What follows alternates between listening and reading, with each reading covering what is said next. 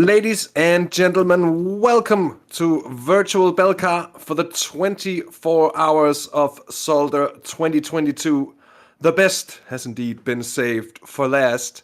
We've got the very best of endurance racing on display here for you tonight. 4 classes of cars for 24 hours around one of the most demanding circuits for such an endeavor that you could maybe even possibly find. And it's been brilliant every time we've had this event. It's definitely not the first time we've been here.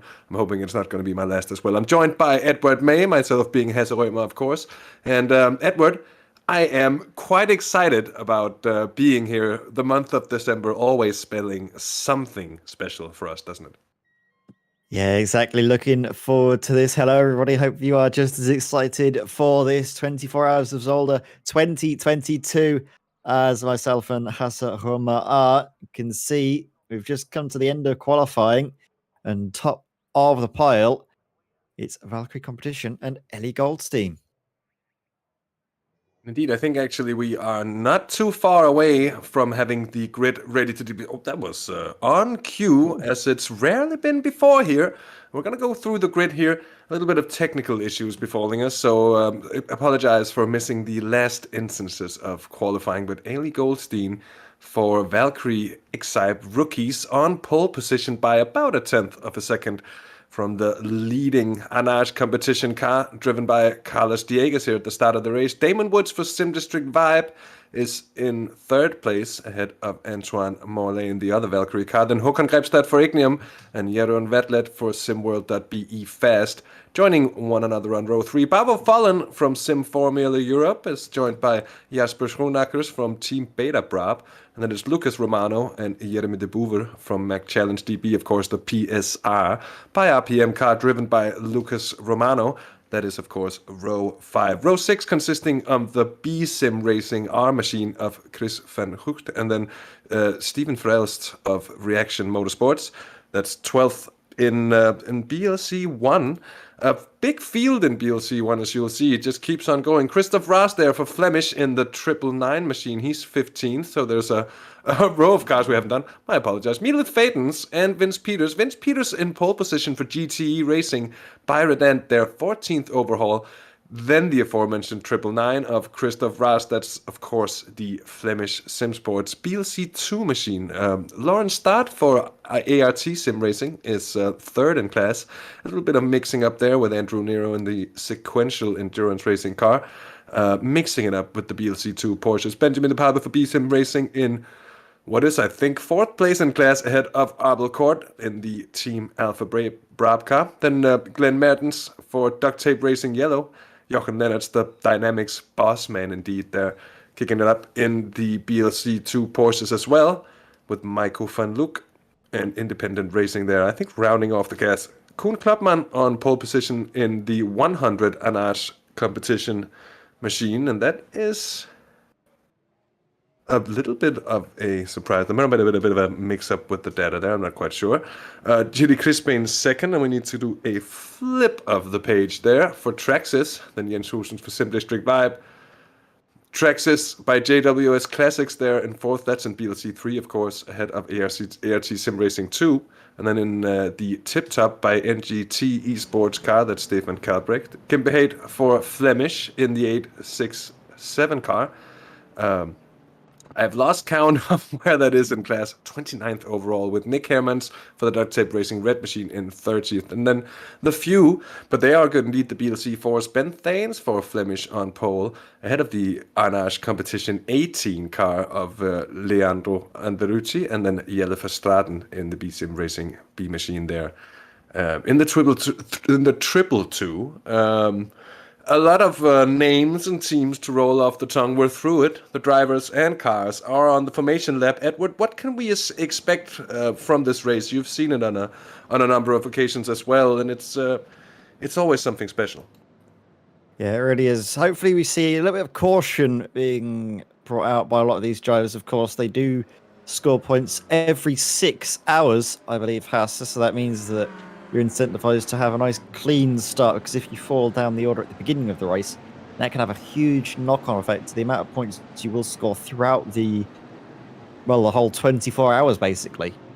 Yeah, so there's half points at 6 and 12 hours, and then the full points for a race at the 24-hour mark as well. So indeed, keeping that track position up there might be a vital thing in the end. As we're watching the BLC ones just giving themselves a bit of space to the pace car. That's usually a pretty good strategy. And these opening laps, so crucial indeed for a race this long with so many cars on what is effectively not a lot of space. You really have to keep a cool head on those shoulders from, well, basically first to last. But especially being in the middle, you won't see anything really but cars up ahead.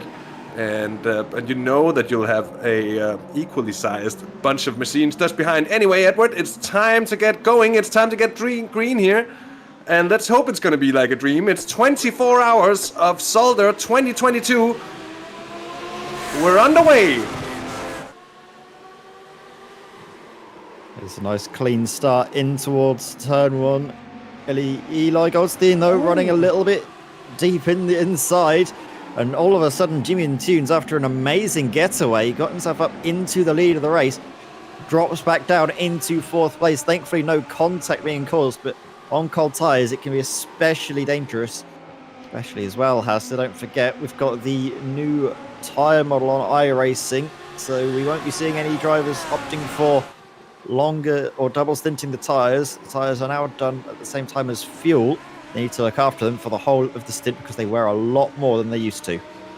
Yeah, indeed, and it's also not an awful long preparation time there's been as we're in week 13. This update dropped on Tuesday, so 4 or 5 days at the very best is what these drivers will have had. There's been some BOP changes to some of the different cars, I think, as well, but especially the tire model change probably taking headlines for most of the teams here. And so far, it does indeed seem like we have had a pretty clean getaway. Only a few hints of someone putting a foot or two on the grass. Nothing more than that. And that's all we could have wanted. Everybody's still in the race. Amy Goldstein there. I think the 77 might have had a problem. Yeah, there has been someone in the pits, but that is quite true. The ART Sim Racing 2 machine, who's been in the pits, but haven't... I wonder... So I'm thinking this could have been a pit lane start. Not quite sure. Hang on. I'm absolutely right about that. So 66 deciding to start from the pits, not wanting to be involved in any potential melee that might have unfolded in that midfield, but it all seems to be a-okay. As soon as I say that, though, the 90 car of Andrew Neri has just had an issue in plummeting down the order. What has happened here to the sequential endurance car, the number 90, is it just over rotation? Yeah. Yeah, and we saw that happen a few times in practice for this car, but it's right on the exit. Yeah, I mean, he can't move. He has to stay there to keep himself predictable in the same position, but it's a very dangerous position. He just gets clipped. Waiting for that to happen, I'm afraid. That was. It might have been the 540. I can see that car's had a bit of an issue with your refuge.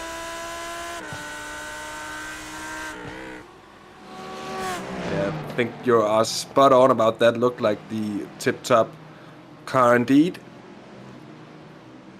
Not the best of starts to have, but as you said it, and I was kind of trying not to hold my breath too loudly, because when you've got someone spinning on the exit of a blind corner on the racing line, oh, you know it's bound to be trouble. And it was trouble in that very instance as well.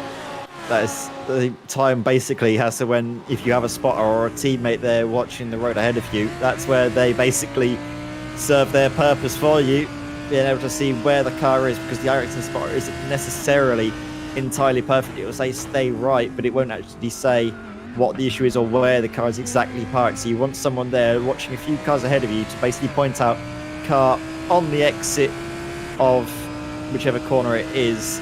Basically go cautious into this and hopefully get out of there in one piece. Speaking of getting out of it in one piece, Jimmy in Tunes, if you can, has to have a look at the start of the race because it looked a little bit squirrely for the Arnage competition. The car that leads the championship, it needs to have a very good start to the race. Any hiccups would certainly be a big detriment to him, but gets a good jump off the line here. Eli Goldstein up on the outside, up the inside. He chucks it into the corner, but runs just a little bit too deep. And thankfully, there was no coming together. Very good awareness, I think, from Goldstein to see that the Arnage competition was going to be going deep into the corner. It was all about going for that switchback maneuver. There has been an issue here for the tip-top car as well. 540. I'm afraid some contact for the Flemish car as well, so they came into the pits. And I don't know where the part of crashing exactly was, but I think they already had damage, weren't they, from that contact with Andrew Neri, who was just stationary on the exit, believed to be turn 4. But these opening moments of a race like this, Edward, it's often the most stressful ones, apart from some of those few unlucky times as well where you find traffic bunching up in front of you. All of a sudden, you might have had your rhythm broken badly. But these opening moments of a race like this, so stressful and hard to get through. We see this initial spread happening, and that's, I think, of course, down to the quicker cars separating themselves a little bit. There's a move for, well, that's a bit of traffic actually, so my apologies. And that's one of the BL3 Astons, the GT4 cars. I was just about to say not making too much of a nuisance of themselves, but I think Jimmy and Toons would care to say just ever so slightly otherwise in that situation. On the other hand, there's no way you can disappear. You have to do your own race as well, and as we mentioned coming into the race in our quick come into it, there isn't a lot of space here at Zolder, and for most part, most of the way around the track, the walls are, as you can see right here, they're right there. So there really isn't space for mistakes, and with so much traffic and 24 hours of racing, that's a grueling task to undertake. Oh no! That was very, very close. And that was the 540 again there, Edward, just touching the grass into the Villeneuve chicane. Yeah, and you just got to get out of the way through Dillenbosch. Just stay all the way around the outside and just give them free roam, especially after you've already had a bit of a moment and basically touched doors with the 22 car, I believe that was. Not our race leader, Eli Goldstein, in the Valkyrie X-Type Rookies car, but I believe it was the other Valkyrie eSports driver of Antoine Mollet currently out there on track that had that coming together. But so far, so good. And it is this car that performed so well last time out. If you can cast your mind back, Hasse, to the Nürburgring, they were the car to beat. And it seems that their form is continuing to come on strong. Definitely so. And really at a point in the season where it might be a little bit late to make any huge inroads into the advantage of the number one car, but certainly the race you want to make yourself seen at, the race you want to pick up the win at in the end of the season here, certainly the biggest event of the season, and in the end the one that carries the most prestige as well. So having that kind of form from the Nürburgring at the end of the season and then carrying it here is something I think you'd be very happy to see. But I'm quite intrigued about just how the tires are gonna turn out to behave as the stints will go on, and I think whoever will be able to sort of come into it in the best sort of fashion with the least wear and the best rubber underneath them will be able to make advantages of it later in the stint. We haven't really had time to take a look at the weather, but a track temp, my apologies, a track temp of 38 degrees. Certainly at this point of the race, early on, you'd need to do a pretty good job of not pushing too hard and not getting the outside temperature of the tires up too quickly without really getting the core of the tire to play along. Yeah, it is quite tricky to manage these tires as they are now, but I think a lot of the community is starting to favour these more mid-engined cars. Both the Lamborghini and the Audi are quite favourable, I think, just to driving in terms of how they handle. As you can see, race control checking in on the bottom right-hand side of your screen. So they will be looking, of course, at any incidents that carry on throughout the night and dishing out any penalties that would have to be brought out accordingly. So we see, at the moment, that gap beginning to open up between Damon Woods and Eli Goldstein at the front of the field. It's now over 2.5 seconds. Whereas Antoine Mollet, Jimmy and Tunes just sort of staying with the Vibe eSports car just for the moment.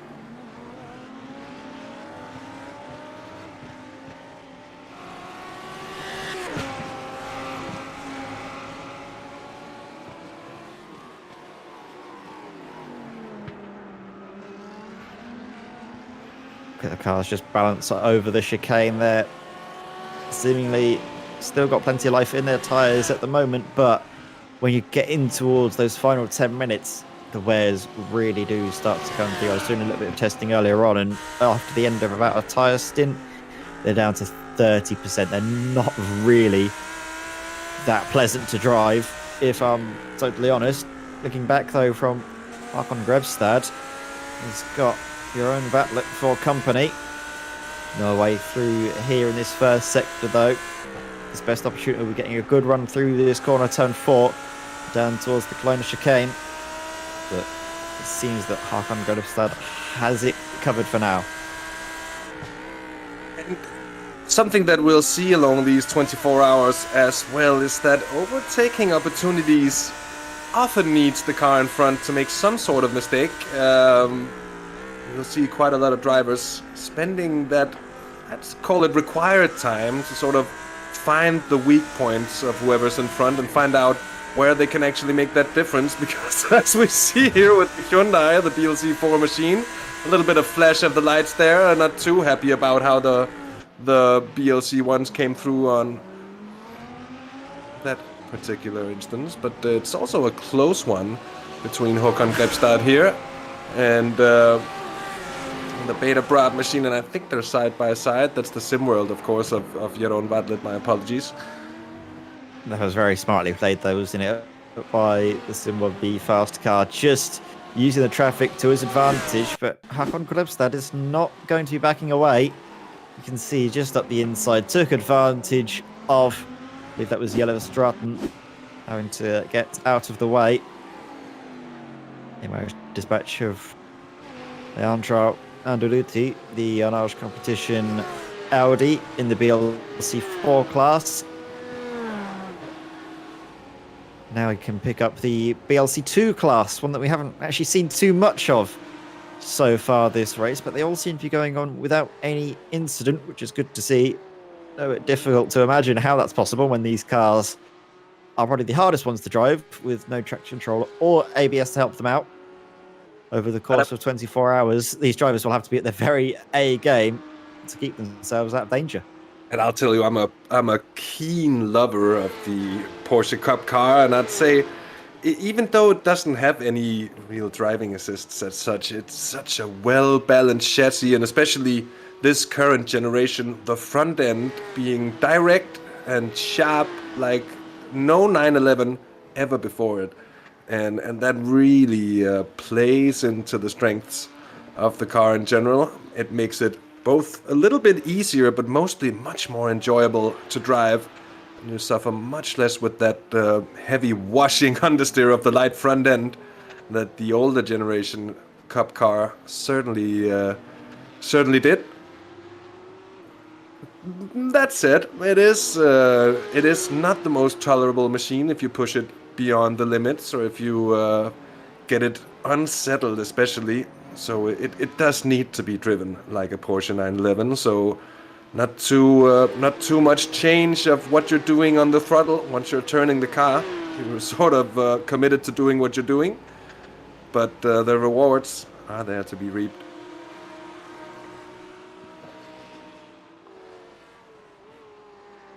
A little bit of close battling, I think, between That is the true. number 16 Actually, and a bit of a train here indeed, Edward. Jeremy de Boever, who's at the back of it, and ahead of him is the PSR by RPM car of Lucas Romano, but Koen Bevers and Jasper Schoenakers, both of them make a bit of a fight of their own right in front, and behind of these is the B-Sim Racing R machine as well, with Chris van Gucht in behind. So he's going to be looking for any sort of mature fruits to fall down for the tree as easy pickings here.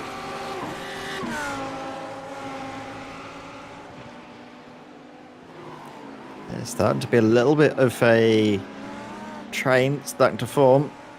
It does make it difficult to overtake though when you've got a draft train.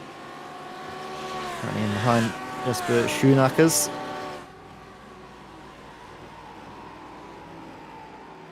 I have to say I'm a big fan of this my word. RPM paint job, but I think that was Koen Bevers having a big moment through turn 1 just on the exit, and that curb can catch a lot of drivers out, and it sadly got out Koen there. Yeah, definitely so. We're going to have just another look here from the onboard cam coming wide. And it's just the right rear tire that gets it. Yeah. It's sort of at a too steep angle onto the banked curb there that just unsettled the Audi, and both the Audi and the Lamborghini has this sort of inert mid-enginedness to it, where over rotation can very easily become a problem when driving in it. It keeps any of these BLC1 drivers constantly on their toes. And if not, he will be caught out. Jeremy de Boever with Van Gucht there, losing contact ever so slightly. There's Koen Bevers, so it'll be interesting to see whether he will be able to carry on or not.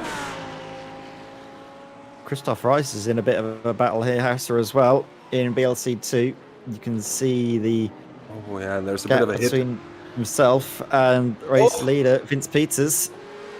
I think that was partly helped by traffic, but that could have had a big knock-on effect if Vince wasn't able to get through that cleanly. And there's already damage you can see on that right front. How much will that be affecting his performance, do you think, Hauser?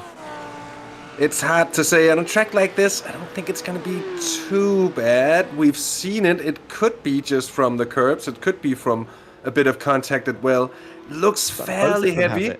Both of them have it as well, yeah. And we've seen it before when we had the Radicals racing here. They used to be pretty prone to catching that bodywork damage from hitting some of the, I would call them very aggressive curbs that we have here at Zolder. Whether it's going to affect him big time, I don't think so. But the gap has indeed come down pretty massively from the leading car to the Flemish SimSports Yellow, the 999 machine here. Could be down to traffic, could be down to Christoph Raas just settling into the rhythm. Up ahead here, it's worth pointing out that there's a bit of traffic interfering with the battle between Lucas Romano and Jeremy de Boever, but it's not going to be what opens the door for a Mac challenge by DB1, at least not yet. Incidentally, the best two Audis a bit as well, duking it out front here at the Yeah, that's actually the top true. of BLC1, Damon Woods, Antoine Mollet, and Jimmy Antunes all starting to get a little bit closer. That's partly helped, I think, by the traffic they just had that last lap, getting past the leading BLC3 car of Fabrice Cornelis in that BMW that seemed to have been maybe favoured a little bit more in terms of the BOP compared to the Aston Martins at this stage. And that's actually true. And another thing that a new season of iRacing always brings with it is a fresh BOP as well. And I'm actually not sure if they... I would suppose that they already had a new BOP ready for week 13, and that is going to be the BOP for the next season. Although, I must admit, Actually not quite 100% on that. So, in the case I'm wrong, well, I am somehow, some way I think apologized, I guess. Anyway, yeah, I think there is definitely BOP because I think I remember in the GT3 class, Aster, is that the car to be in all across the most recent season was the Porsche, but now it seems to be whisperings of the Audi returning to its former dominance. and that's going to be interesting to see as well, if that'll have any effect over, well, I was about to say the coming season. We'll see when the 2023 season really kicks off. And of course, the first real marker for this as well is probably going to be, well, apart from, of course, the first few weeks of official racing, it's going to be at the 24 hours of Daytona, where a lot of teams will be putting in the footwork, a lot of the prep work that goes into a race of that magnitude. But another race of very similar magnitude in terms of time and in terms of effort put into it. Well, this very race that we're watching at the moment, we are just crossing into 20 minutes done. And I'd say that apart from a few moments and incidents here and there, it's been pretty much what you would expect to see from a field starting a race as long as this one on a track like this one where, oh, and just saying that, that was a sketchy moment, so easy to be made wrong. And the question that sort of arises from a situation like this, Edward, is how long can you keep on making moves like that in traffic and not come out the worst at some time?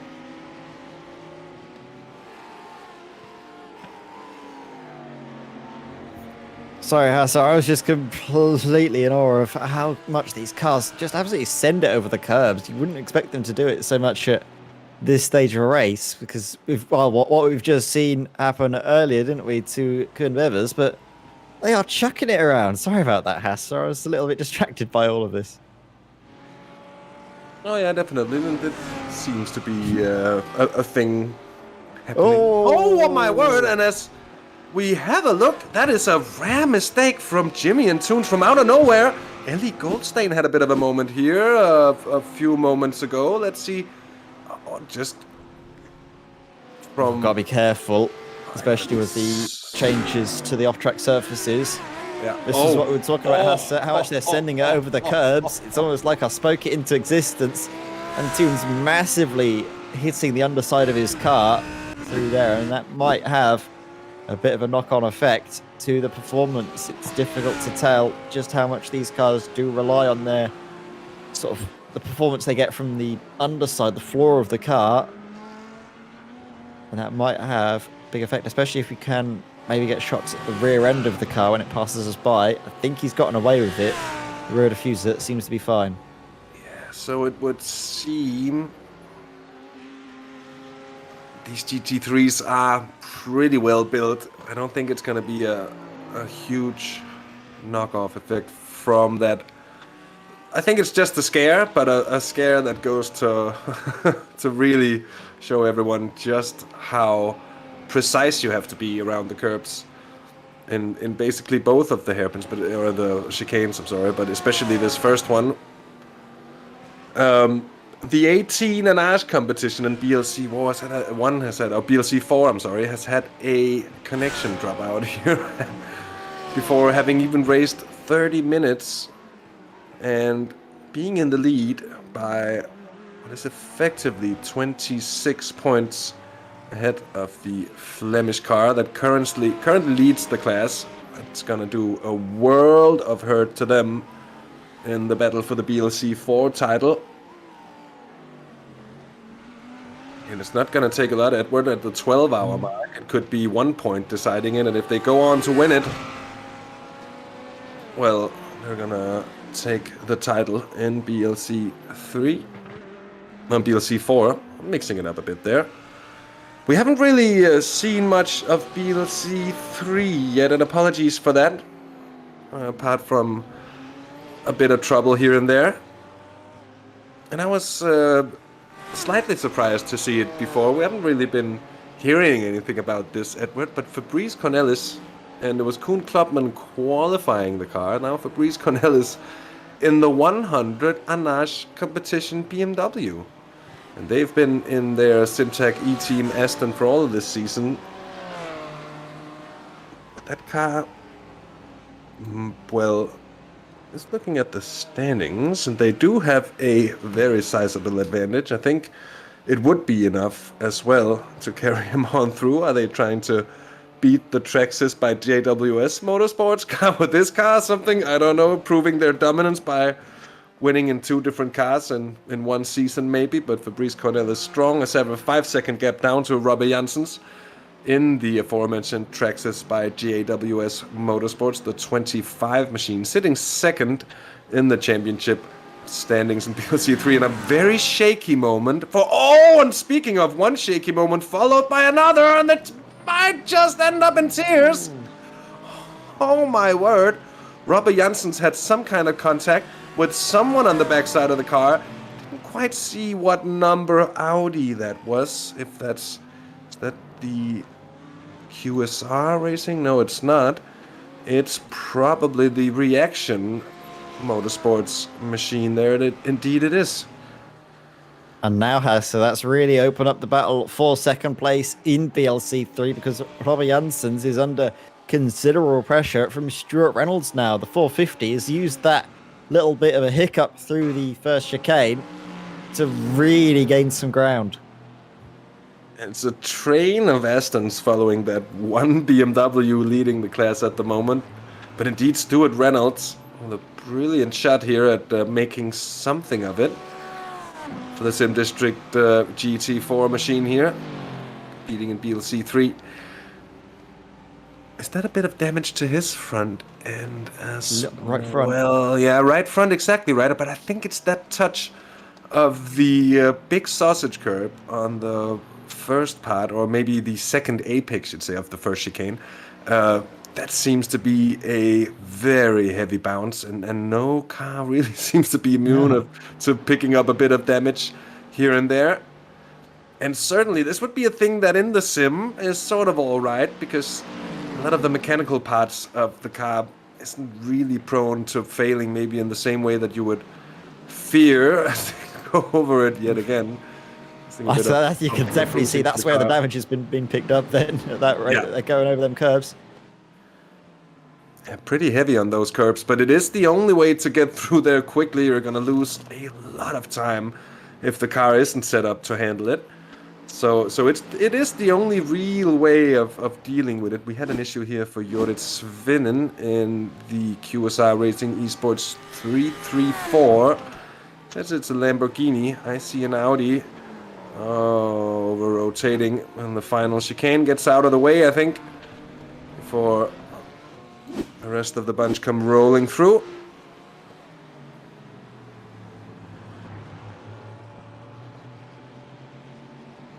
They're still just as close together as I think Lennart's might have had a bit of an issue as well here, Hasse. You can see he's dropped in behind Fabrice Cornelis. Yeah, and he had a moment as well of standing still. Overtaking the 540, and then he's clear of him. Could be from behind. That is no fault of his own. Pushed into the pit lane there, and that's the thing as well. While the Porsches might have to brake. Oh, word! Careful of the rejoin. Yeah, but that was actually, I think, the camera angle that we saw it from there didn't do it any favors as well, because coming on the outside of the track at a point where the racing line is very much to the other side, and then staying as much over there as he could, Jochen Lennartz, I think that was a fairly decent job of getting going, and in a very tricky location also, because he needs to get out of there. He is blocking the pit lane entry too, so... But yeah, a slight tap to the rear there, as after I think what looked like the BLC4 machine, what I think would have been the B-Sim Racing Hyundai there of Jelleverstraten, just tapping the grass, getting lively under the brakes, and then a bit of a kiss to the rear. starting to calm down a little bit up in front as well. We did see for a moment Damon Woods getting caught up by Antoine Wale and Jimmy and Tunes, but I think we've started to see them slot back into a bit of a rhythm. And Tunes on his last lap equaled the best of the race leader. Currently all around about in the 27s. Lap times for BLC1. BLC2, they're lapping in about the 130s to 131s. You go down to BLC3. Those lap times are more akin to being in the 135 range. In BLC4, the TCR cars, about 139. Basically, the average appears to be at this moment in time. Track temperature, like I say, is probably at the hottest it is going to be before it starts to get cooler on as the sun begins to set. You can see the ambient air temperature there is 18 degrees C, whereas the track temperature, just because the sun's been blowing down on it for so long, it's 38. You can see though the in-sim time is 3:45 in the afternoon, which does mean that in around an hour or so you'll start to see the sun setting. Actually, no, we're not, because we're in July. It might be another couple hours before we start to see the track temperatures come down. Oh, I was muted there, but I was... well, that's probably good, because it sounded like you figured out that, and I didn't comment on it in any way, which I did anyways, which was kind of dumb. Anyways, all little oddities aside, it's... of course, one of these instances where we're bound to have a laugh at an occasion or two, because it's one of these long ones, and you get settled into it in another way. It is surely enjoyable. Jimmy and Tunes with a bit of a tough time here over the opening 30 minutes of this race. Of course, it's a long one, and they're still certainly within touching distance of well, anyone up ahead, basically. But maybe feeling a bit of pressure there with the mistakes creeping in as well. Yeah, we saw a few mistakes creeping in at the Nürburgring, didn't we, from that unarched competition car? It was rather an off-colour performance from them, and it's fair to say that while they are still in the best position to win the BLC1 championship here tonight, they can't afford too many more mistakes like that. There's been things happening here, Edward, because... yeah, look at that. That's the GT racing car, the 12, and the leader in BLC2 being involved with Jelle Verstraeten. And to be honest, I didn't quite see just what happened. It looked like a big kerfuffle there into the first chicane. Back. I think he just locks up. Oh yeah, he does. And he hits the Jochen Lennart's Dynamics racing machine as well, and a few cars slipping through on the both of them. So Christoph Reis must have already gotten ahead of Vince Peters. No, that happened in that situation as well. We're just going to see another look here, but from the perspective of Vince Peters. If I can be quick about it. Sorry. I think we saw, because I think this GT racing by Red Ant car, they were leading at one point, weren't they, Hasse? I believe. Yeah. They were, when we saw in that incident, that was the Flemish car. Yeah, they were behind. That is true. So they must have been overtaken earlier on in the race, and we've missed it. That is a big moment, and one that will almost certainly see the number 12 car with some sort of stop-and-go penalty. Christoph Raas comes through there. So that happened just coming off of the incident we saw before, and it's the loss of speed. It's a little bit more, but this is what's bound to happen in these sort of situations that arise whenever traffic gets bunched up in one part of the track, particularly. It always tends to get worse, and they're racing one another here. Jorrit Svinen wants to get through in the QSR Audi. A little bit of a touch of the gravel there, I think, for Vince Peters, but he's out of on top, flashing his lights. The BLC 1 and 2 machines, yeah, I think so too, because we got a little bit of a registered off track there. So that will probably have been a slowdown. It's an easy place to pick up one of those. Letting or what? The car behind through, though. I mean, they are still for on-track position, but they're different classes. It won't do too much good. Yeah, Hasse, you take this, because this looks like a bit of a cluster. Yeah, we're going to see what happened between... oh, that's Antoine Morley just getting held up by the BLC3 traffic, and Jimmy and Toon says, thank you very much indeed, I'll have that. Comes through on the outside, but of course, just become the racing line fairly quickly, and it's those gifts that you will be looking for in terms of crawling up.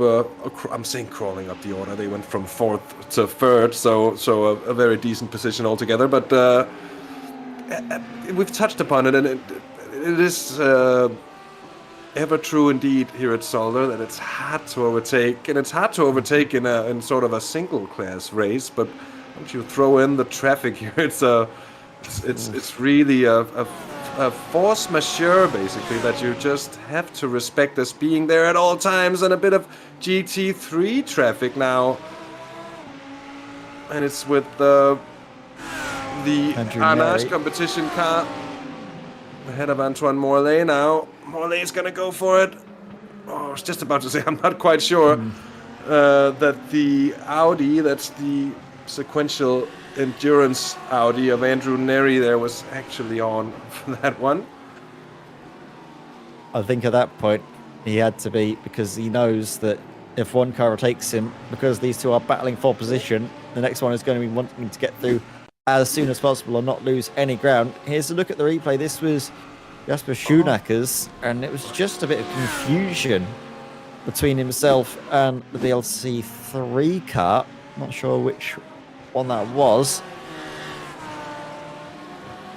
They all seem to be A-OK for now. And Toons, though, under pressure from Antoine Morlaix, who's not letting him get away. While Morlaix might have lost the position, he's certainly not giving up on the fight. He knows that the traffic might have taken away from him, but it might also give that position back to him and get him onto the podium places at this early stage of the race.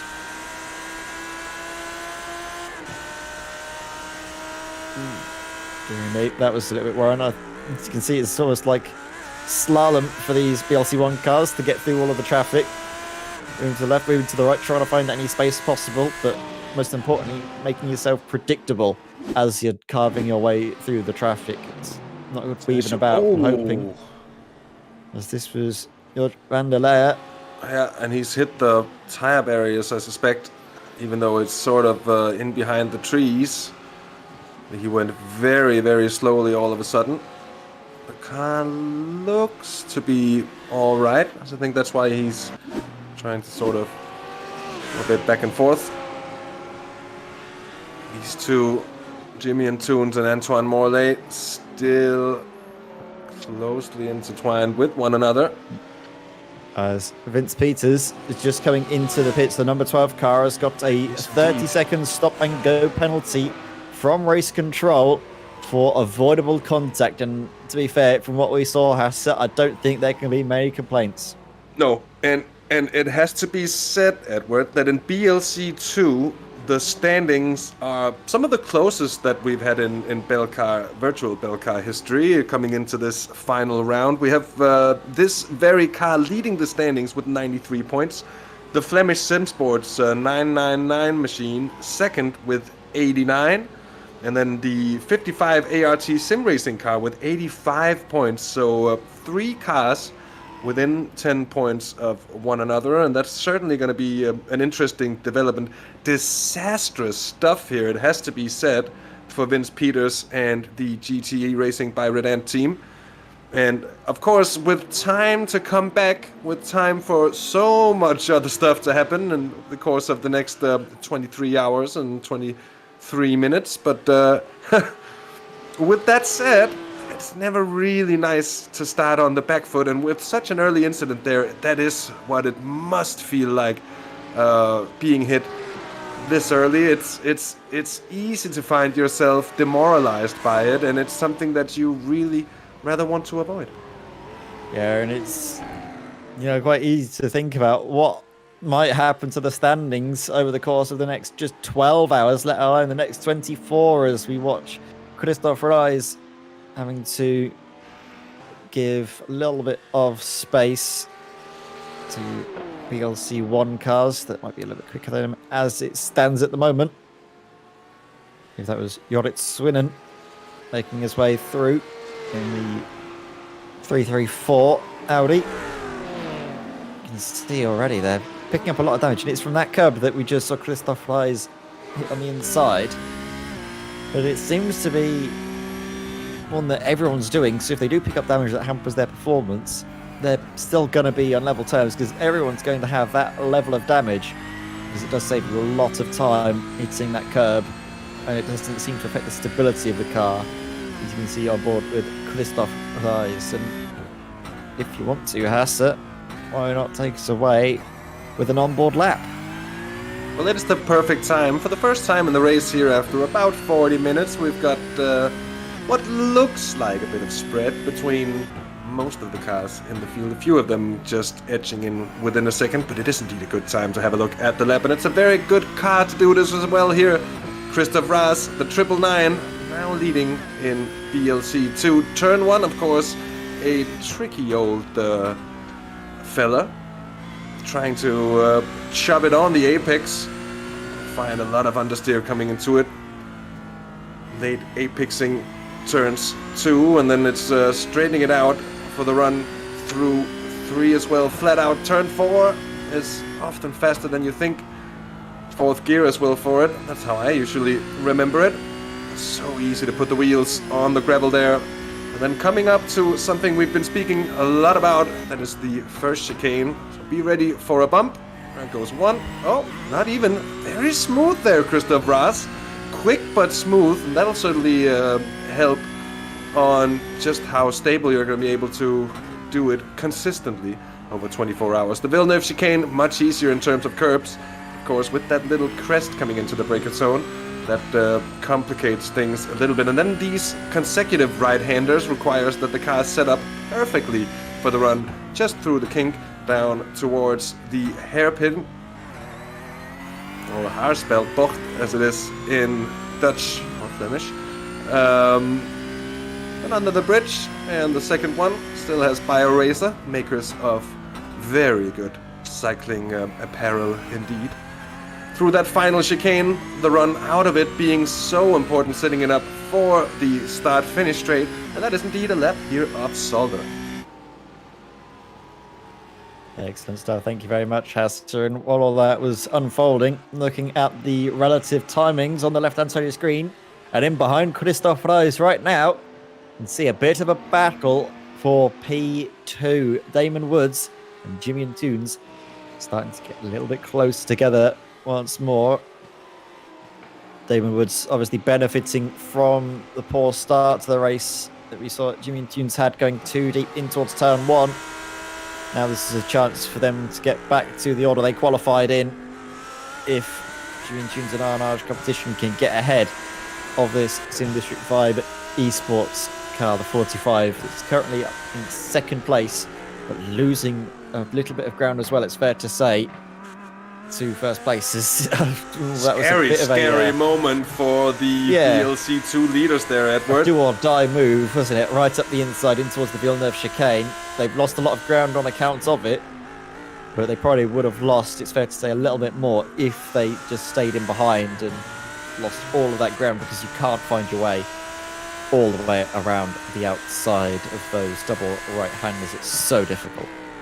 It's something that I think has been reflected upon as well, especially in GT endurance racing over the last 10-15 years. The car becoming so reliable that the racing is practically a 24-hour sprint race. There isn't really that cautious approach at the top level. Also interesting to see just how the development of sim racing as a whole sort of fueled that very same approach as you sort of have to take into it in the sim if you want to be competitive at the very, very highest level. Because it sort of also shows that if you can't do it in the sim, well, probably chances are that would be the thing to go for in real life as well. And we've seen both at the Nürburgring, but especially at events like Le Mans and also at the 24 Hours of Spa, some of the GT battles going down to the wire basically for a full 24 hours.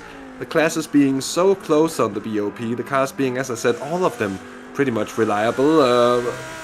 You still get the occasional tire failure, you still get the occasional electric issue here and there, but mostly these machines just run so well compared to what we had when I was a kid in the 1990s, and that's even in a relatively modern era of racing. But when it seemed that cars blowing up and catching fire and stuff was just that little bit more of a normal of occurrence compared to nowadays, where it's all very reliable. As well as the first round of pit stops will probably start to come through in the next 15 minutes this might or so. be huge, Edward. Sorry. Indeed, we have the pit stops coming up. The 55 car here. Remember, this is one of the BLC2 machines in contention for the championship title as well. Just having a lonely spin, no real drama to it. Maybe the tires are beginning to be cooked on some of the cars at least, depending on just how they're worn, just how the cars are driven, and just how aggressively so, both on steering and of course on the throttle as well. But that could be just a bit of nerves there for the 55 machine as well. In second place at the moment, though, not really seemingly able to keep touch with the pace being set by the leading 999, although they had their own few moments here and there as well. It hasn't been bad for them, as it's been bad for the GT Racing by Redant number 12 car and Vince Peters, who had to take a pit stop. They'll be off, though, on the overall strategy, and that could come in handy at some point, giving them a little bit of leeway and something to play with later in the race. Damon Woods here, as you mentioned before, Edward, that battle for second place still very much on. Jimmy and Toons, of course, as we would expect from him. Certainly one of the best drivers around, and a top-level esports driver as well.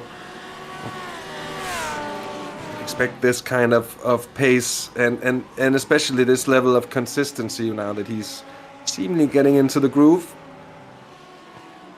But that being said, I did also see last time out at the Nürburgring those mistakes creeping in from a team that's been so consistent makes it all the more surprising.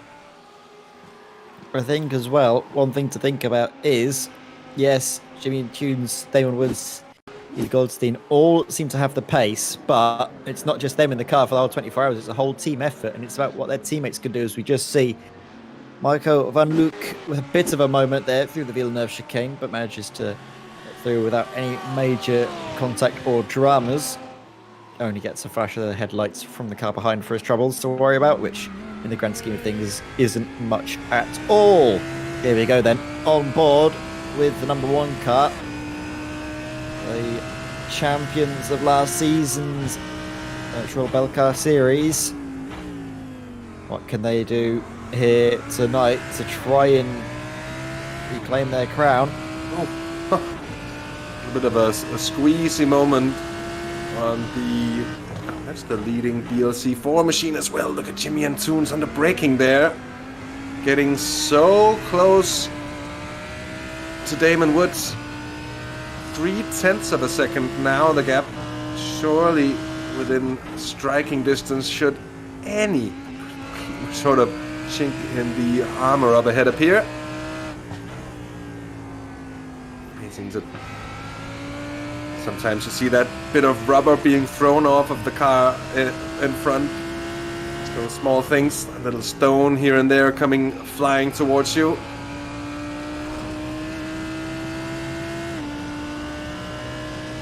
Little level of detail. I'm sorry, Edward. Just like the fact that still with any other sim that I've seen, nothing seems to replicate the way the car travels over bumps and crests and dips, and how the suspension sort of interacts with the tarmac in iRacing. When you look at it from inside of a car, especially from the outside, it looks so convincing. It looks so real. There isn't that sort of floatiness to it that you sometimes see. My excuses, but Jimmy and Toons, with a little bit of a touch, I would expect. That's in the realms of a 0x, but very much telling Damon Woods that, don't you forget, buddy, I'm here, and I'm not going anywhere.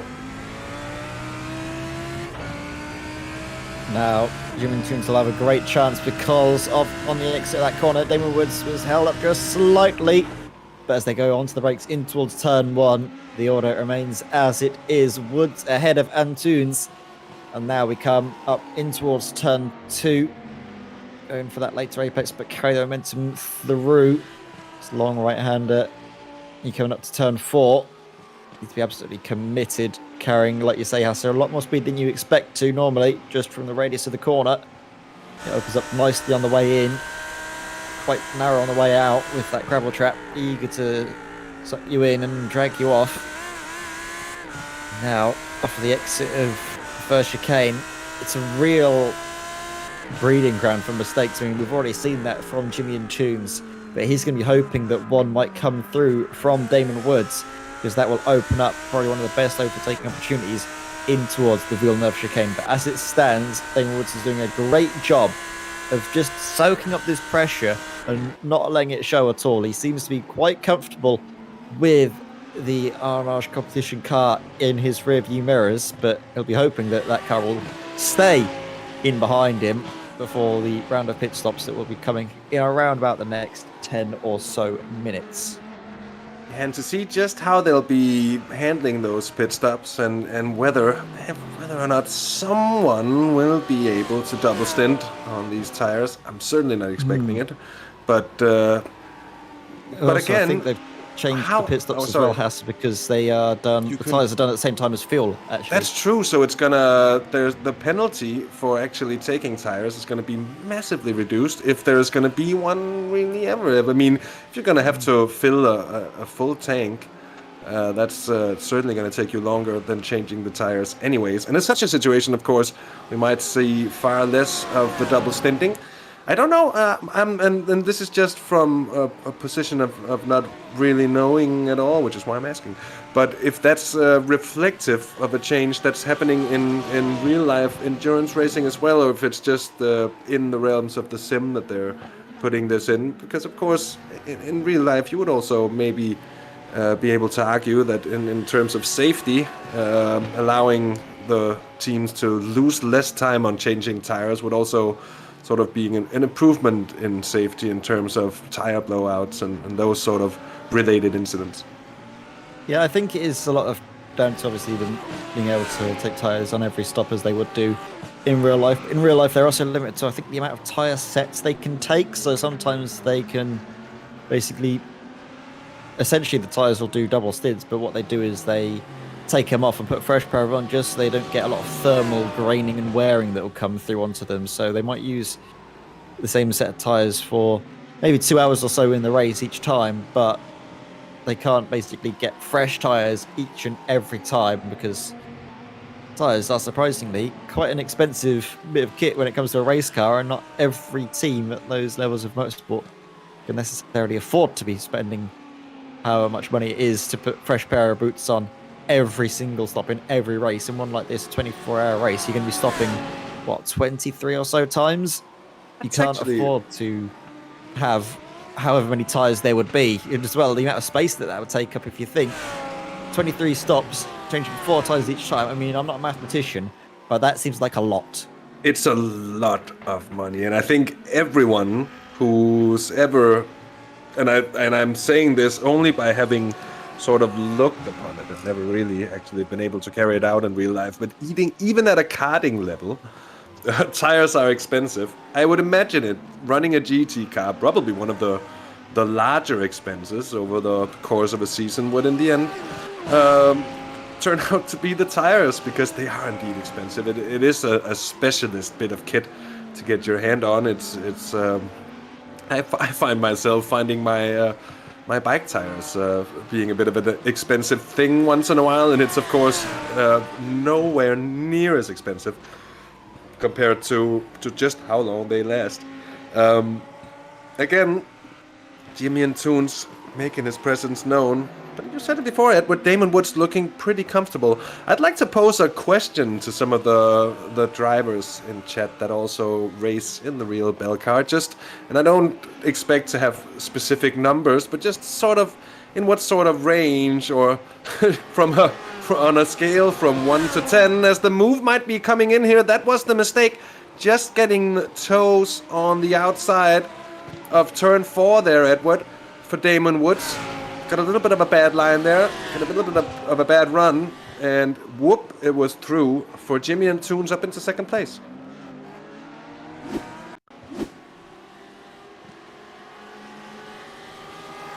Just a second look at it here. At least the run, and not really doing a whole lot to fight it in that situation. Damon Woods doing a very intelligent bit of driving there. And I think the more endurance races that you've done, the more you tend to figure out that in 9 out of 10 situations, maybe even more, that is the approach to take, especially if it just turns out that the car you're battling is that little bit quicker than you, of course. There can be situations where it's really worth trying to keep them back for as long as possible. But on the other hand, often you'll find is that you'll be able to gain a little bit more by just trying to follow them around. Of course, Damon Woods no slouch on his own, and he's tagging along, for now at least, to the rear end of Jimmy and Toons. There is a sweet spot, of course, in terms of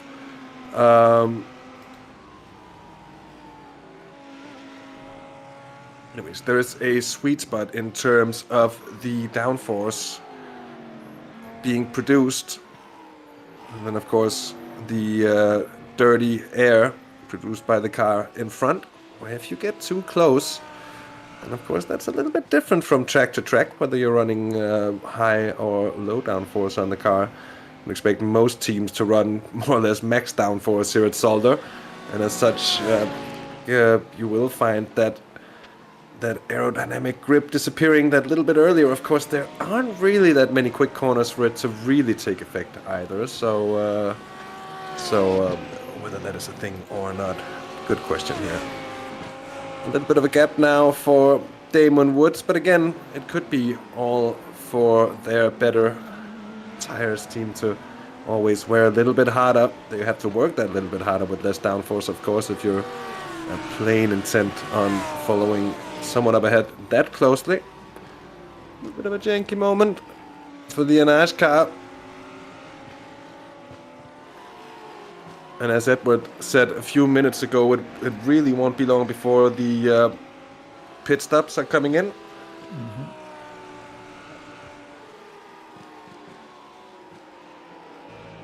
As we see Håkon Grebstad in the pits now already.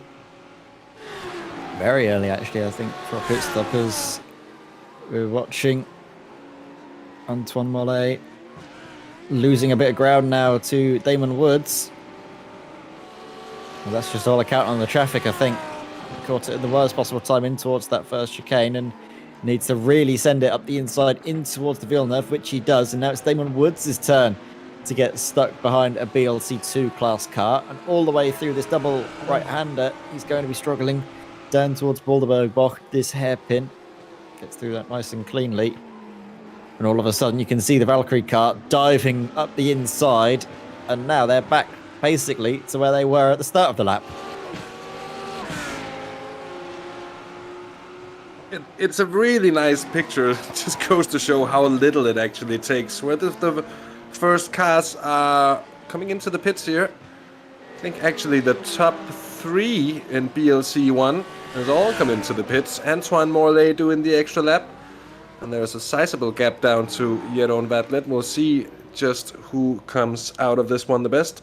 And also what kind of pit lane cam's actually the best to catch the action in there. You can see going up onto the jacks at the front of the pit lane. Eli Goldstein. All of them coming up onto the jacks now. So they are doing their tyres at the same time that they do the fuel. Before, if you remember how, so they'd be stationary, they'd stay down on the ground, take the fuel, and then go up onto the jacks to do the fuel. But you can see that they've changed the tyres and they're waiting for the last little bit of fuel to come in. So there is basically no penalty for changing tyres on each and every stop. And as far as I'm aware, there is no limit on the amount of tires that you can use over the race here. So in turn, they're gonna be just fine. Interestingly, though, iRacing have put out an ability for you to set specific amounts of tyre sets that you can use over the course of a race session. So that might be something interesting for future sessions, of maybe limiting the amount of tyre sets akin to how they would in real life. Remember, that was a key point on one of the I think a lot of the times in Le Mans they talk about the tyre sets of what ones they've reused, if they've got a fresh set on, or if they're using ones that might have used earlier on in the race. So it's interesting, and maybe a fact that might be brought forward for future races. Very much so. Some more pit stops coming through here, and then driver changes for some of them. Dieter de Vlaming taking over here for the Mac Challenge by the B1 car. B-Sim Racing R is going to have Thomas van den Bosch in the car.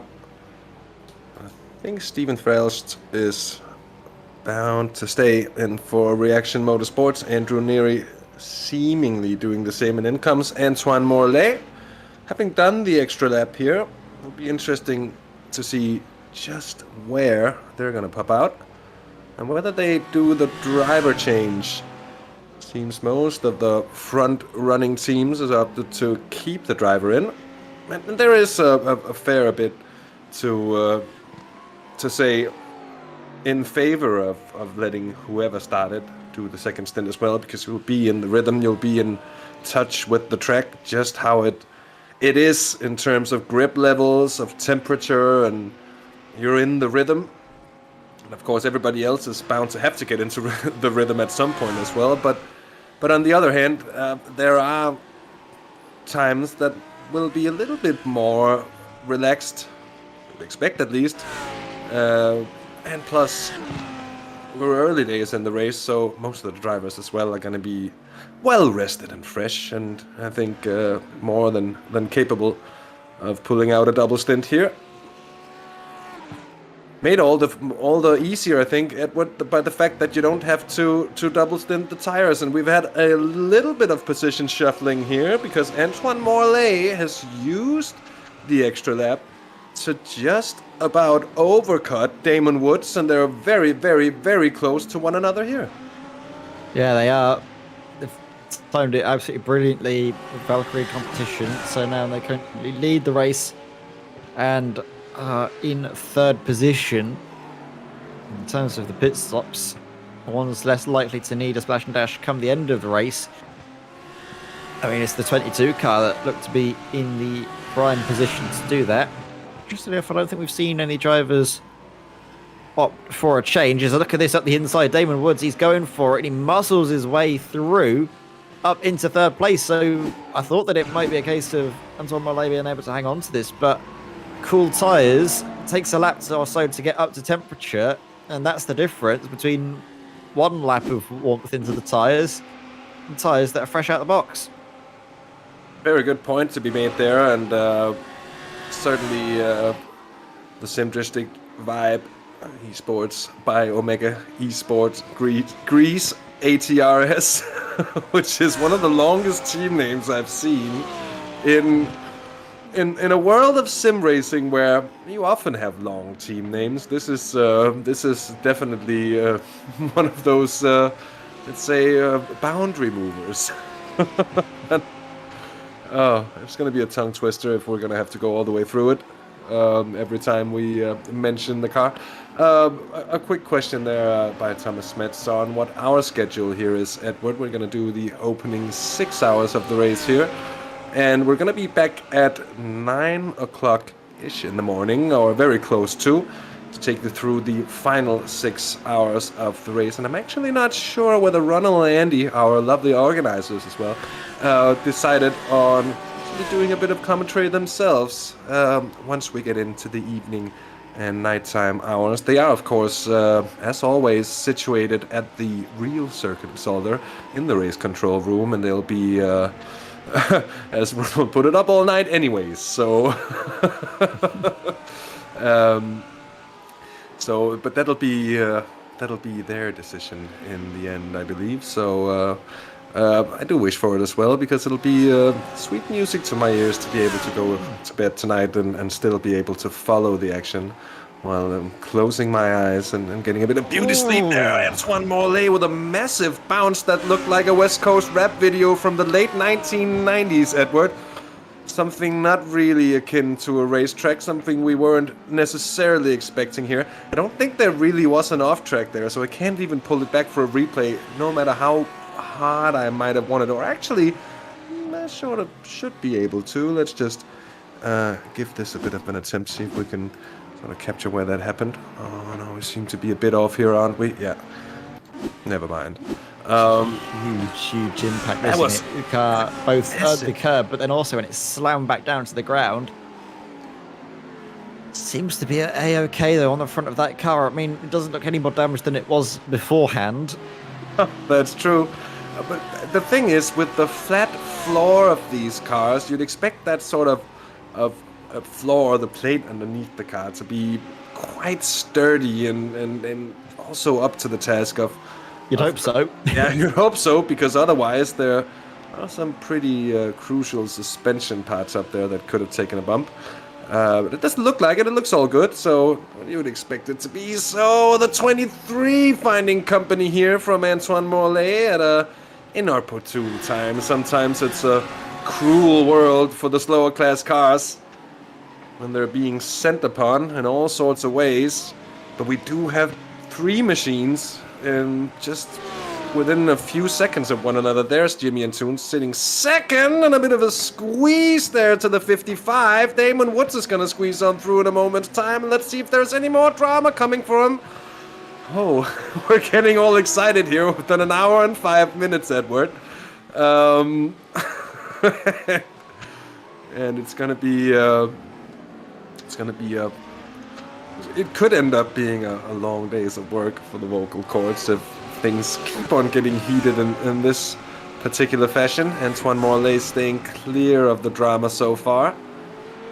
And it's a pit stop here for the 55. We've seen this before. The Porsche Cup cars able to run about that hour and 5 to 10 minutes on the fuel. Don't think Christoph Raas has had a pit stop yet. And indeed he hasn't. So B-Sim Racing coming in as well from 3rd place. That's the 192 Porsche Cup machine. This is not exactly the best cam for seeing what's actually going on in the pit lane. This will show us the end. We'll have to figure out what's the best there. This one certainly shows a little bit more of what's going on. Let's see a BLC 3 machine on the jacks as well. Here's Benjamin De Pape coming in to what could be the end of his stint for B-Sim Racing S. Interesting enough, I'm not actually seeing those BLC2 cars going up onto the jacks to change tyres, so it seems that they are the ones that do fuel and then tyres afterwards, which is interesting. That sort of disconnect between the BLC2 cars and the BLC1. You can see him behind, though, we've got BLC3 car in the pits. I believe that is car that's currently 7th in class. Yeah, but they have the same rules as BLC1 has in terms of pit stops. Now they go up on the jacks. Don't they? BLC2. BLC2's just gone up onto the jacks. Now you can see that. Yeah. There's that and the Papa all into the pits and presumably coming up onto the jacks. In fact, actually, I think you might see them get up and running sooner rather than later. Oh, Edward, there could be... I'm sorry, but there could be... Is this just the pit lane? Because sometimes the event viewer, as we call it in the timing software that we use, is a little bit happy of telling us that there's been a crash when someone comes into the pit lane. And it seems to be if he slows down enough, and this was the case as well for the leading 999 as Hansi Poolman's take over. He's going to be piloting for his first stint of the race. But I don't remember, Edward, for the BLC3s, if I recall correctly, they're able to do the tires while they fuel as well when they pit, aren't they? Or is being all mistaken here? Oh, Damon Woods, things have happened here as well. Look, Woods passed on Antunes, and Antoine Morlaix is on the tail. This is starting to get very spicy now in towards the hairpin. You can see there's a little bit of a touch up the rear end from Anton Morley on Jimmy and Toons. Damon Woods is able to get into second place. Not sure what's all unfolded here, Hassa, but it's getting very spicy on a large competition. Yet again, in the thick of it. Sorry, everybody that's watching at home. We haven't been able to, if you are a driver in the chat, and we haven't actually been able to come to look at your car. There's just been so much going on.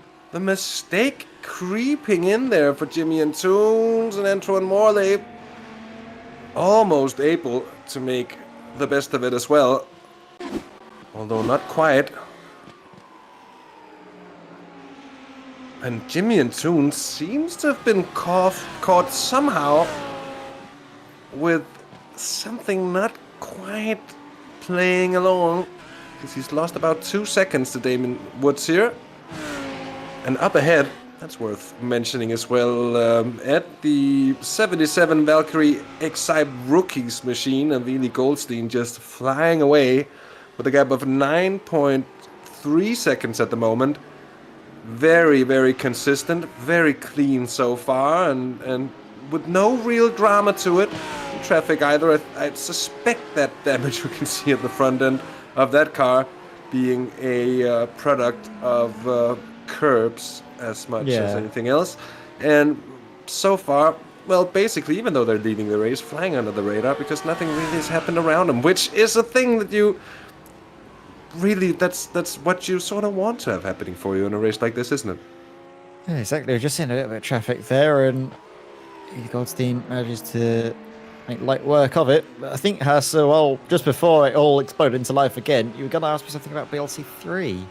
Yeah, it was the pit stops, and in terms of the BLC 3 cars, whether they have the same regulations on pit stops as the BLC 1 cars have now, whether they're able to change tires at the same time as they're fueling, because I seem to recall a thing about it, but I just don't remember if I'm right or wrong, basically. You are bang on the money there. I think it was a bit of a secret weapon for me in one of the old GT4 series I ran in. It was more of a sort of a sprint racing style thing, but you could quite sneakily come in for a pit stop. Fuel tanks were limited to about 40%, but in that 40% tank of fuel, putting it in, you can afford to change 2 tyres, and at most rounds it would have been the front 2, but on certain tracks, ones that really do run the outsides a little bit more, places like Hockenheimring, it was just down to the left-hand side tyres, but you can fit just about 2 tyres on in that space of time and not see any detriment. Not many people actually realise that at the time, which is sort of a bit of a secret weapon for me, but here we will be seeing every single BLC3 driver, if it's a scheduled pit stop for fuel, also opting to take tyres, because there is no time lost in the pits.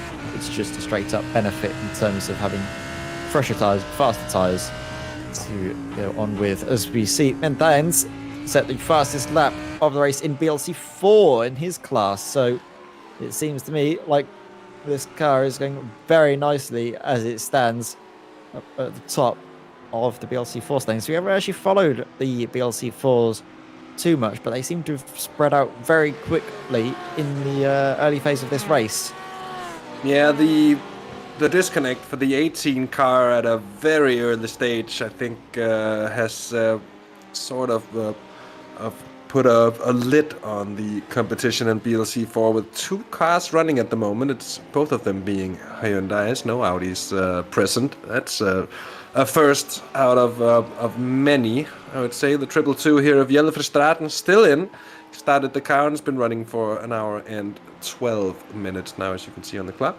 Ben Thanes is about 35.5 seconds, well, it's 36.5, sorry, up the road. So, as you said, Edward, there is a fair bit of spread to them. The same seems to be the case for at least most of the BLC3 field. That 100 BMW doing very, very well for itself. 18.3 seconds clear of the 25, driven by Guidi Crispin. And then George van der Leer in the 23 JWS by Classic cars. So JWA is second and third at the moment in BLC3. And certainly just a pile of Astons that single BMW. No one really running the Porsche anymore. Even though at a track like this, you could see it be sort of competitive, but for a long time, Edward, it seems it's just like that little bit of muscle in GT4 or the BLC3 class as it's known here, for it to really be competitive in that regard. Yeah, it seems to be at that stage, but you can see BLC2, it's hotting up at the class leading positions. Hans Polmans and Vince Peters closing down to within a second of one another. So just watch this overtake unfolding. It's close as well, actually, between Antoine Morlaix and Jimmy and Toons. I believe they're getting close together and scrapping away. Oh, you can see as well, with the aid of some traffic there, as you see the GT Red Ant car getting muscled out of the way. And they're still going at it, you know. Not at all happy campers, those two. And I think that might have had a bit of an effect on the battle that we were watching for BLC2. Hans Polmans is able to break away now from Peters. But interesting to see also that the 12 car, even with the bad luck they've had, after that round of pit stops, they are not too far off of the lead whatsoever. Hansi Poolmans here just a second ahead. But of course, the 12 car of GT Racing by Red Ant a little bit off schedule in terms of the pit stops. So it's hard to really make too many predictions at this point of the race concerning the amount of pit stops. I think the teams might be in a position where they have the data to really go into it, but it's sort of always hard. And normally the approach that I've found to work the best is to sort of take a bit of the race, the opening 4 of the opening 6 hours of the race, and then sort of see what that would equate to, multiplying it by, well, either 6 or 4. Vince Peters here, certainly looking to make amends for a little bit of a shaky start, and it might not be as bad as it looked here, Edward. There's still 4 hours and 45 minutes till the first points will be scored for this race, and as such, yeah, isn't really anything decided yet. No, not at the moment. Like you say, Hassa, they have been thrown slightly off kilter, the GTE Racing by Red Ant car. But it's still great to see battle in BLC2. But on board, you can just hear that beautiful whine. Naturally aspirated car. Gearbox whine. Straight cut gears. Absolutely beautiful sound.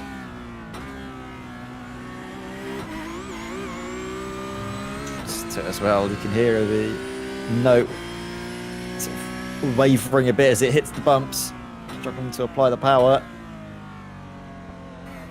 Really gaining though, thanks to the traffic. Vince Peters right up behind Hans Polmans now.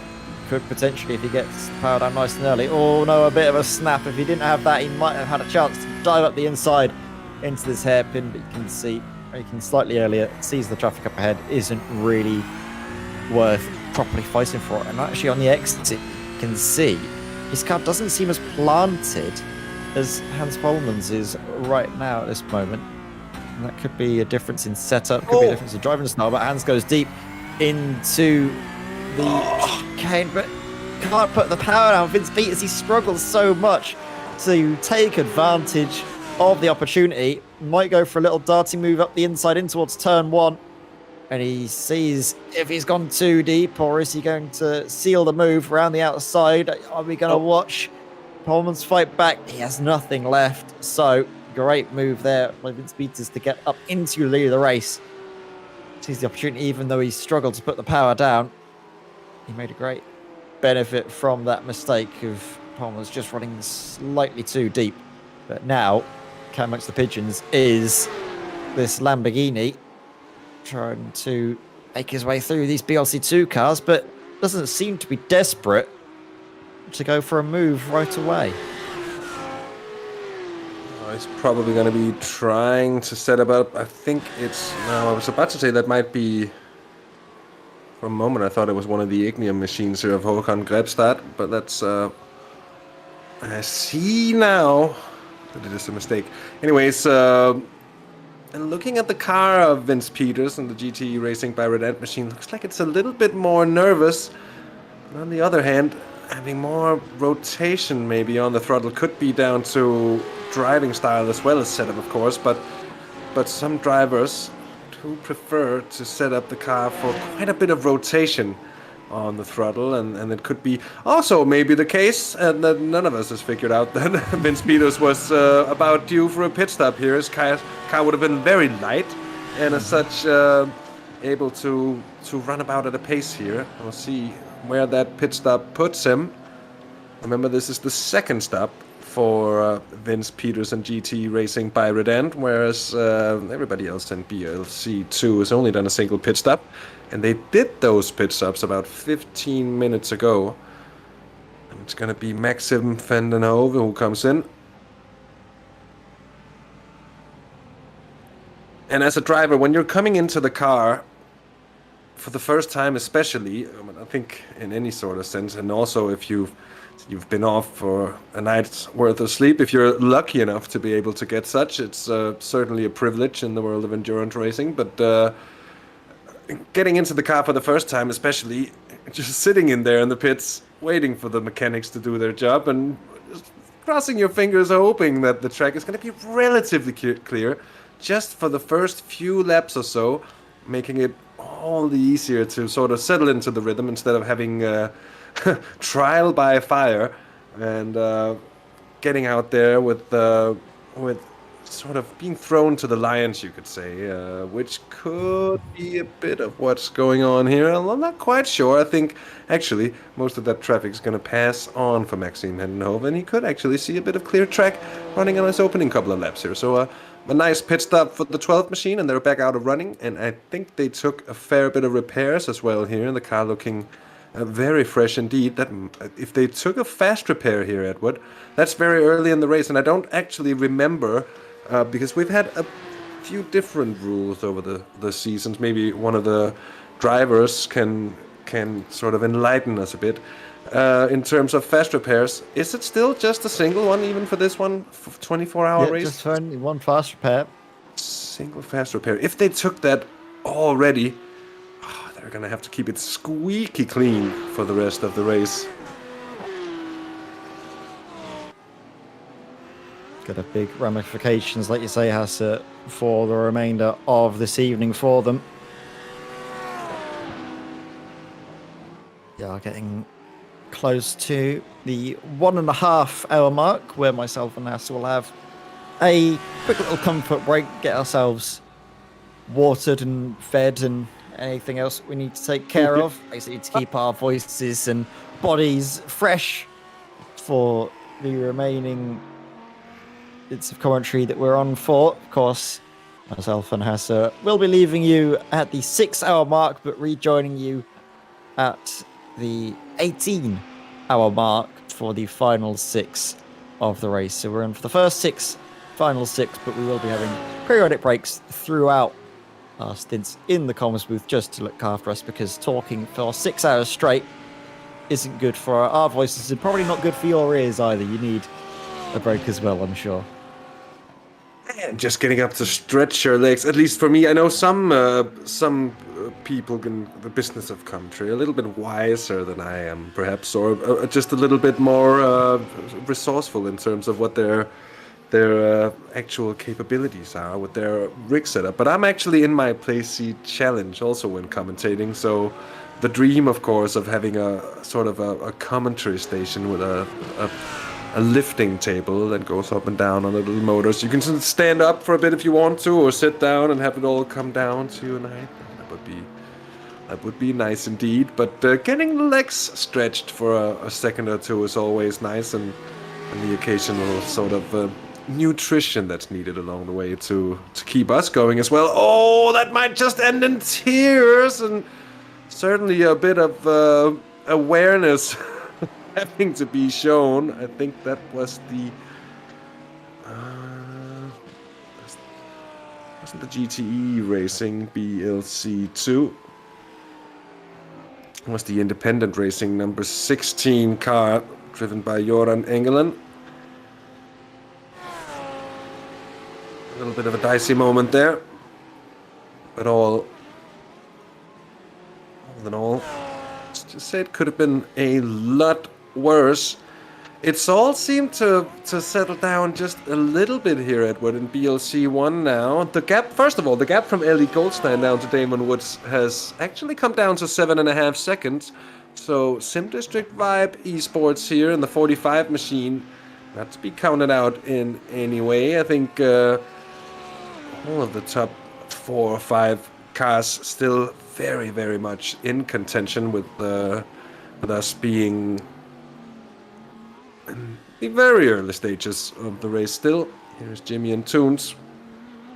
But they get to 5 seconds now up to Damon Woods. That might be settling into some kind of strategy where stretching the pit stops and maybe also the tires for being that little bit more grippy at the end of the stint, knowing that they can switch him around every time they make a pit stop without suffering the time penalty that used to be related to doing such. And Antoine Morlaix here with 3.5 seconds to the Anage competition car up ahead. We could as well, Edward, just do a quick rollout of the running order throughout. Ellie Goldstein and Valkyrie Exide rookies leading Damon Woods and Sim District Vibe Esports ahead of Jimmy and Toons. That's top 3 in BLC1, of course. Jimmy and Toons for Anage competition and the number 1 car. In BLC2, it is the 999 of Hansi Pohlmans at the moment leading ART Sim Racing and Lawrence Stade with the Benjamin Depape for B Sim Racing S in 3rd place. In BLC3, it's an Anage competition, the 100 car, with new names on the doors. As Koen Klopman is driving that car, and he's doing a pretty decent job. He's leading with Fabrice Cornelis' teammate, of course. They're ahead of the Traxxas by JWS Motorsports, Jiri Crispin driven 25 machine. We're into the regime of the Astons, and the team sister car, the Traxxas by JWS Classic Cards of George van der Leer. He is in 3rd place in that class at the moment. And then, of course, Ben Thanes and the nice 69 Flemish SimSports Red by Veraco leading in BLC1, and that is about 50 seconds clear by now of Jelle Verstraeten in the B-Sim Racing B car. Nicely done, Hasse. You can see there a warning for car number 45. This was on lap 33. Number 1 car actually being warned for tapping number 45. So that is Jimmy and Tunes, an Anage competition. Currently lap 59, so that happened some time ago, but it's just a warning. No action done yet. I'm not sure how many warnings they will have to incur before they get any sort of time penalty or drive-through penalty, but at this early stage, you can't be racking up many warnings because they stick with you for the whole 24 hours. Yeah, and that's certainly something to keep in mind. And one thing to be careful of as well is to really not get carried away with the racing. Having the red mist descend upon you at any stage of a race like this is really something to avoid. And that small tap, but it's such an easy situation to have. The car in front obviously feels like they sort of own whatever corner they go into, but sort of you're the one following a car, and you sort of settle into whatever rhythm they're doing. If all of a sudden they do a corner 10 kilometers an hour slower than they did on the last lap, it's very easy to misjudge what's about to happen and sort of have that little bit of a tap. You could also say that it might have been a little bit of a deliberate tap to just try and psych the opposition a little bit, in which, of course, the warning is perhaps in its place. As motor racing is not really a contact sport, at least not in Europe. It's different for the oval racing that happens over there. The shade.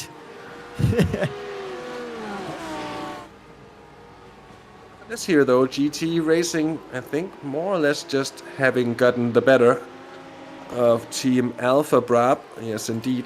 They are crawling up through the order. And of course, being off on the pit stops, that means that they'll have to sort of work with having to shuffle through the pack, at least for the next few stints, while they gain enough time that they can take pit stops on those cars without losing track position.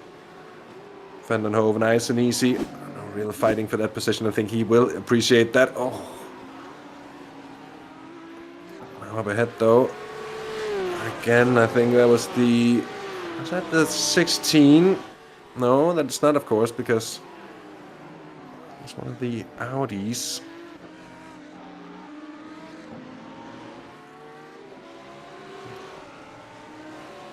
Looking through some of those Audis, there's the Reaction Motorsports machine. That isn't it, of course. Cone Bevers for Sim Formula Europe. Was that? No, it wasn't the Mac Challenge either. It's the QSR car, I think. Yes, indeed. So, shuffling through here, the 334, driven by Jorrit Svinen. He's been in for an hour and a half now. So is Edward and myself, and that means that we're gonna find a fitting driver to run on board with, and we're gonna take our 5-7 minutes off here. We're gonna be back with you in a few minutes, so if there's anything short that you need to take care of, well, just a friendly bit of advice, but now would be a very good time to get that sorted indeed, and we shall see you in a short while.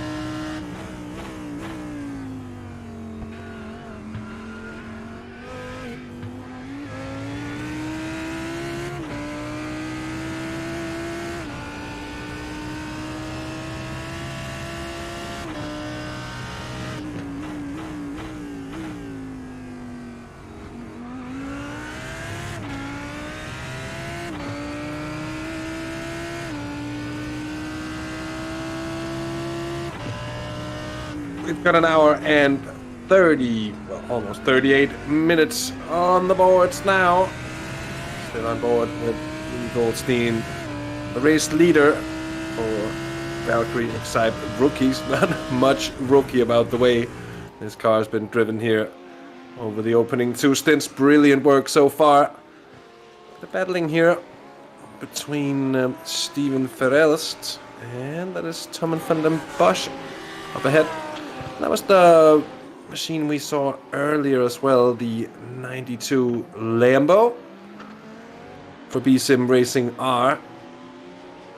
Verelst in the Reaction Motorsports Audi, number 29. Seemingly with a good bit of drive here on the twistier parts of the track. Of course, so much down to traffic as well. But we are back, or I am at least. I will have Edward alongside in just a few moments. As I see... I'm back now. Those moments gifts are of now. Arnold Schwarzenegger, I was expecting him. And they came flying at me in the Discord. Brilliant indeed. Nothing. Tell you what, Has, so we've come back at a brilliant time because this BLT battle is really spicy at the moment. Maxime van den Hove just ahead of Glenn Mertens. Oh. Glenn is right up the back of him there in the duct tape racing car. You can see him there with all of this traffic around as well. The BLC 1 cars. Van den Hove there on the inside, sneaking up through in turn 1 and then hanging on to it. Oh, they're all kind of... Oh, and Thomas van den Bosch has had a crash across Glenn Mertens. And we come back to see the remnants of it. He's coming back on track here, and you see it. It's the Lambo we were just mentioning it. How that Audi got through in the middle, I have no clue, Edward.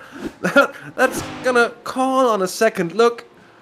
That was the Reaction Motorsports Audi of Steven Verelst, just to have There's a Lamborghini involved as well. Oh, and he gets tapped and just sneaks in through a gap that was about a GT3 car wide, with only a minimum amount of contact. That was the... I'm not sure what happened there, Hester. Because I don't know if you can get an aerial view, because it was the Lamborghini, but I don't know who was to blame for that one. If you can get an aerial shot, maybe from Chopper Cam. Oh yeah, Blimp is not going to tell us much here. That's very true indeed. We're going to try again. Let's see if we can... Oh, that's not what I kind of wanted it to do. It's difficult to see from that angle, isn't it? But it looks like the 92 of Thomas van der Bosch, who, well... Here we go. Yeah, gave a bit of a... It's the Lambo up the inside. Maybe the Porsche also not leaving entirely enough space. At least, let's say that they didn't quite come to a common agreement there, Edward, on what was about to happen. From what I've seen, that looks to me like a racing incident. Of course, we only get a glimpse of the actual incident, but that looks like just a bit of a miscommunication, a racing incident between the two cars there. Yeah, one going for it late, maybe the other not really being up to it or not leaving quite enough space. It's always hard when you have a corner to make. You're on the outside in a car that's fundamentally has less grip than the car on the inside, so you're both in a car with less grip and you're off the line, trying to make the corner. And sometimes, in order to do so, you just have to turn in and someone will be there. And if the luck is bad enough with both of them, the outcome is pretty much what we saw here a second ago. Damon Woods has had an incident here off track.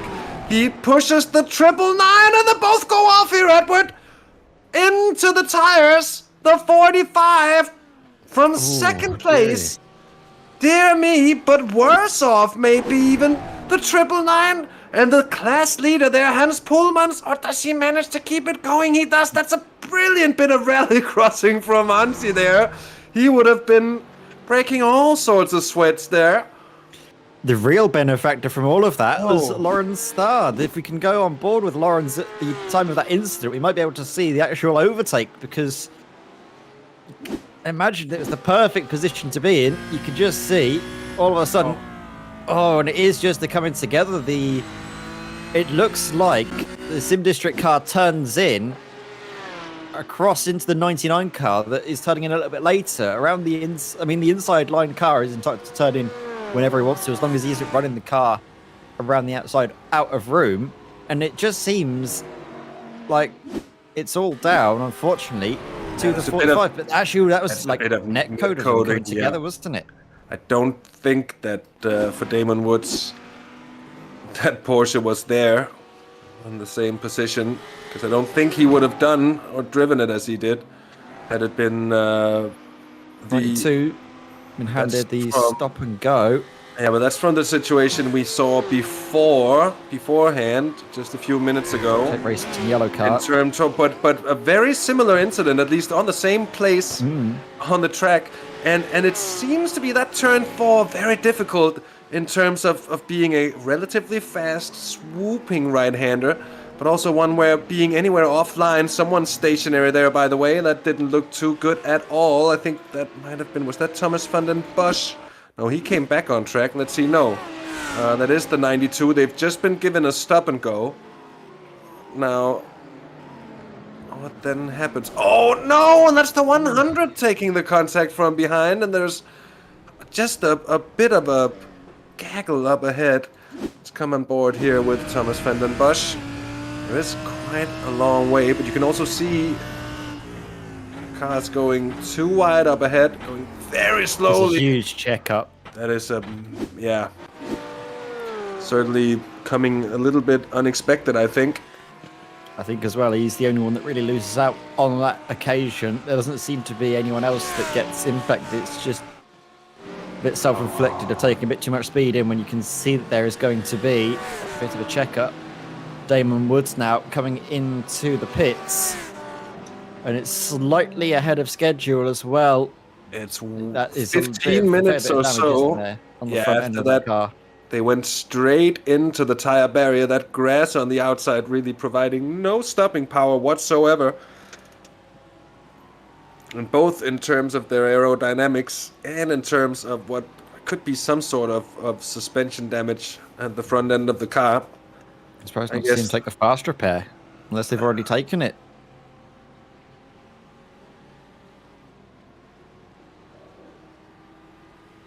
They could, I guess they could take it still. They've changed the tires now, they're fueling. They could still tick it, and at the end of the stop, they would sort of create a new pit stop that would take them point something of a second to complete, and that could bring through the fast repair. So they do have a chance of still getting it done at this pit stop, at least if things still work around like that. Lucas Romano is coming through on Damon Woods here, so that's a terrible situation. And the first of the top runners to really run into trouble here after an hour and 45 minutes. That was one of the teams that so far in this race really looked good for a top position. Is that the 92 leaving the pits again? Don't think they took a tow, but they certainly took a pit stop, repairs, and that stop and go penalty. Damon Woods isn't going anywhere, Edward. I don't think they have had that fast repair, and that's going to put him way down. That might be whatever moment caused them some real trouble here. Now look at the SimWorld.be fast car. Tess Masters just got ahead of Nick Hermans as well. Sorry to cut across. You've just seen that overtake in the BLC 3 class. Yeah. And this was how it was done. Flash of the headlights, giving him an extra 20 brake horsepower to get him up the inside. There is something to be said as well for the fact that it's not always sort of that expression of aggression that we sometimes see it as being. It's in these races, it's often just a sort of way to communicate that, hey, I'm gonna send it now. So yeah. Be prepared for that.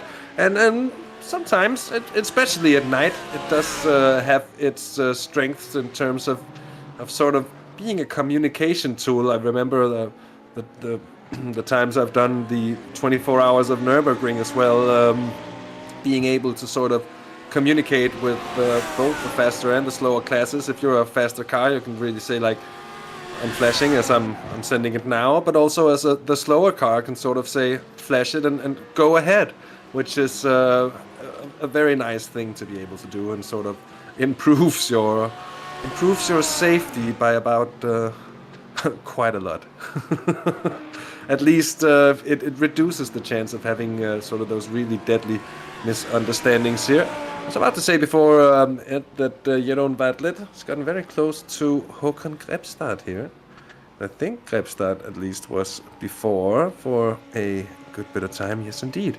So that one coming together is pretty interesting. There was an issue before for Jiri Crispane.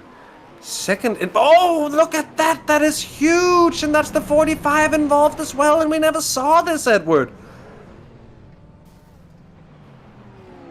Oh dear, so this was probably what sent the 45 in So- for potentially. Okay, the 92 had this issue. Then, a moment later, if I'm not very much mistaken, yes, here they are. Coming through, gets the tap from the 45. Nothing they could have done about that, really. Oh. Let's see if we can just catch that from Damon Woods. That was a massive bit of contact as well, so obviously that'll be why they're spending so long in the pits. Oh, that car flying across as well. The 92 clearly taking their fast repair to get their sort of get out of jail free car for here. And Rivat that has gone through now, while we were watching the replay, of course, on Håkan Grebstad. So I'll do the best I can to bring you images of just that. Oh, that's a very spicy 3 wide into the first chicane. Jeroen Bartlett comes out the better there. Wow. Yeah. Håkan Grebstad saw his entire race flash before his eyes, realised it was quite a short amount of race and thought, I want to stick around for at least the next 22 hours of racing. So decided, I'm going to back out of this one. You can have that 4th place. And yeah, see, that was just Damon Woods. Yeah, I think it was the 45 just completely misjudging the situation that was just going on, unfortunately. And that's seen another safety penalty, but that might be both of those cars out of the running. It's unfortunate to say the very, very least. The 92 has been in again. He's coming out of the pits now. I wonder what that was. Thomas Smith, you said that, I didn't, but I definitely many penalties agree. that have been handed out. Yeah, definitely so. Here's Damon Woods. They're still hanging out in the sim. Hanging out. They're still, I think, assessing the damage. Waiting for it to repair, probably, and seeing just how far back the order they're going to be. But it's going to be a hefty fight back to have to do. And surely something that, unless everybody sort of comes across that unlucky at some point in the race, they're not going to be able to come back from such an incident. Antoine Morley has done a brilliant job on this stint. He's closed down on Jimmy and Toons, and they're about 0.3 of a second from one another. Håkan Grebstad is doing a very good job of hanging on to Jeroen Bartlett, about 40 seconds or so down the road from these two. The gap from these two, though, being Antunes and Antoine Morley up to Ely Goldstein in the lead, 23 seconds now. So the class of the field over the opening 2 stints, over the opening 2 hours, just has to be said. Valkyrie, Big Side, rookies, as I said before. Not a lot of rookie attitude coming in over that car. The 55, Edward, we saw them with a little bit of, let's say, a little few moments, small moments, and a little bit of a spin there. But it's a 60-second avoidable contact, a 60-second stop-and-go penalty, that is, of course, for avoidable contact with the 100 car and driving too slow and moving back on the racing line. So the 92, I think, being deemed at fault for what happened between themselves and the 45. Of course, such a difficult job to be on the race controller. Oh, look at the 16. That's the independent racing car coming across. And I'm kind of a squeezy bum moment there, Edward, as they both have to come through, and the Porsche that has just gotten a little bit of a whack to the side there, just a slight nudge as he was turning in, as someone was there as well. I wasn't quite aware. I think that was you who said that actually a few weeks back, Edward. Squeezy bum. Which Squeaky is bum time. squeaky bum time, which is very much, I think, what that was all about. But now, June Tunes is going to be feeling a lot more than just a bit squeaky bum time. He's going to be feeling an immense amount of pressure being piled on by Antoine Morlaix, who is very eager to get up into second place and make it a Valkyrie 1-2. Probably very big for them. Of course, with all of the points that are on offer here tonight, plenty of them, can have a huge swing in the championship.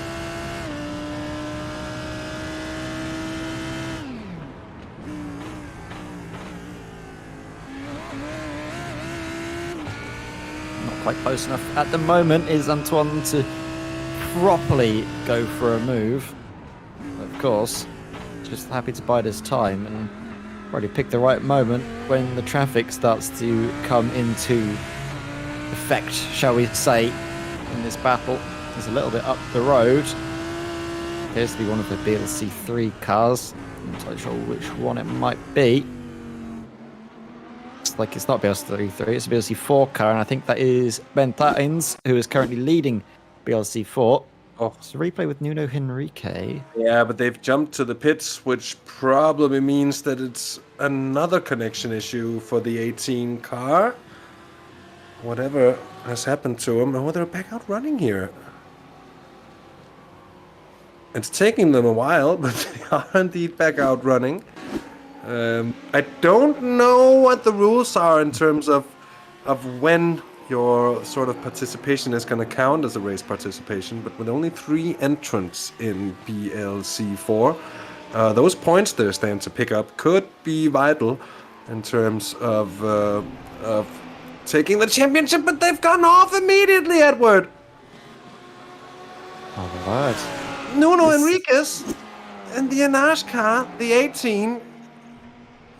I mean, he was probably distracted by something. I think it was his teammates in behind. You could see the Arnage competition is currently second place in BLC 1. Didn't want to get involved in that scrap, and then, well, I think did what we would call the nuclear option and fell off the circuit for them as you watch Hakan Grebstad go straight on into the pits. Yeah, I was just about to say, I saw that Håkan Grebstad crashed on the event viewer there. Just about forgot about the pit stops for a short moment, but we are at that time of the race, an hour and 55 minutes into it. Some of the teams might be a little bit worried about the fact that the BLC1 cars not running an hour per stint. Could be looking at an extra pit stop at the end of the race, and anyone able to stretch it for the full hour will be looking at a big advantage indeed. We got a single lap extra from Antoine Morlaix last time around.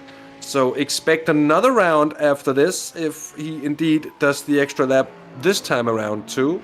And in that regard, I think they're just about gonna stretch it into that magic 2-hour mark. If they can keep on doing that, they'll be in a very good position come the end of the race. Of course, there's a lot of laps having to be done beforehand safely and quickly and all that. So no predictions from here. Just saying that at this point, with only one of the leading cars being able to do so, that's going to be interesting. And thank you to Thomas Smets for a quick summary of the rules.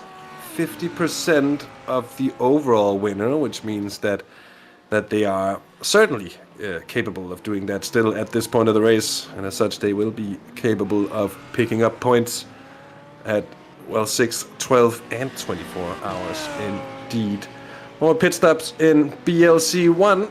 Antoine Morlaix, expect him to keep on going as he lines it up to get the 23 car past there. Edward, do you think the other top runners in BLC 1 are going to be worried how the 22 the Valkyrie competition car here is handling the stints?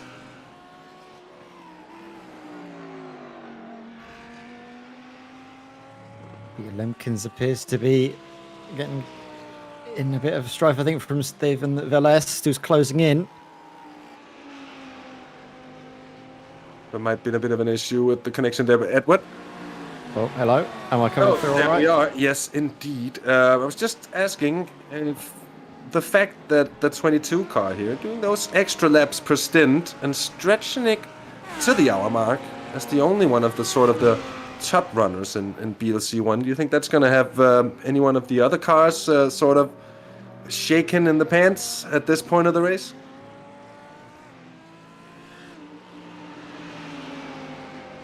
Stephen Valest is, I think, in a bit of a battle there with Peter Limkins, but they might be coming both into the pits soon.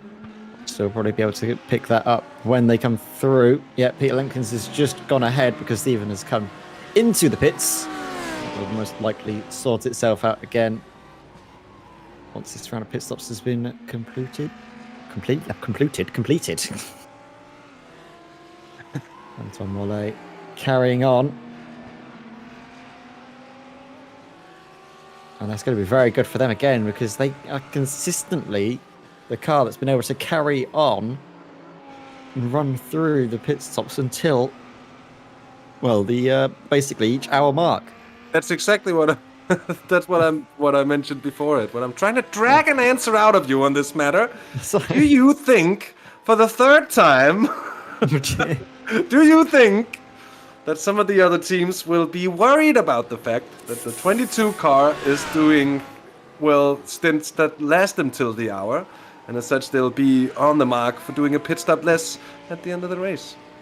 I think there's plenty of time to go in the race still, Haas. I think there's a lot of time for drivers to get back into it, especially in the night when they might get drivers in that aren't quite as eager to push as hard, and they will then focus on the latter picture and focus on getting through the night stints and making sure the fuel will last a bit more. It's when you tend to find a bit more of a sensible driver that they put in on those sorts of stints. I say that I was the driver that was mostly put on for the night stints, and I was anything but sensible. So we'll see how true we'll see how true what I've just said is. We might see some clear heads coming through, or we might come back, Hassler, after the night shift's been over and done with, and we'll come back and see only 6 cars on track. Who knows? It's always hard to say here, as Babo Fallon gets the run and sneaks on through on Navarro de Bouver.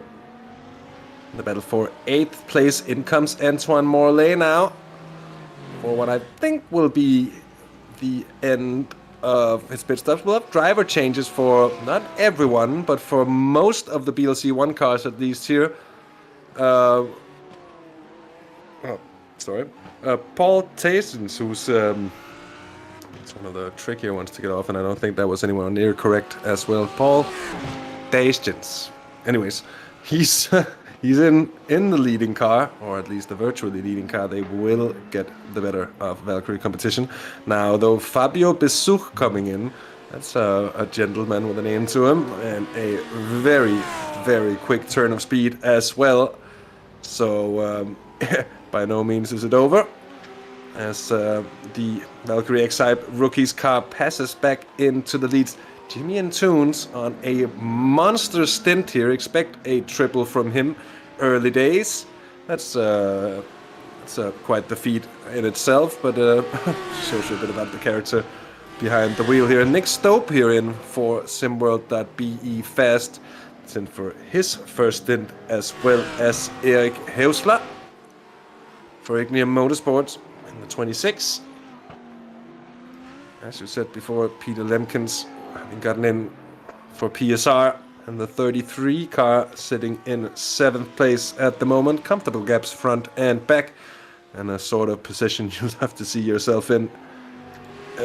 Edward, the ART sim racing car, the 55 machine here, still leading on what's been a, let's say, an attrition-filled race so far in BLC 2 here, and one that I think will turn out to be hard to predict all the way through. Yeah, I mean, it's a race that, like you say, is very attritional, but one where you need a cool head to come out on top, and they've been putting in very good laps as well. Let's not take away from their pace. Its pace has been really strong, but also, like you were saying, been very, very consistent. I think, though, on the balance, we might be seeing that Fleury Sim Sports car come back through as well after that early penalty for GTE Racing by Redan and their early pit stop as a result. they're still a team that you'd expect to see come through as well to probably have a good result come the end of things. But after about at the 6-hour mark when they get the half points, I think it could still be very much in favour of ART Sim Racing.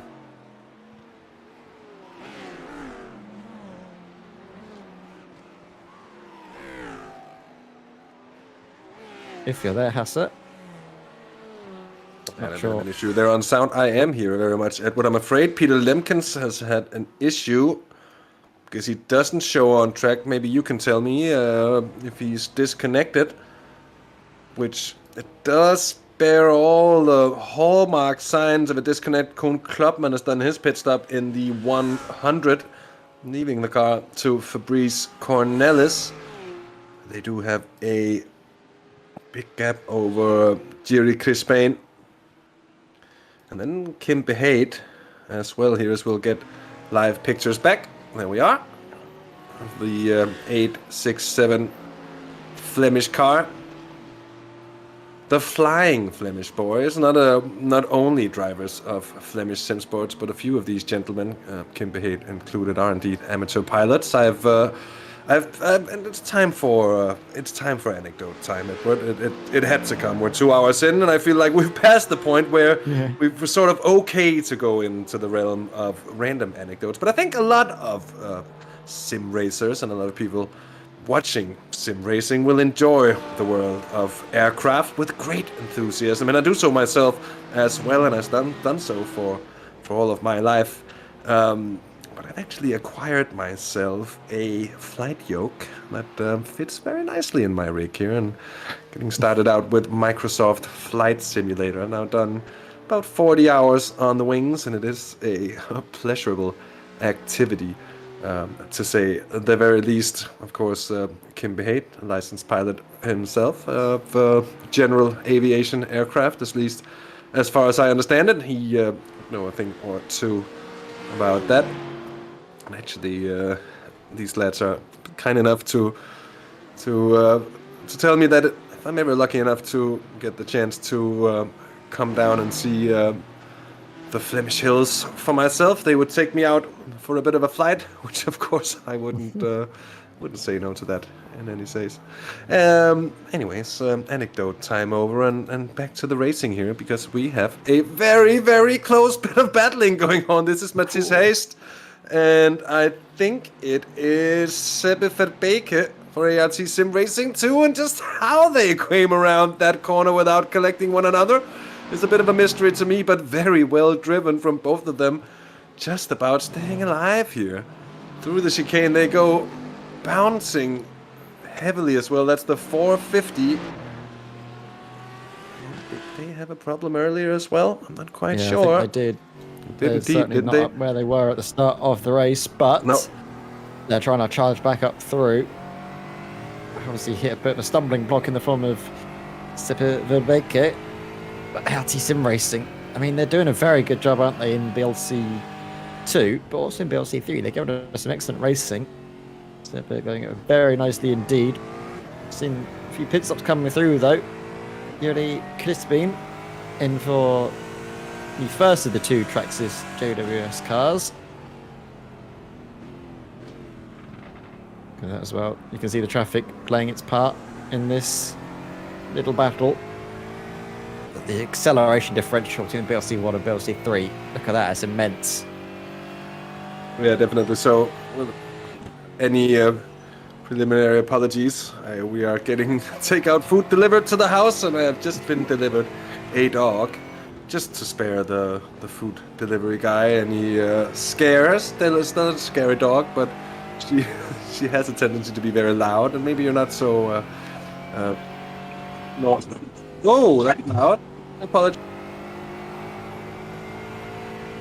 So while Hasse has Stella, that's getting very excited by all of the action that's currently going on, both in the race and probably in the house as well. And carry on board with his haste. And you can see actually a little bit of damage on the front end of that car, the bonnet, with almost a little mini mountain on what is the right hand side. it's not going to be helping the performance of the car whatsoever, especially on the initial turn for corners like this. It's going to be tricky to get a hang of, but it's all damage that's been picked up just from hitting those curves. Very, very hard indeed. As it seems though they are starting to cool down, but up in front, I think they've managed to sort out all their pit stops in BLC 1. And is that the Valkyrie eSports car, Valkyrie X-Type Rookies, with a 17-second lead? It is indeed. So they did lose about 5 seconds since that pit stop. You have to wonder. Harsh competition, no longer second. Oh, that's true. They got jumped by Valkyrie competition on the round of the pit stops here. Fabio Besuch now ahead of Jimmy and Toons, and by 1.5 seconds. I'll see if I can dig out just where they got the better of him. If it was on the pit stops, or maybe just following it quickly, coming out.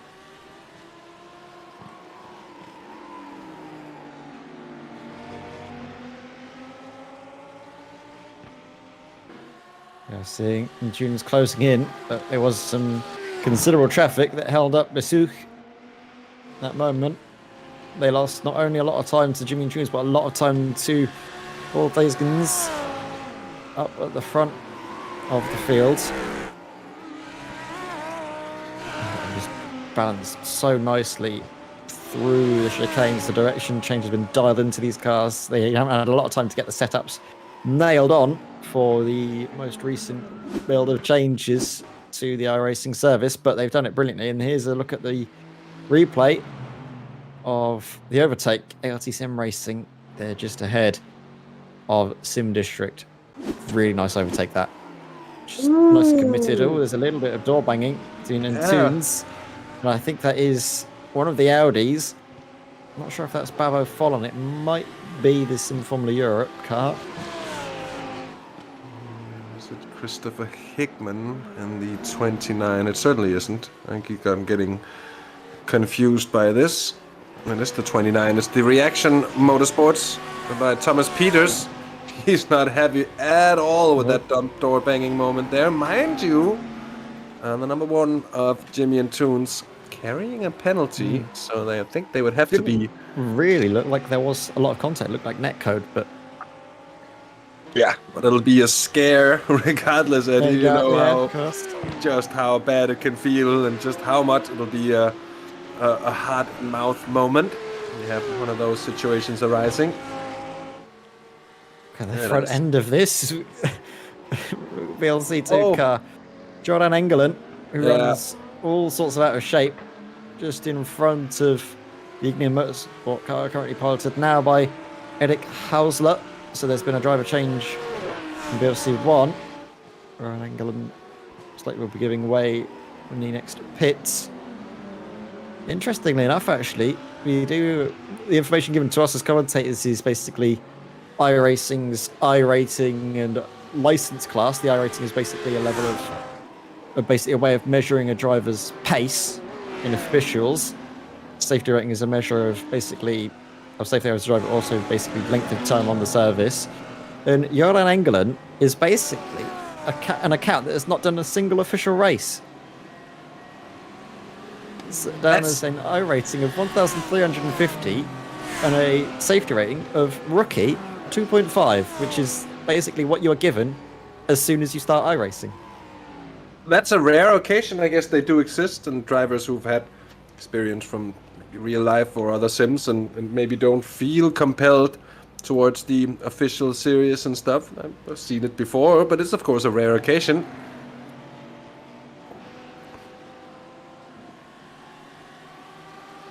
He just handed over to another very fresh account. Evo MPs, another independent racing driver. This is the first, or rather the second round of pit stops in BLC 2.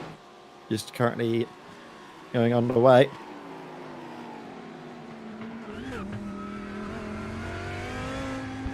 BLC 3 shouldn't be too far behind either with their pit stops. They haven't already done so, of course, so they can have Others yet too.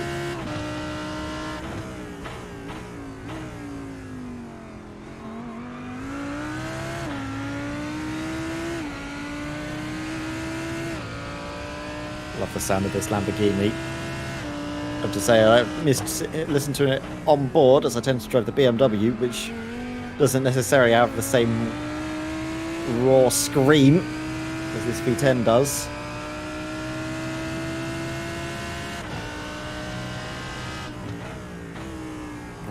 I think we did see Antunes gain a lot on Besuch at the start of this stint, purely just down to the differential of tyre temperature rather than tyre life or performance. Because Jimmy Antunes, of course, was able to spend a couple of laps on those cold tyres, getting up to temperature into the right window. Probably Besuch, as soon as he came out of the pits, had to have a couple of slower laps while he got the car acclimatised and the tyres warmed up. And now we're starting to see that pace even out between the pair of them, make it a little bit harder for Jimmy to get through.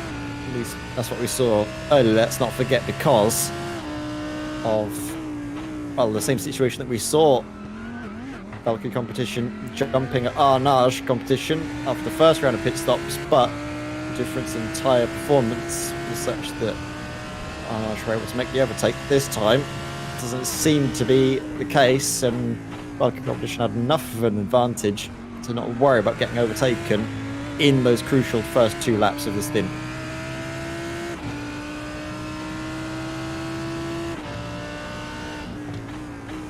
As Hasso, I think, has got a mouthful of takeout food or something, as I can't quite hear him coming through.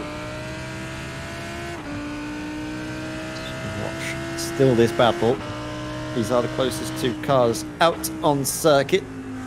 Oh my word, that was heart and mouth stuff. I think that was Christopher Hickman just having to get out of the way at the last moment for Jimmy Antunes. He got out of the way for Fabio Besuch, but I'm not sure I was quite expecting Jimmy to be sliding up the inside, but great awareness not to turn in across the nose and to leave just about enough space.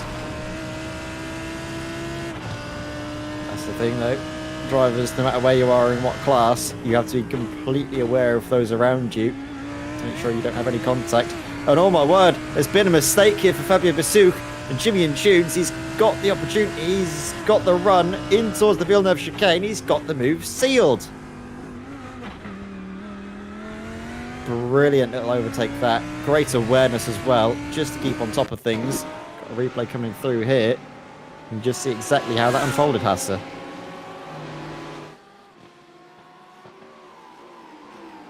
And I'm eating my food. I'm trying to tell you on Discord. Oh, dear. No, you were exactly right on your call.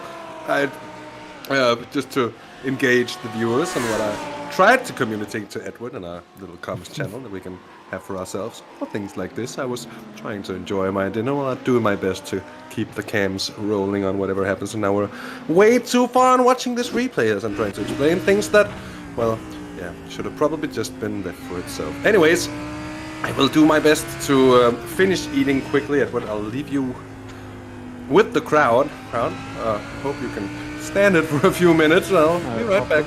I'll be able to ask for whatever cars and cameras that we can go to.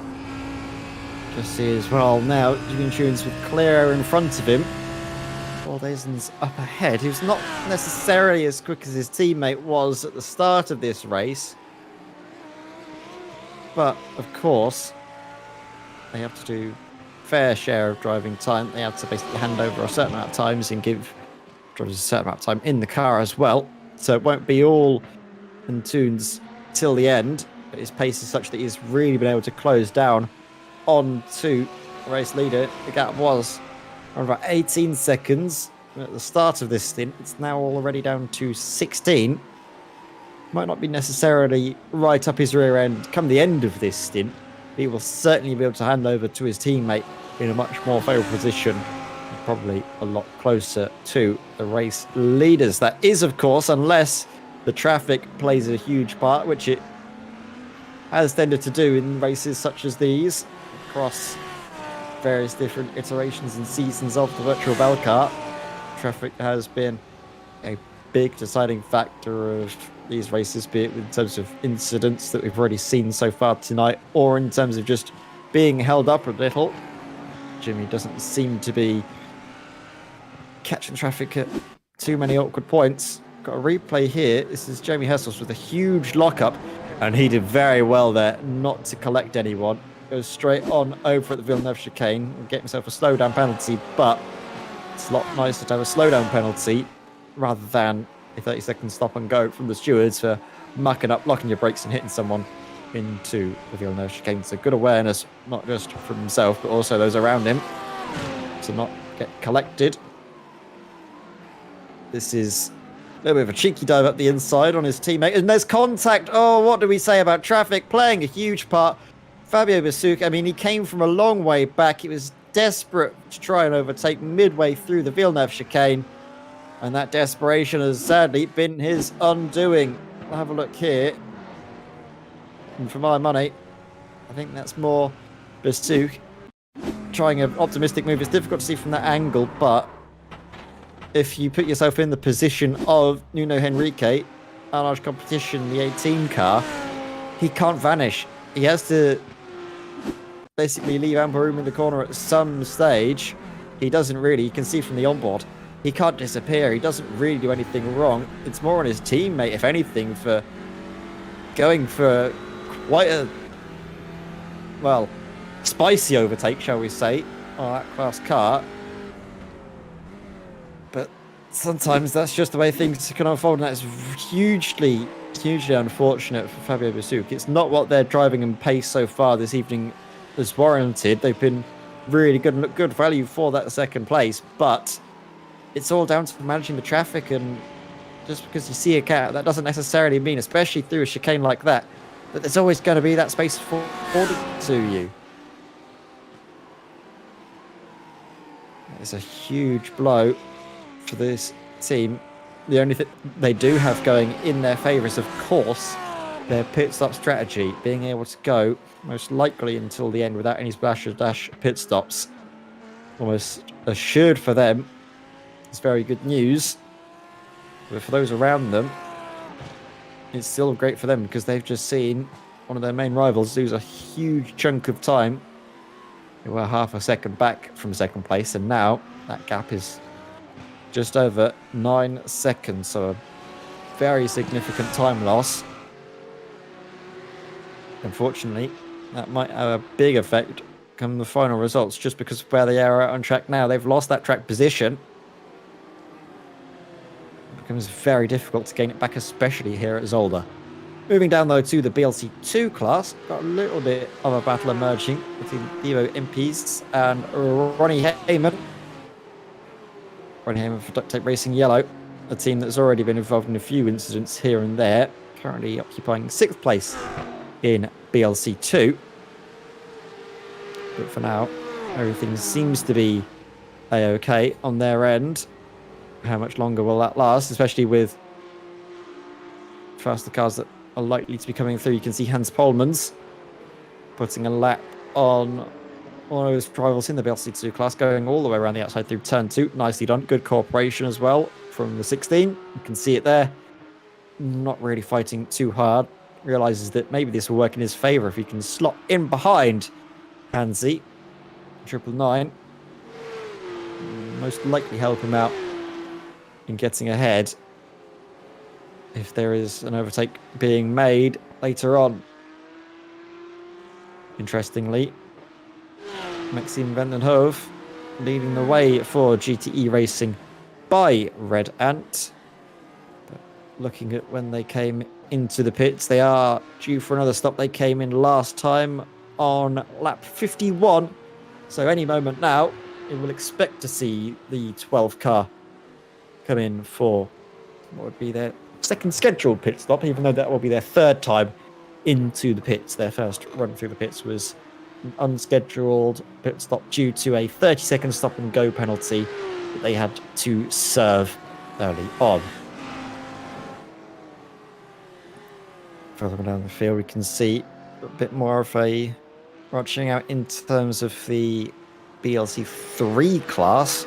Can't really see any close battling there. Everyone is quite decently spread apart. You can see there on the left-hand side of the screen, if you look towards BLC3, most of the cars are actually 20 seconds or greater away from each other. On some points, you can see it's nearly a minute apart between fourth and third, which is a huge gap, to be honest. Almost unassailable at this early stage, but of course, there are some factors that can come through in the course of the next 21 and a half hours that remain in this race. Maxime van den Hove, like we said, leading BLC2. And barring that early misstep, huge lock-up in towards this chicane here, causing contact with another car. I can't remember which car it was actually off the top of my head, but I can certainly remember the incident that gave them that penalty. But aside from that misstep, they've been virtually faultless, and even though they do find themselves out of sync and might find themselves out of order, they are still probably favourites for a very good result here tonight. 30 seconds in the grand scheme of things over the course of 24 hours, while it is a big penalty, it's not the be-all and end-all. There is still plenty of chance for drivers that have found themselves, and teams rather, that have found themselves maybe not where they want to be come the end of the race. There's ages to go in the race to remedy that. And we're already seeing a few steps being taken by a lot of these teams to make amends.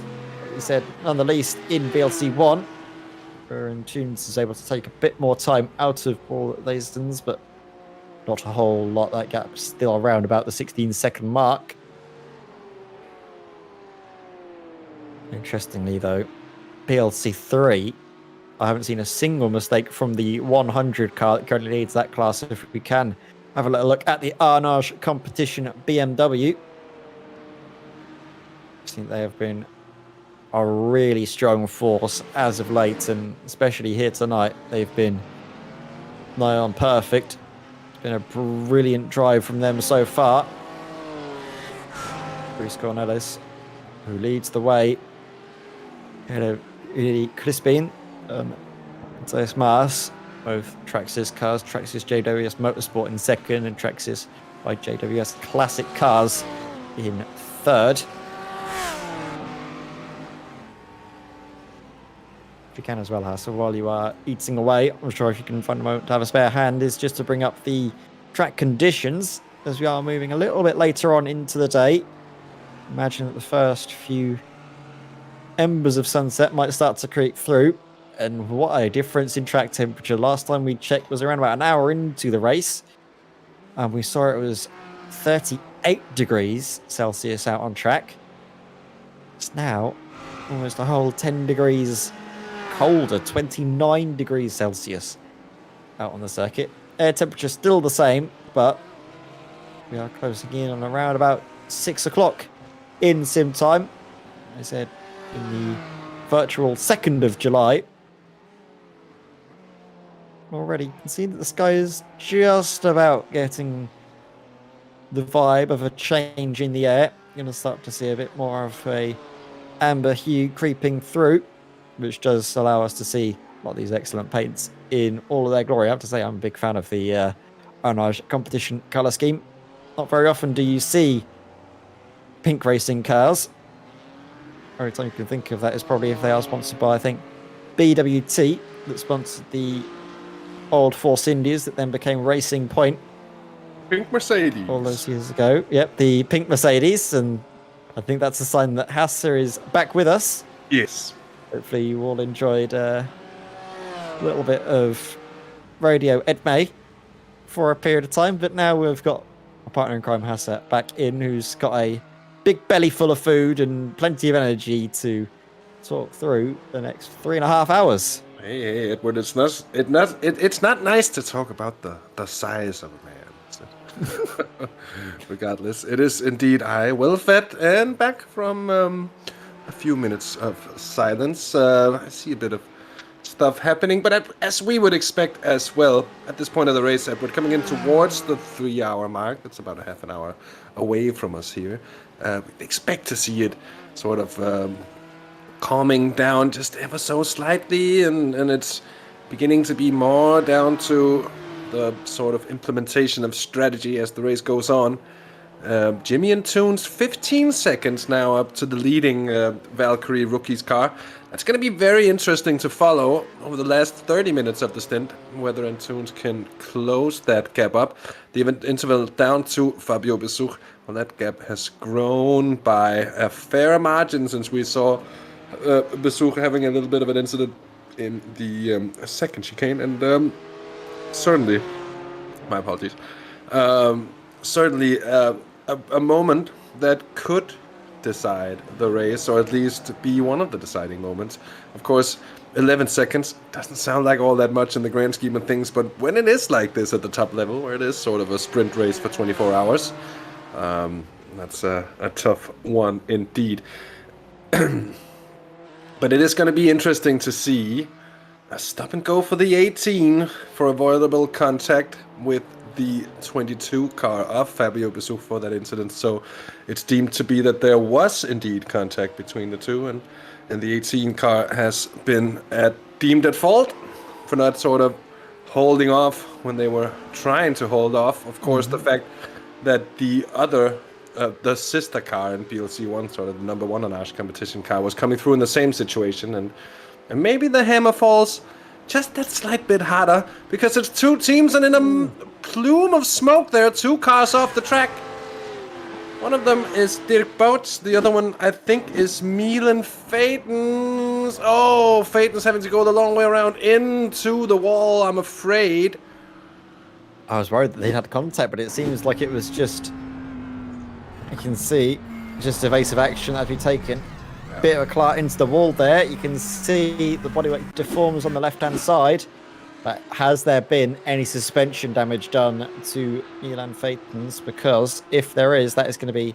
Actually, no, it was Dirk Bout's, wasn't it, that had to take evasive action. If there was any damage done to Dirk Bout's car, it will be entirely on that left-hand side of the suspension. There might be a bit of crabbing, but by the looks of things and the pace they're going up to, around about 200 kilometers an hour, seems to be perfectly fine in terms of their car's health at this stage of the race. So far, at least, and they'll be hoping for it to stay that way. It's not something you want to put the car through too many times. That much being very, very, very true indeed. Oh, and stuff happening in behind of these cars as well. A bit of interclass traffic. Sort of a shame to see the 999 with like a big scrape down the side there.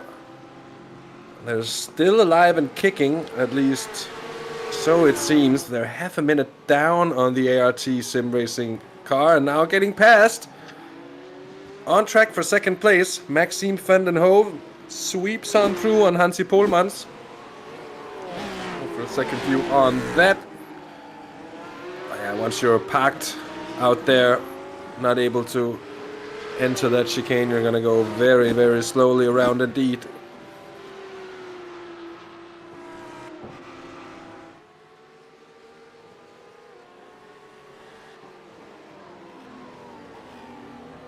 And Edward, that's taken GT racing past even with the extra pit stop on the 999. So that's another twist in the tail, and I don't expect it to be the last in the tail of BLC2. BLC3, it's still the 100 Anas competition BMW, driven by the mildly put dynamic duo of Fabrice Cornelis and Koen Klopman. Ahead by 35 seconds or so, and that's on the 25 Traxxas by JWS Motorsports, driven by Jiri Crispain, with the sister car driven by Matthias Maas now in third.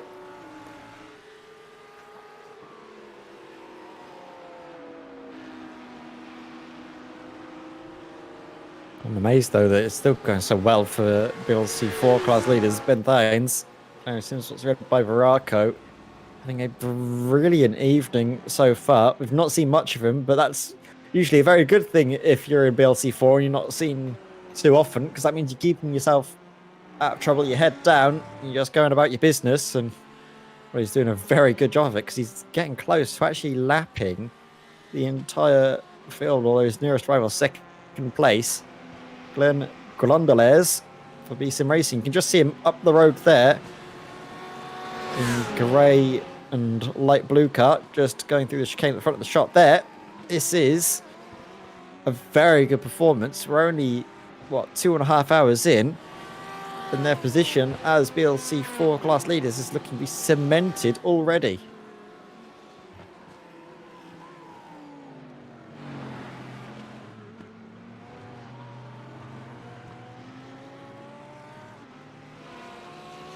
Angelo Laverse just ahead of Stefan Kalbrecht by 4.5 seconds. These two that have, certainly not had the best of starts to this race they were hoping for. I don't think that's unfair to say.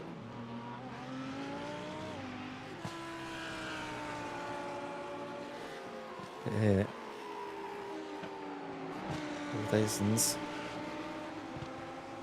A lot of traffic here, and that's going to slow him down all sorts. With Jimmy and Tunes breathing down his neck. It's all about this quicker. Yeah. If you can. Oh, a big moment there over the curve. You can see the front end of the car lifting upwards, but didn't seem to hold him up too badly. It's all about really get through. Especially here, Hasse. This is the worst point to get traffic. They're really getting held up here. And it's all about really trying to find the rhythm of whatever traffic you're facing, and sometimes it can be quicker to sort of hold off for a moment on a straight and just give yourself that breathing space to still be able to accelerate full gas out, and then just take the slower car ahead in the following acceleration zone, because the differences in apex speed can be so quick or so great indeed that it's quicker just to make sure that you can do whatever corners coming up at your speed and not at the speed of the car ahead. But it's also much easier said than done. That much is absolutely certain. And especially at a track like Zolder, where the mistakes tend to creep up as the race goes on. The driver's at least blessed with a midsummer date of the race here. The duct tape racing car getting handily out of the way of the race leader. No worries there. Here's Jimmy and Tunes, the gap between himself and Paul Tastens in the lead there. Now down to around 13 seconds, Edward. So for every time we check, it seems, and Tunes is slowly chipping away at the advantage of the race leaders, and mightn't be too long before we see a bit of a battle again for the lead here in BLC 1. Yeah, I think you might be right there, but it's going to be... I don't think it'll be by the end of this stint. I think while you were busy stuffing your face full, that we might see it come a bit close to come the end of Jimmy and Tunes' stint in the car when he hands over to his teammate in a more favourable position in behind Paul Dazens. But as it stands, I don't think he's chipping away enough to be right up there and battling him into sort of the pit lane, shall we say. So for now, it's all about getting the time chipped away. Any damage you can do now will help you out throughout the whole of the evening and into tomorrow morning, of course.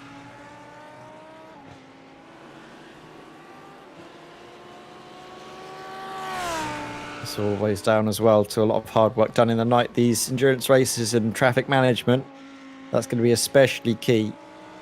But as it stands, I think our Nash competition, they've got one of their best drivers at managing the traffic and in terms of just pumping out the laps when he has clear air, such as this. And I think Paul Dazens, we were watching earlier, weren't we, Asa? He just couldn't catch a break in the traffic, whereas everything's just been going perfectly for Jimmy and Tunes. And maybe it's a bit of luck, maybe it's a bit of pre-planning as well of how quick you push through certain areas to not get held up at other points. But from how it seems, it just appears that Paul's been quite unlucky with where he's actually caught the traffic. There is a lot of luck playing into that in general, so it is perfectly possible just to be unlucky and still lose out, and basically at a rate they'll say seconds per lap. Especially when you see the gap down starting to fall, really, then it's also hard not to sort of sorry, let that sort of sink in, and it easily affects your performance. Of course, it could be said to just keep cool and keep on doing what you're doing as well. But the gap is by now down to around 10 seconds between Daisons and Toons. So it's going to be interesting. I think it might actually just come down to something before the end of the stint here, as we've still got around 15 to 20 minutes before that time.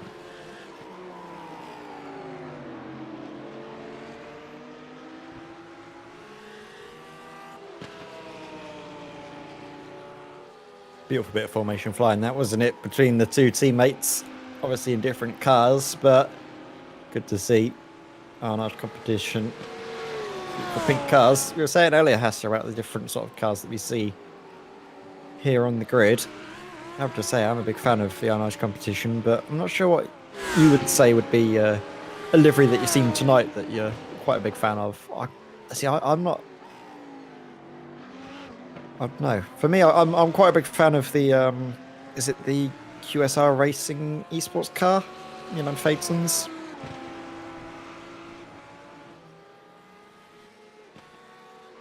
If we can bring Yeah, up I'll have a look. Edward, just a second. Yeah. This one doesn't look too flashy, does it? Looks just, obviously it's different to what we're seeing on the screen there in terms of the Lamborghini there in the Audi, but it looks a lot more like a car that you would see, of course, in real life. And I think actually it is modelled, isn't it, off of a TCR car? Well, I think that it is. A lot going on the sequential sim sports car. You can look down through the classes and find different cars that I like. I think a lot of the BLC2 machines are very well done. You gotta say the GTE Racing by Redan car. Also, of course, a car that runs in real life, but certainly looks the part, as you could say, with all the Flemish machines, those we've seen on many occasions. And I think that both of the two JWS Astons are also actually very pleasing to look at to the eye. If we're also talking about nice paint jobs, we can't not mention Flemish Sim Sports, can we, Hasse? They are. That is true. Always a treat to look at. That is true. Sort of gold and black and nice deep red. Beautiful livery as always.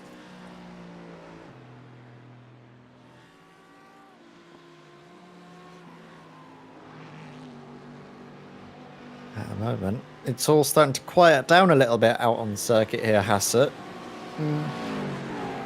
What would you be doing as a driver at this stage of the race if you're in the car?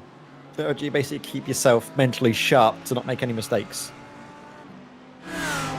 Many drivers have these small little mental games going with sort of association games with the different corners or different association routines that sort of keeps your mind sharp to just what's coming up.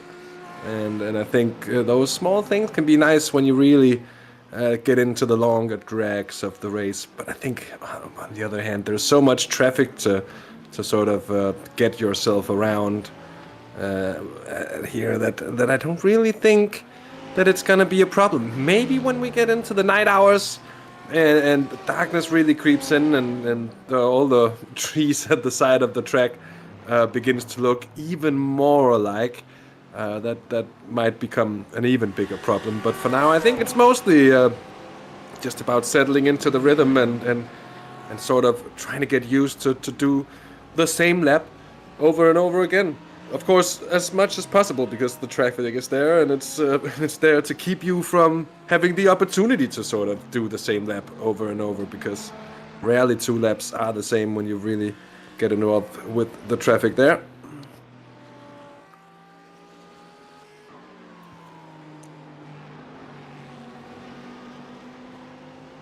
Plenty of huge gaps happening. I mean, you can look on the left-hand side and almost everyone is about 10 seconds apart from one another. It's quite amazing already how much the field has spread out. Yeah, but it's to be expected, I think, as well, after 2 hours and 45 minutes. with the traffic sort of affecting things as well, I think a lot of the teams will find it nice just to have that little bit extra space and to sort of try and make sure that for them at least the track doesn't get too congested. But it sort of happens from time to time that a part of the track sort of becomes a congestion zone, and fewer faster car and having to move through part of the track that's just packed with different cars of all of the different classes that are running. It really quickly becomes very difficult indeed. That's also another thing to take into mind and into consideration for the BLC1 drivers when passing traffic. They have to constantly make the judgment on which car is it, what class is this car from, and just how quickly are they going to be going through this or this part of the track or this corner, or where the different classes of cars able to brake, etc. It's these sort of things that you'll have to be able to anticipate, and it's something that you don't see when you look at a race, especially from the outside, but it's a very real thing, and it's certainly not easy.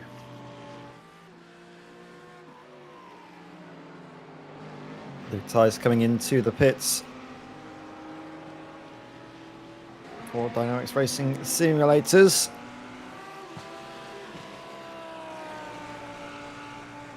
There's the Paul Dyson's again under a lot of pressure, but that gap was chunked down quite a lot earlier on, but now we're seeing 10 seconds the gap between first and second.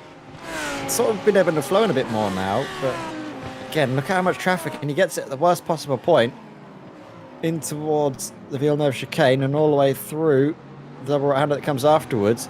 He's run out of road a little bit on the exit by the 32. That was Ruben Venz. And that's just, you can see how much time he's lost as a result of that. Gap is now down to 8.5 seconds. That's 1.5 seconds just from one moment of catching the traffic at the worst possible point.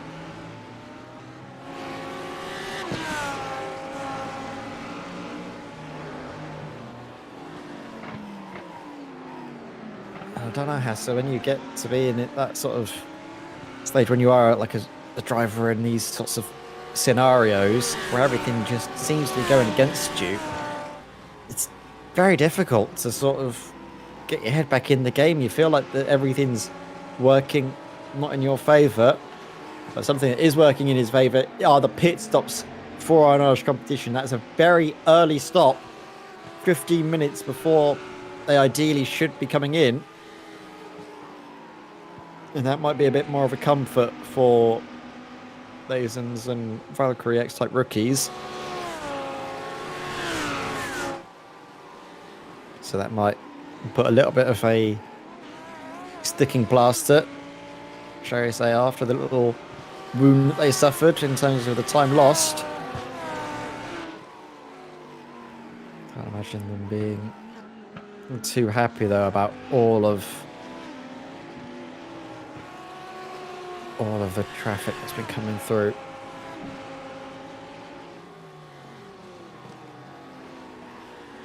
Stefan Calvrecht tipped up by NGT eSports. I think in a little bit of a tussle with Matisse Haste. Goes to again the 540 and the 450. Not been having the best of evenings, but as you come back to us, and we've just seen a huge amount of time lost by Paul Dasons, but immediately afterwards, Jimmy and Tunes coming into the pits.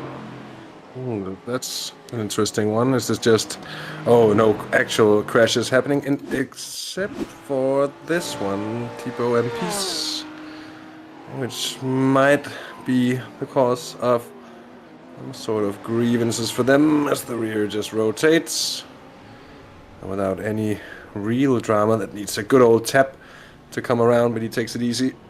He is back on the gray and black stuff.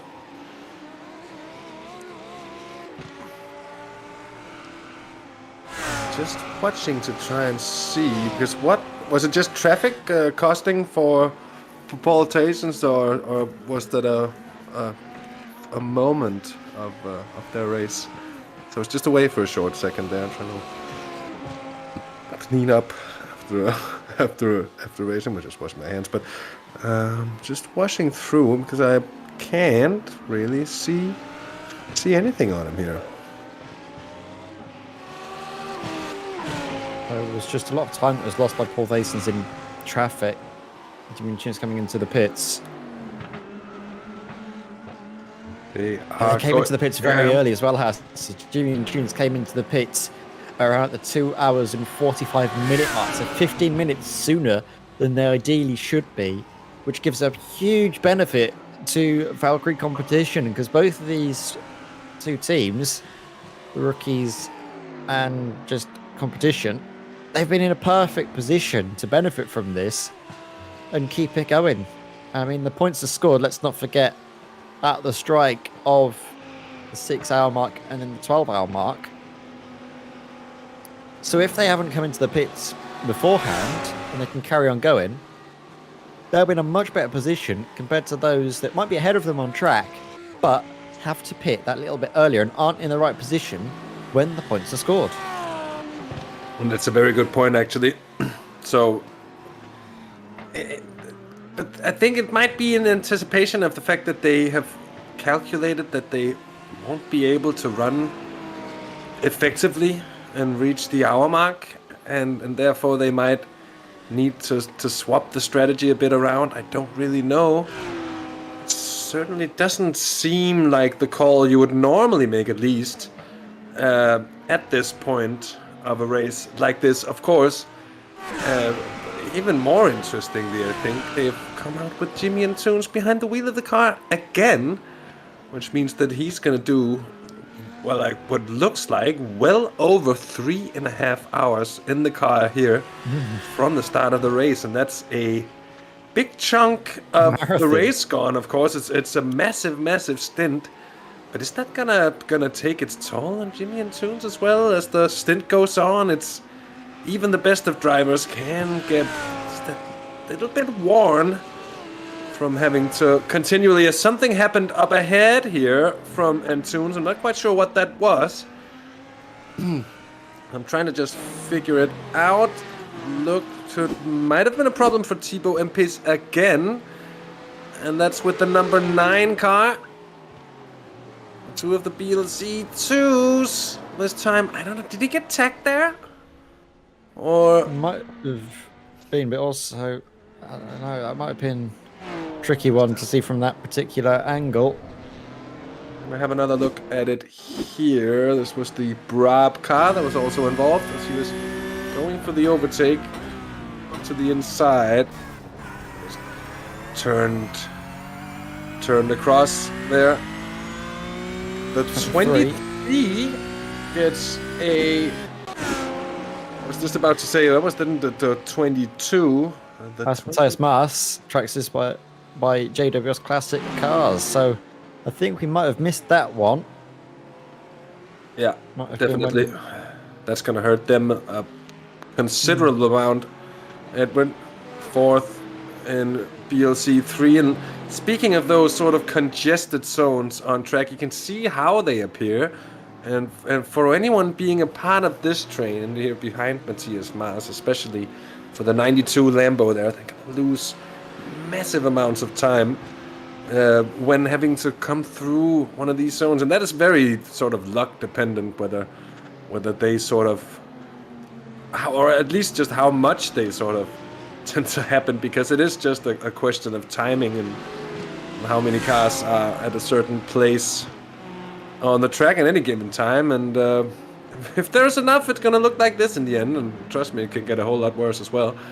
But it's something that isn't always spoken about that much in endurance racing. Of course, at a track like Le Mans, longer tracks, Nürburgring, Nordschleife as such, it tends to happen be a little bit less. But the shorter the track, the more you're gonna see it, and that's one of the things that I think characterizes this particular event.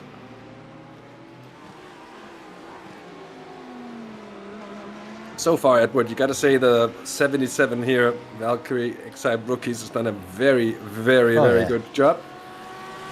Brilliant job. Them and Valkyrie competition as well, actually. Just the strategy, they're doing brilliant, Hassa. But the Valkyrie car, having seen a little bit of bad luck, perhaps not any of their own real makings, they found themselves about 20 seconds in the rears. But that Anash competition car, looked like a relatively short pit stop. Maybe it just felt like it, as indeed it was, Edward, because the last one, weirdly, it shows a pit time of 43:05. That looks like their last pit stop. I think what they did could just have been a drive-through there. I'm not quite sure, because they have a pit lane time of 34.43 seconds. That's certainly not something you do with a pit stop. So, could have been a drive-through for them. I'm not quite sure. Maybe on incident points alone here already at this point. 3 hours into the race, they have had a few knocks and bumps and a few contacts with other cars and off track here and there, and you know, it's a stringent series in terms of how many incident points are actually allowed to be collected by the teams, of course, because those goes team wide, and of course it's only been Jimmy and Toons in the car so far, but regardless, I can tell you how many incidents there is, Hassa. 20 incident points for a drive-through penalty. Yeah, so that's pretty easily picked up even through a stint with your odd 1x for the off tracks here and there, and a Villeneuve chicane will be the one where they get it the most. Yep, that too, and then of course we know that this car has had a few contacts. Is he coming into the pits?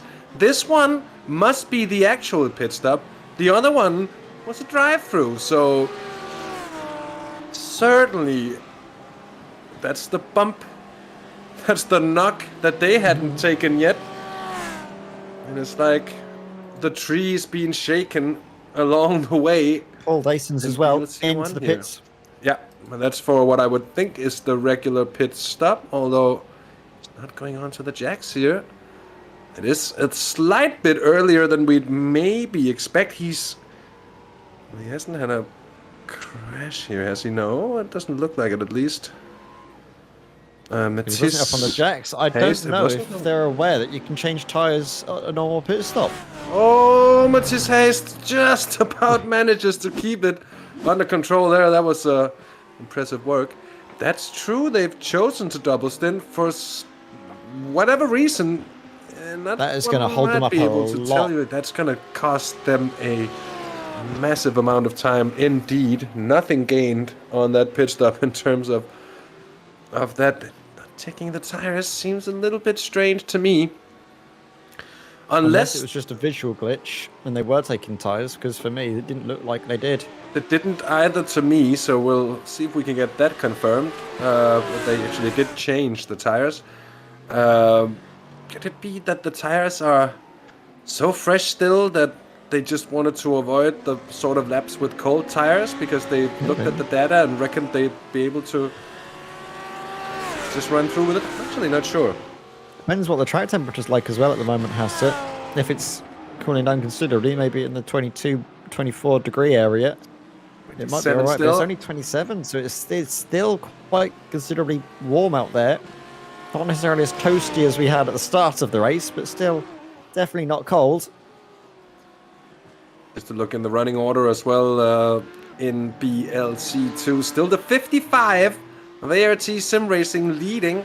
They're doing a very, very good job of just doing their laps. Currently 24.5 seconds clear of Maxime van den Hove for GTE Racing by Redant in the 12 car. Let's get them on screen. There they are. Van den Hove has been doing a very good job over the course of his stint so far.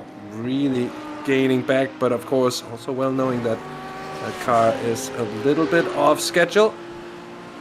And then Hansi Pullmans a further 25 seconds down. So Pullmans, who's lost quite a bit of time over his stint, maybe carrying a bit of damage that they didn't really know when to get fixed. I don't know if they spent the fast repair already either. Maybe they didn't want to.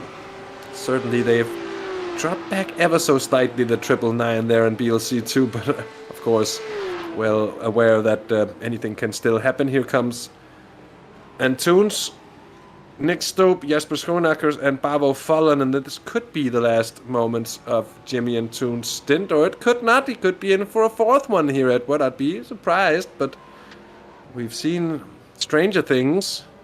As such, it is another stint for Jimmy Antunes as he gets out behind Edward, that is in the black Audi there.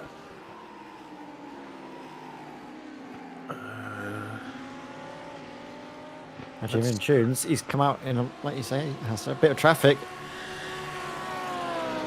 behind one of the, not sure which, is that the McChallenge car? I think that might be. That McChallenge is black and yellow and has the McDonald's markings all over it. They are in 6th place. It's not Ignium, they're in 6th place. Sim Formula Europe there. For some reason, it might be on screen showing, because of course that's Ronald's rendering of things, but something might be up with some of the liveries here that aren't quite showing what I think they should show. The 881 of Sim Formula Europe making their way up through. More pit stops coming through from some of the cars lower down the running order in BLC1. We've yet to see the pit stop coming through from Fabio Besuch. And the 22 Valkyrie competition car, of course, the car that has been able to run the furthest on each of the stints, and maybe the car who will be putting most into making that strategy call work. Of course, what they're trying to do is take a pit stop less than everybody else at the end of the race, and they are on schedule to do that so far. Well, we're only 3 hours into it. There's an awful long way to go. And some of the other cars will maybe be able to claw back that time in stints by sort of extending their stints at a later stage in the race, but it's not a bad idea to set you up for it early. And Valkyrie competition in the 22 car having done just that, coming into the pits here at bang on the 3 hour mark. And it's an hour and a half since we had a break, Edward. It's time for us to just take a short 5 minutes. Don't move.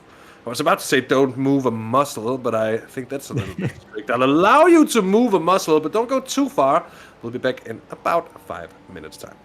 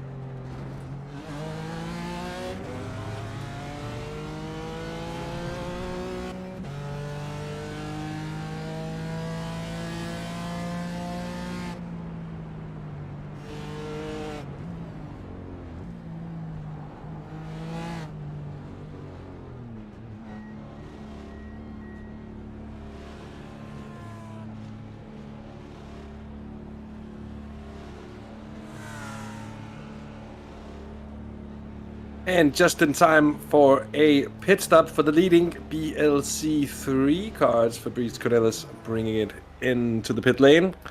We're about back from our short break here. Just about 3 hours gone of this 24-hour race here at Zolder. It's time for a short catch-up. Just on the standings in the different classes. In the lead, Valkyrie eSports rookies in the 77 car, ahead of the Valkyrie sister car, the 22 machine, driven by Fabio Besuch and Jimmy and Toons for a large competition in the number 1. Third in BLC1. In BLC2 is Chris Lowers for ART Sim Racing in the 55 machine, leading Maxime Vandenhoven GTE Racing by Red End, of course. That's the number 12 car, with the 999 of Flemish Sim Sports Yellow, driven by Hansi Polmans at the moment. Of course, that is the 3 cars also fighting for the championship in BLC2, having it scrapping out here for the lead. Koen Klopman in the pits now for an Irish competition, just handing over the lead momentarily to Yuri Crispin for Traxxas in the 25, but of course, once the next pit stops come through for the Astons, I think it'll be back to how it was. I think that has changed is that the 23 of Matthias Maas has fallen down the order a little bit. It is now the 867 car of Robin DeVille in third place in BLC3. BLC4, of course, still with the nice 69 machine of Rune Bobers, and that Hyundai leading by a very healthy margin and ahead of Kenneth Franken for BSIM Racing. And then, of course, there is Nuno Riquez in the Anash Competition 18 car that has been very, very heavily hit by, shall we say, bad luck at the course of this race. They will be fighting through to see if we can score as many points as possible by being within 50% of whatever the race leader in their class has done by the 6, 12, and 24-hour marks, which is, of course, when the points are given. Paul Fations and Fabio Besuch, both of them have been in for their pit stops. Besuch has changed a little bit in terms of the gap there. 18 seconds now. It was about 22 before the pit stop. And then a relatively massive margin down to Jimmy and Toons at the moment. Looking at the pit stop, the last one he had was a little bit shorter. Again, I don't quite know why, but Jimmy and Toons, and then at number 1, an Arch Competition machine. A minute and 12 seconds down on the lead car. So that'll be a bit of a fight back for them as well. And as a matter of fact, the 4th place car there at BLC1, SimWorld.be Fast, the 88, currently driven by Nick Stope, has done a very, very good job so far. They've pretty much flown under the radar and picked off traffic here and there without any real issues. Here they do so again on the 29 Audi, sweeping on through, but at 4th place at the moment, and actually within half a minute of the Anash Competition car. That's certainly not bad at all.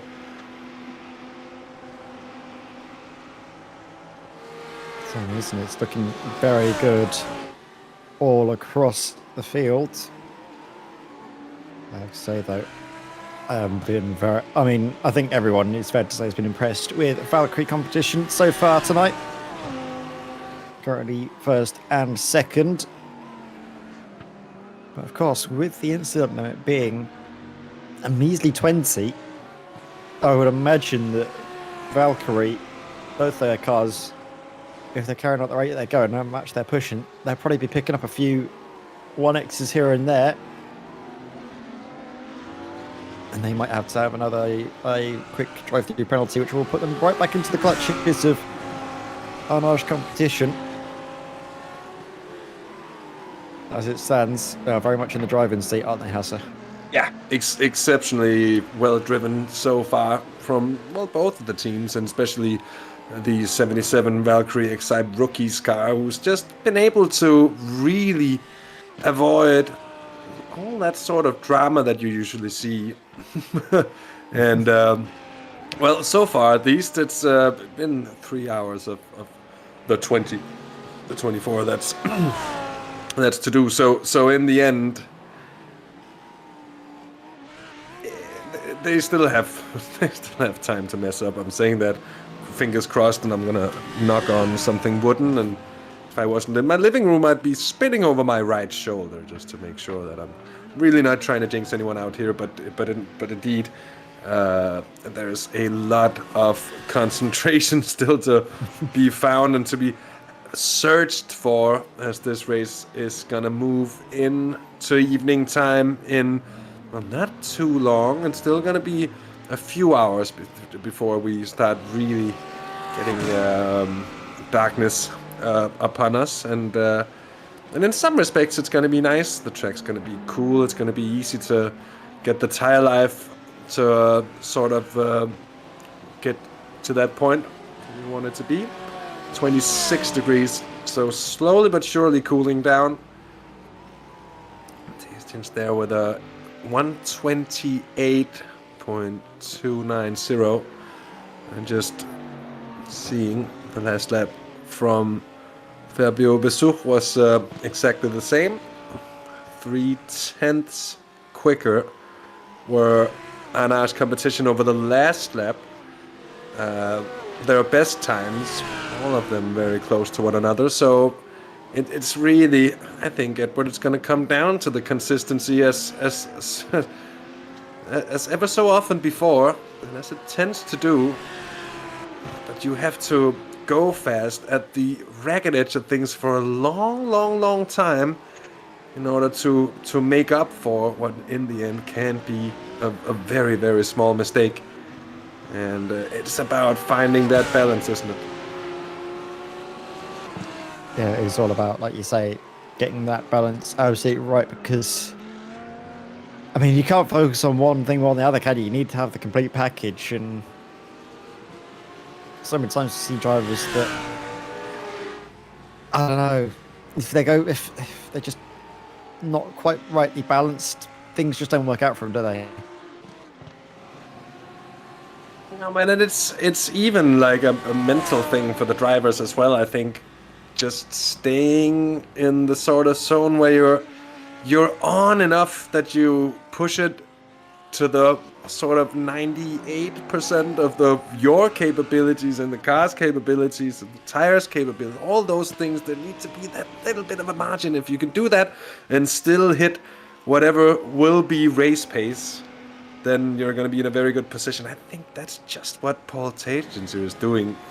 He knows he has a bit of an advantage to hold on to. He knows he doesn't have to be the one gaining. He can sort of sit on it and just be consistent. And for every mistake the other cars have been making, in BLC 1 at least so far this race, the 77 have been there to capitalize. They've been the ones yet to really, and the only ones, I think, still running that hasn't made any sort of mistakes at any point. So interesting indeed.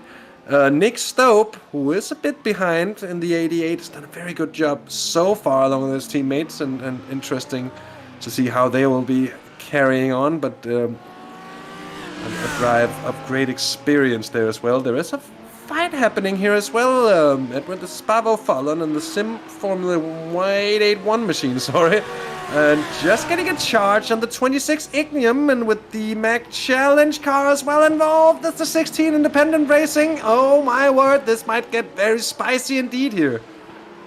Oh, and Kuhn Kloppmann. Look at this.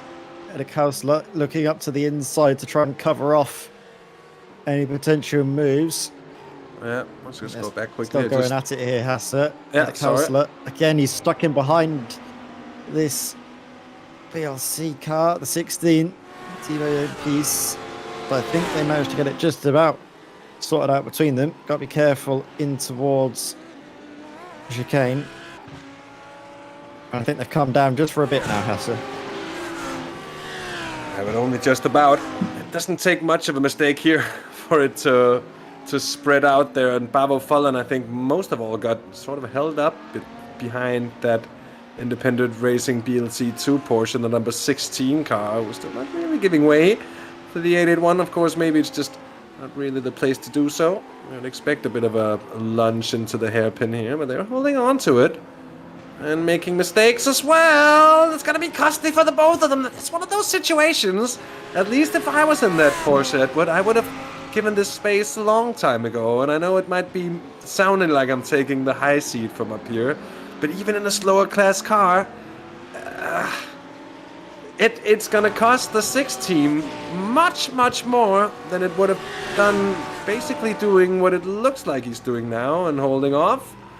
Could have done that 3/4 of a lap ago and still have been losing maybe 2 seconds less than... Oh, someone's coming out of the pits right there. That was going to be what maybe could have been a tight moment. I actually didn't see, but from our angle at least, it looked a little bit scary for the Aston coming out of the pits there. Did Koen Klubman go for an extra round into the pits? I was just going to check it, but it doesn't look like it to me. He's had 3 pit stops, like basically everybody else in the BLC. Or have they? No, that's actually, no, that's BLC 2 cars I'm looking at. Koen Klubman, 3 stops. Stefan Verhofstadt, 3 stops. Everybody's had 3 stops in BLC 3, so I don't think there was anything in regards to the question from Thomas Metz, but we'll be looking into it, of course. And then a few issues here, at least one for the 92 of Thomas van den Bosch, who does what a few others have done before him. And there's a bit of a moment at the exit of turn 4. Although, I think could have been much worse. Steven Verelst here in the 29 for Reaction Motorsports. That's turn 4 as well. It's on the exit. Oh, he's sliding in those 2 cars. And they would have had a bit of a squeaky bum moment there as well, wouldn't they, Edward?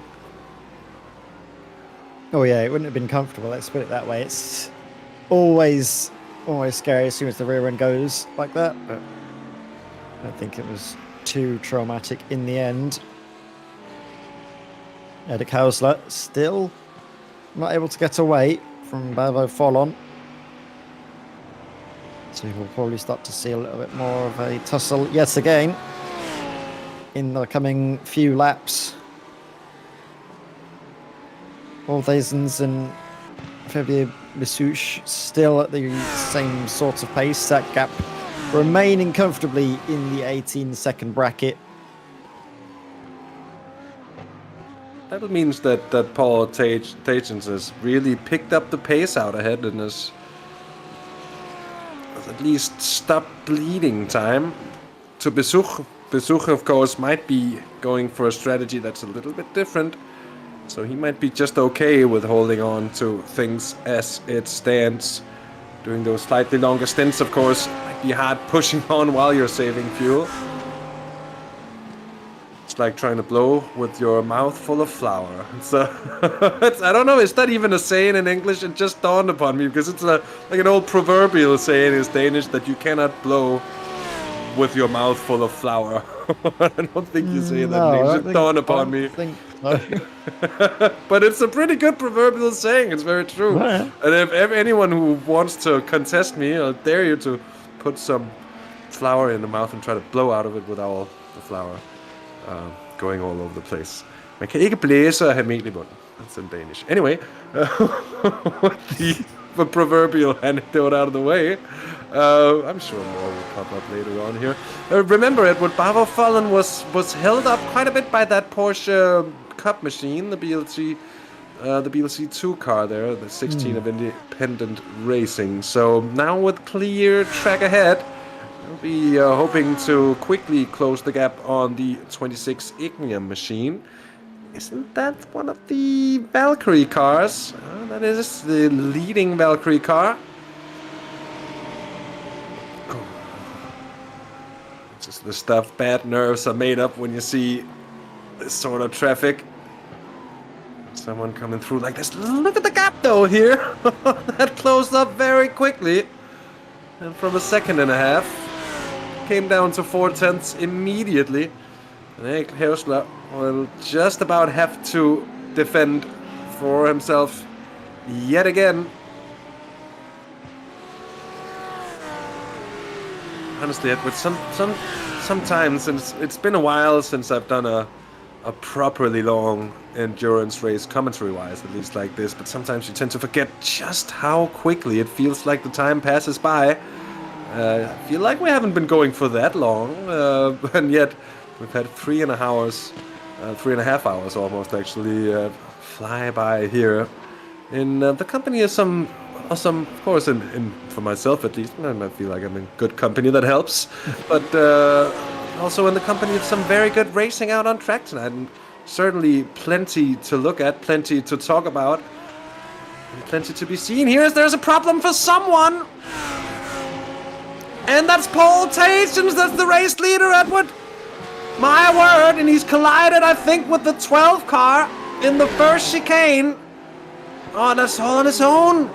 And he didn't collide with anything. He's just about dropped it. He took a big bounce off the curb.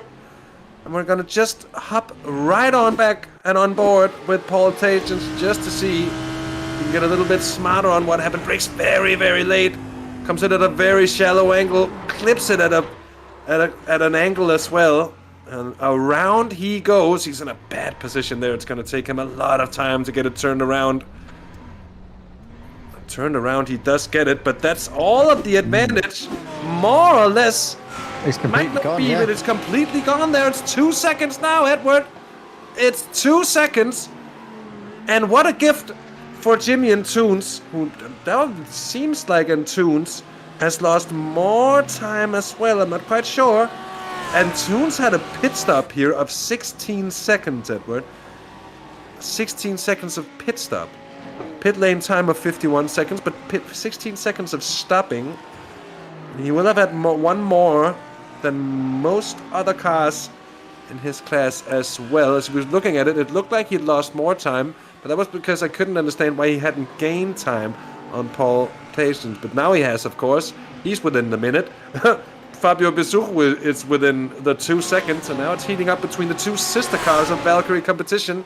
The 77 leading from the 22, but only by 2 seconds.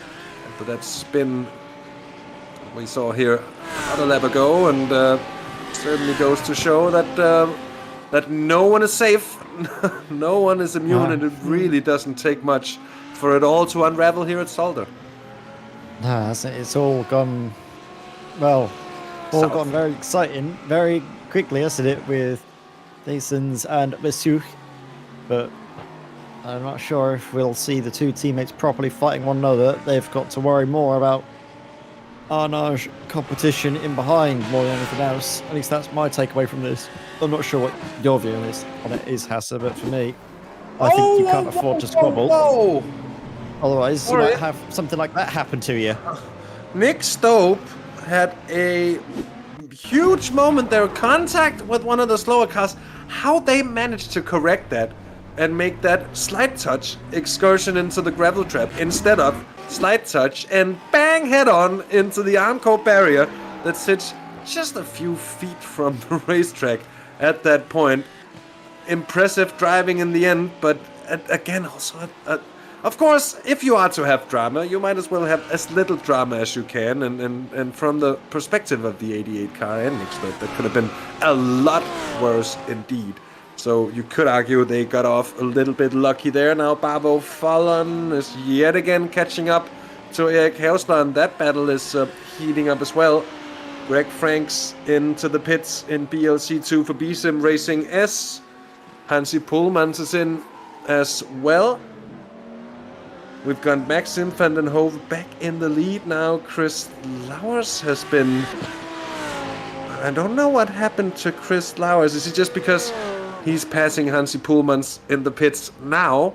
We'll be seeing Van den Hove in the GTE Racing by Redant machine coming into the pits quite shortly as well, but they've caught up a lot of time, Edward. That 12 car has really been making amends and has been doing a brilliant job of not only getting back into the race, but after a very tumultuous start, they managed to do so within the first 6 hours of the race, and well within, so they'll be fighting for points here when we reach, well, around 9 o'clock tonight, and those first points given out at the 6 hour mark.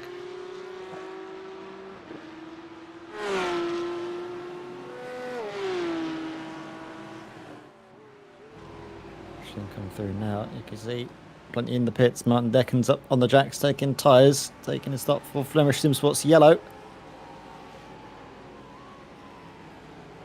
For me, Chris Lowers seems to be in the best position to get the maximum points, or the most amount of points possible, at the 6-hour mark, because Maxime van den Hove, we expect to see him make his next pit stop in the near future. But it's going to be very close. Sorry, Edward, for cutting in. I'm just a quick point to make here, because the gap from Van den Hove to Chris Lowers, 1 minute and 14 seconds. And we were looking at the pit stop time for the BLC2 cars. It's around a minute and 2 seconds to a minute and 6-7 seconds for the entirety of the pit stop. And of course, doesn't take into consideration the entirety of the accident. So it might be a little bit more than that even. It's going to be very, very, very close. And we might just have a battle on our hands with this pit stop coming up for Maxime van den Hove. We're expecting to see that pit stop happening quite soon as well here. So might just blow some life into it. And life we see in the battle for the lead as well. 0.4 of a second. Paul Tajens and Fabio Besuch very close to one another. Let's see. The number one gets a 30-second stop and go for avoidable contact with the 69. And I wonder what happened to the 69. Of course, that is that's Rune Bobbers and the leading BLC2 Flemish car.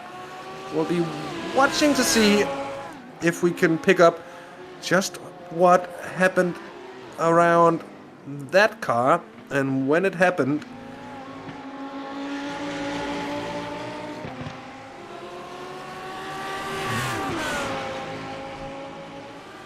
There was a major incident. This is a bit of time ago, and I'm afraid Jochen Lennartz had a major moment here in the 65 car. And that Villeneuve chicane. That's 10 points for style, though, Jochen, as he pulls a perfect pirouette on the grass, gets the car facing the right way. And off he goes there with no much bigger drama. That's something that will get you more fans than it takes away. Here's Duct Tape racing in the 31 and Dimi Deals. Has had some sort of issue, or was that just coming into the pit lane and I'm getting confused by it? It's not the first time we've seen it tonight. I'm afraid I could probably predict it's going to happen again, although I'll try my best to avoid bringing us pointless replays of cars entering the pits in a perfect normally, in a normally orderly fashion, is what I meant to say. Still looking to see if I can somehow recall the images of whatever happened to the 69 car that has had contact from Jimmy and Toons. They'll be coming into the pits as well. As a matter of fact, here they are into the pits for stop and go. 30 seconds, Edward. That's going to bring SimWorld B fast, the 88 car of Nick Stope, right up into the podium places now.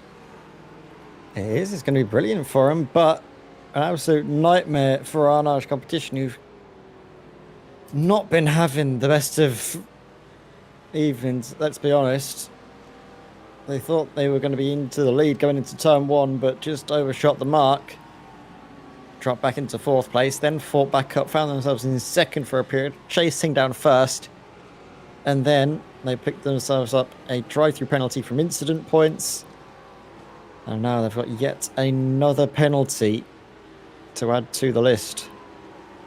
And remember, they got a warning relatively early on as well for a small tap, and that was even against the 100 car, so one of the sister cars, you could say, the Janage BMW leading BLC3, currently driven by Koen Klopman. But anyways, on they go from that 30-second stop and go.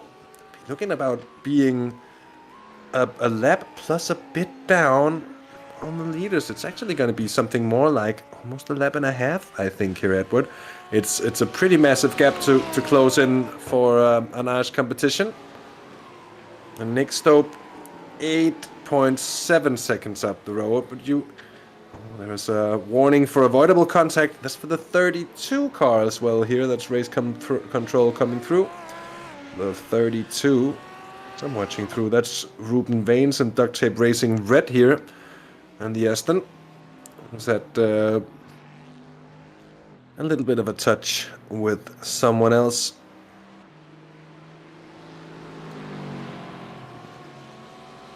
A bit of an off track here, Edward, from Maxime Fanden. Oh, he scrapes the wall. The 12 car. The leader in BLC2 has had some issues here, and just looking at it here, it looks to be okay. It doesn't look like it's really crapping for me, but sometimes things can look fine until you get to a corner, you try to turn, and the car does nothing. I think luckily for Maxime Vandenhove, he got away with that, but that could have been much worse as well. Just touching the outside. A lap ago here at turn 4. And you could know that one, sorry. Coming out of turn 4, that's right about here. And I'll get us on a proper cam so we don't get the tents. Even though it's been a bit of a feature before, we'll do our best not to...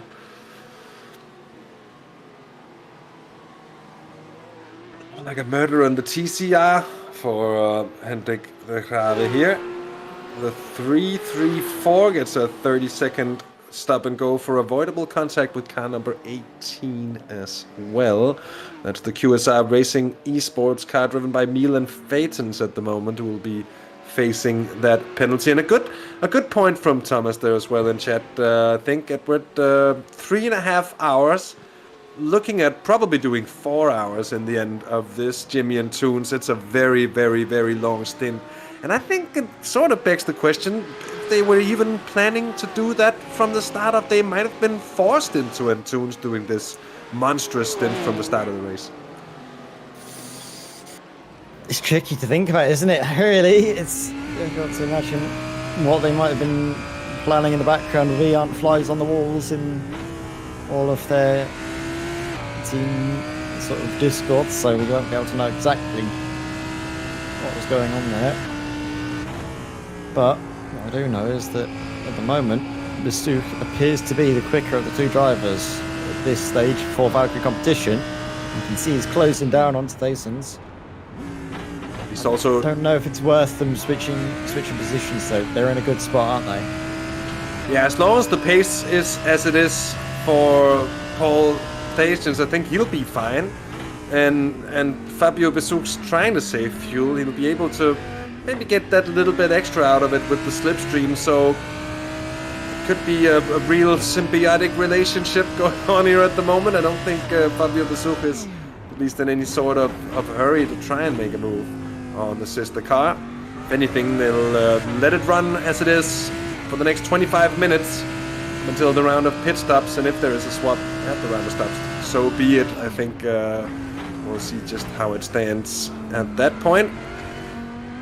Has to be said, momentum looks to be with the 22 car as it stands at the moment, both considering pace, strategy, and sort of how they've been having their race evolve to them over the last hour.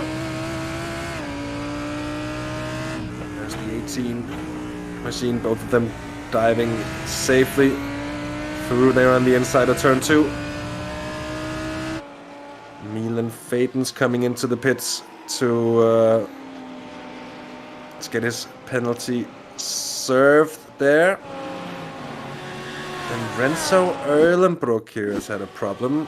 That was the thing we saw before. Erlenbrook is in the car now. They've had a stop because it wasn't Renzo driving when this happened. And then as well, Edward Jordan Groffy. What's happened here? Oh.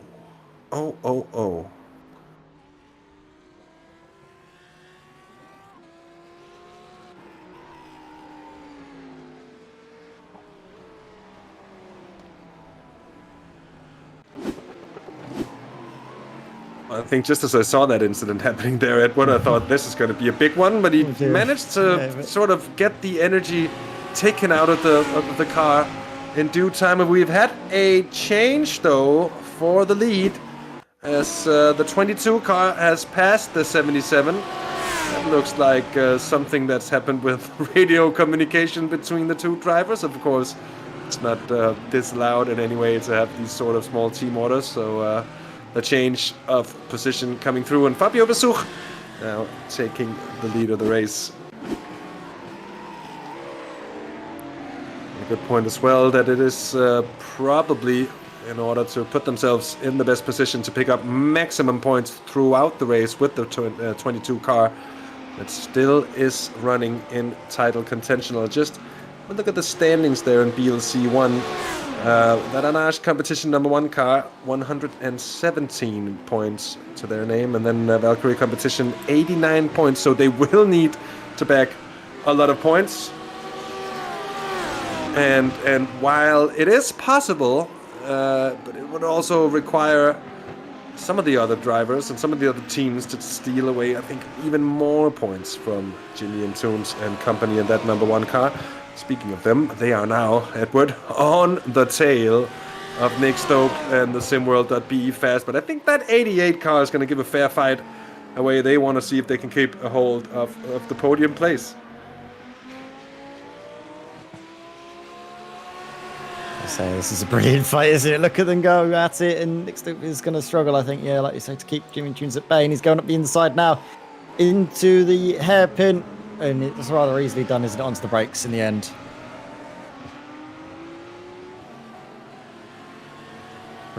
Remove that by Jimmy and Toons, who's back up into the podium places, Hassa, but you know that he's going to be stinging a little after all of these penalties that he's sadly had to serve.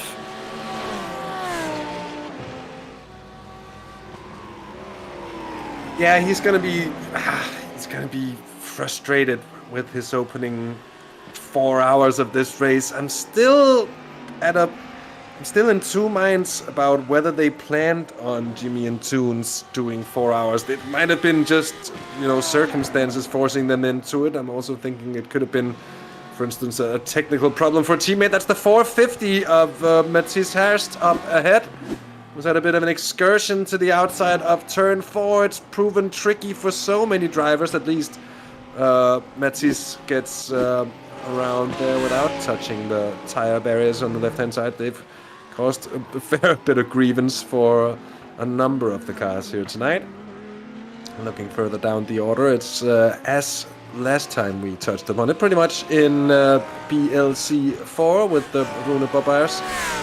A 38-second advantage down to Kenneth Franken. So I think they've managed to close some of the gap there. Rune Bobers in the 69 car, who, well, I haven't been able to find out whatever happened to them, but I've heard rumors about these lads here being involved in some kind of incident. Of course, I think they'll be happy that they did have a bit of a cushion as well. Edward, maybe you'd like to tell us a bit about what's been going on since last we touched on BLC 3 here. Kevin Klopman still leads. And he hasn't lost the lead until I was about to say, taking pit stops, and that's about it, really. There hasn't been a lot of happening. You can sum it up in about one word, and it's been the Arnage competition have been dominant all the way through. Stefan Verhofstadt for Traxxas by JWS Motorsport. He's on the second place, and Matthias Mars, Traxxas by JWS Classic Cars, are in third. I believe Matthias Mars did have a penalty to serve at some stage, but I think that's been dealt with, and now they can carry on. Other than that, it's been a relatively calm and quiet. And you see ART Sim Racing continue to lead in BLC 2. After Renzo Ellenbroek, GT Racing by Red Ant have made their pit stop. Not forget as well, they had to have an early pit stop for a 30-second penalty to serve. But they find themselves only 20 seconds back from our race leader, or class leader, shall I say, in BLC 2. Which does mean that they've been, well, very rapid. They've done a really good job, and they've had a fair few moments along the way as well. But it also sort of gives you the idea that the others are still in it as well, and there's very much a fight still to be had in BLC 2. BSim Racing S has actually gotten the better of the 999 here. That's Greg Frank for BSim Racing X in the car. Someone we know quite well here as well. I think we've Edward commentated on a fair few number of races. I was about to say containing Greg Franks or featuring Greg Franks. It's probably a better word to use, but I hope there's not bits of Greg in the racing. That might turn into a weird discussion very quickly. Anyway, they've gotten the better of Martin Deckens and the 999 Flemish BLC2 Porsche. So, and actually those two sitting just 5 seconds from one another. That's relatively interesting. And I wonder if that happened in relation to some pit stops or just what that was. And also Nuno Henriquez here has had what could have been, I'm not quite sure about it, or at least looks to have been a massive incident. The send of Sens, and that was never gonna work for the 334, was it? Oh, and the front wheel drive Audi having to do it the slow way, 3-pointing it around. This was about 8 minutes ago. And something, Edward, we don't see too often. Koen Klapman. Oh, a bit of a moment. Maybe what you were saying about the concentration lapses and just how you would keep those at bay. Well, that looked very much like a basic lapse of concentration for a short moment. No catastrophic problems there for Koen Klapman. But something that you're going to be aware of trying to iron out for the future stints. Yeah, but thankfully there was, no harm done at the end of things.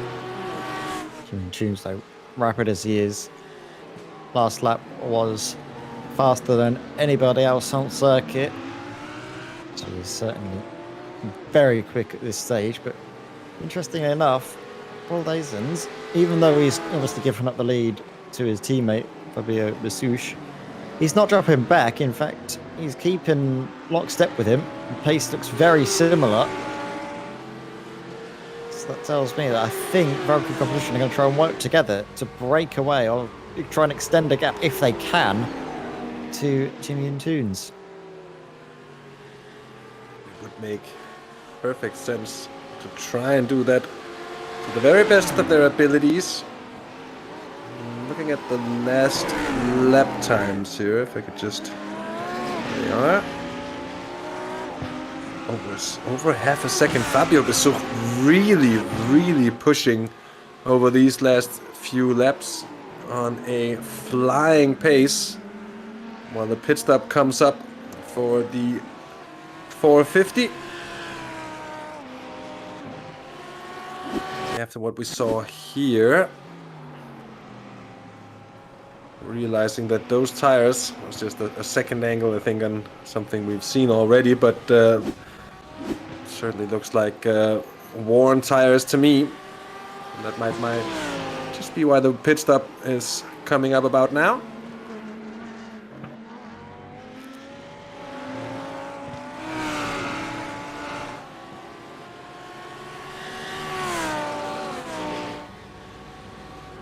Edward. Sorry, Hass, I was just about to say, look how close they get to the wall, but you can carry on. Sorry. No, it's a good point. I was just gonna ask you. We're about 4 hours into the race, and then at this point, the gaps are sort of there throughout the field, and such as a good moment to maybe reflect upon and sort of summarize the opening almost 4 hours of the race here. Well, that has been very exciting, hasn't it? In the perfect start for Valkyrie competition. Fabio Bessouche up 3 positions from where he started and looking to break away, which he's successfully doing from his teammate, Paul Dazens, who were in second place. They had a brilliant start to the race, did everything they needed to, obviously afforded a bit of space on the inside to begin with. After qualifying on pole position, Jimmy and Tunes saw an opportunity, went for it, for the lead, but overshot his mark and was quickly overtaken and shuffled back down through the pipe from second into fourth, then fought his way back up into second, but subsequent penalties and such have dropped him back down the order into third. And that's basically been the story of BLC1. In a few moments here and there, Nick Stoops coming up 2 places. Rammelman's up 3. There have been some drivers that have really lost out in BLC1 though, and that's the Sim District 5 eSports car that are currently not out on circuit, I believe, Hasse. I think they have had to retire, unfortunately. A few too many incidents, namely coming through this corner here, turn 4. It's caught a lot of drivers out, Hasse, and do you think we might be seeing a few more getting caught out? I'd be surprised if we don't, to be honest, especially when darkness falls and spotting the apex in towards the right. It's all the more difficult. And along with the traffic, maybe just getting a little bit harder to judge at night.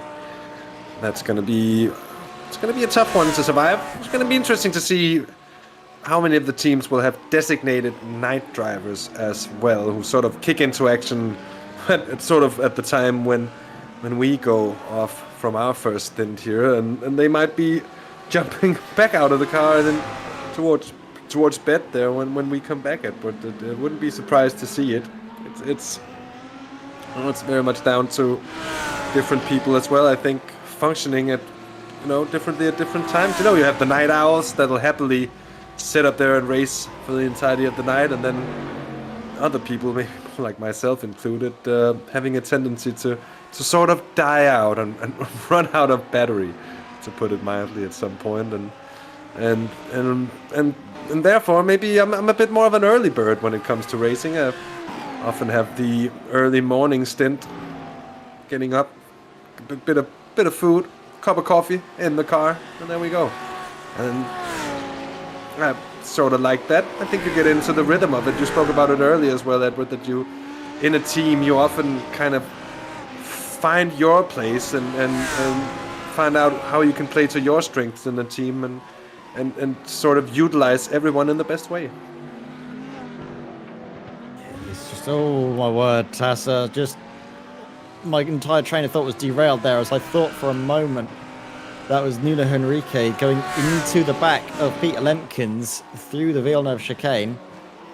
Oh, I don't know if you saw that, Hass, but that was scary stuff. And it just shows how even if you're in a slower class car, you need to be aware that you might have to slam on the brakes a little bit more than you're expecting to, just because of a check-up mid-corner like we just saw there. Yeah, very much so. You really need to be aware, and you can never really expect the car in front to do as you expect it to. You always got to be on your toes and sort of expect it to do the unexpected, if that even makes sense. It's a bit oxymoronic, but in a way it's the sort of mindset that you need to have in a race like this to be able to stay on your toes and to hopefully react to whatever comes out ahead. Of course, sometimes you are just a passenger and there isn't really anything you can do to react, because whatever you do, the car won't really go in a place that's not gonna take you hitting something. So it's a tough old game to play. Very tricky indeed, but we're seeing drivers that are able to still keep going, doing that very well at the moment. Now, Eric Hausler in the pits for Ignia Motorsport. Quite an early pit stop as well, 10 minutes before when we'd expect them to be coming in, because they're not entirely happy with the rhythm of the race and the rhythm of their pit stops. Back out on circuit now. Appears to be a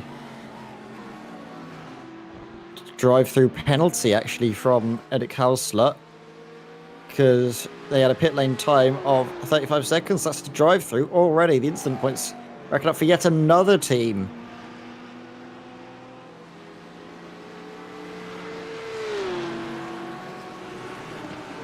I have to say as well, it is surprising that we are seeing so many teams get caught out by this. I mean, already at this early stage, that's Arnage Competition and now Ignia Motorsports that have had to serve drive-through penalties.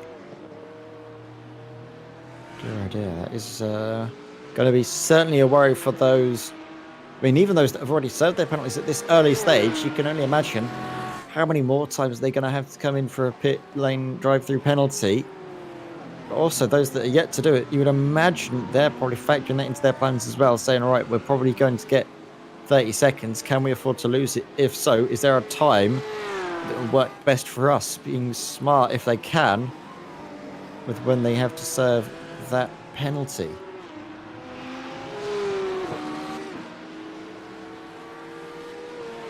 So rolling break here. Looking at the lap times.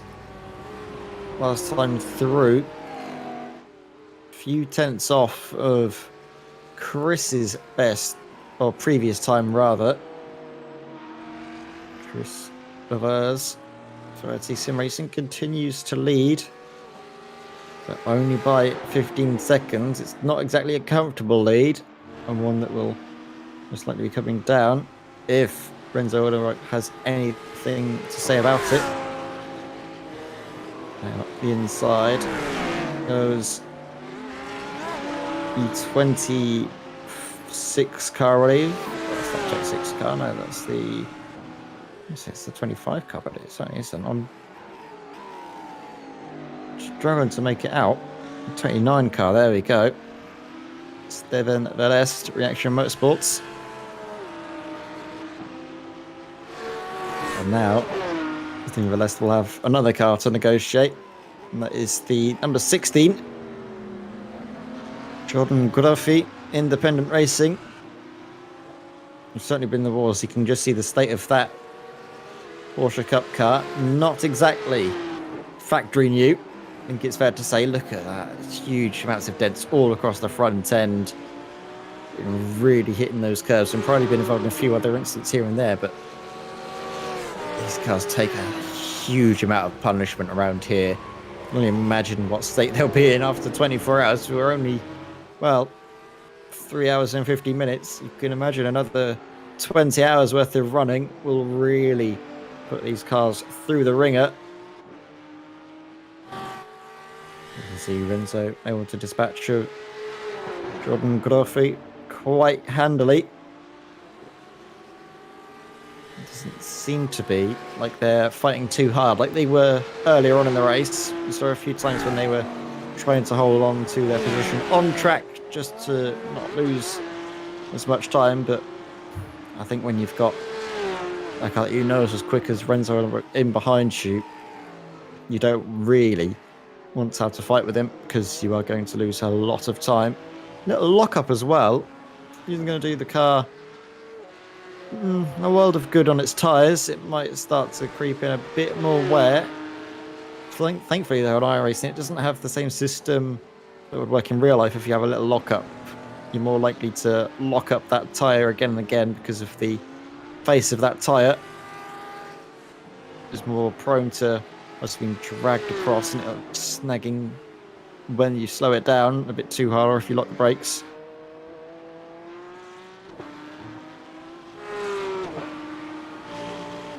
There on the exit of the final corner. The cameras do a little bit of switching and changing.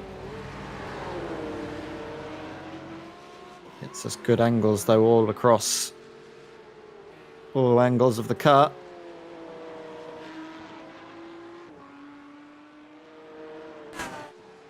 Just watching up and down the field as well, seeing if there are any other more gaps opening up, but sadly not. It does seem to be fairly quiet out there. I think the closest might be between Martin Deckens and Gregory Franks.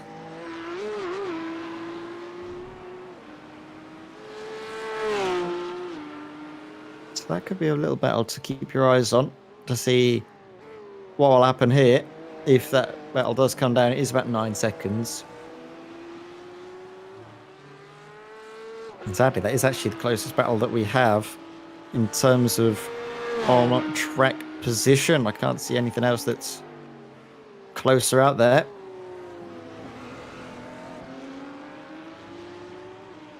Apart from, of course, actually, now I look at it, I'm a bit blind for some reason. Race leader, Travis Basouche. And now handing over to Simon Halkin. Interesting enough, actually, my timing software has had a bit of a moment. I'm not sure if has seen something, but for some reason my timing software is frozen, not quite refreshing, which isn't great. So we'll just give it a quick reset. There's no reason my overlays are not keeping up to date with all of the gaps on circuit. And again, we still are not quite updating. Simon Halkin is now appeared to be in second place. Such there, still leading the way.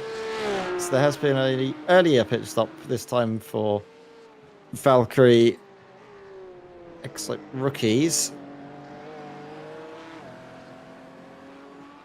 They came in on at 2:31. Okay, and we've just heard now that Haas's iRacing has just crashed, so we will be rejoining the session, hopefully getting back up to speed. Is something that happens, of course, technical difficulties that come through. So thank you for bearing with us and managing what we currently have to manage. But yeah, you can see that the lap times are coming through, and for some reason it paused on lap 155 for me, not reappearing. But I can tell you that Simon Halkin came in on the following lap, or rather Fasons came in on the following lap, passing over to Simon Halkin. Now Arnage competition, they've handed over to a new driver. In comes Carlos Diguez, another very quick and capable driver.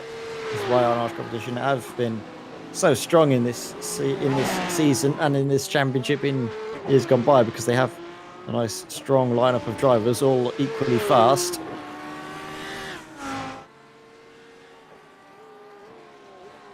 Hopefully the pictures are coming through. I can just check onto YouTube. It appears to be A-OK. I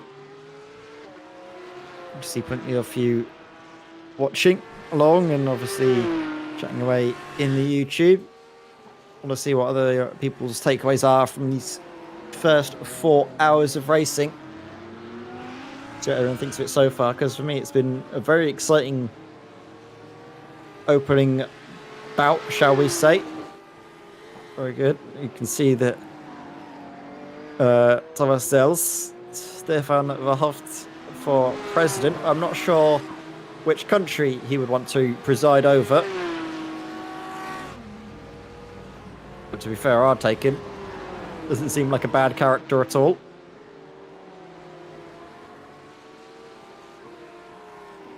So asking for a bingo card. I'm not sure what we'd actually put on the bingo card. I'm sure you can get one for next year and get that sorted out. Obviously, don't tell us what you put on it, otherwise we might be able to sway the results.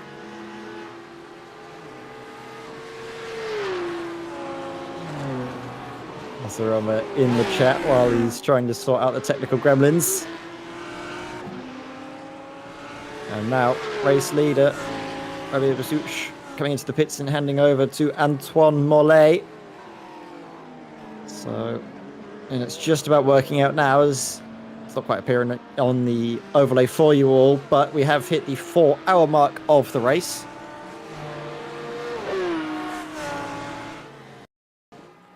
And I think we have now started to get a few more things coming through. My overlays are certainly doing something, let's put it that way, which is a sure sign that I will be gaining a Hasseroma.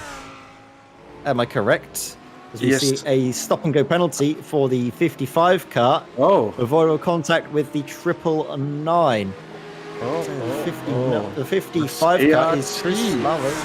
ART Racing. That's massive. That is absolutely gargantuan. I think is the fair way to say it in terms of what penalty that is, because that has given Renzo Illenbroek basically that 30-second penalty that he got at the start of the race, basically back now because the driver that was ahead of him has got one himself. Yeah. And it's also meant that Greg Franks in the 192 B-Sim Racing S is all of a sudden up into second place here in BLC2. And if the sort of the gremlins continue to play into the races of everybody else, given that the boys of B-Sim Racing S here has been very, very consistent so far this race, they might just be looking at something. It'll certainly be spurring them on. It'll certainly be...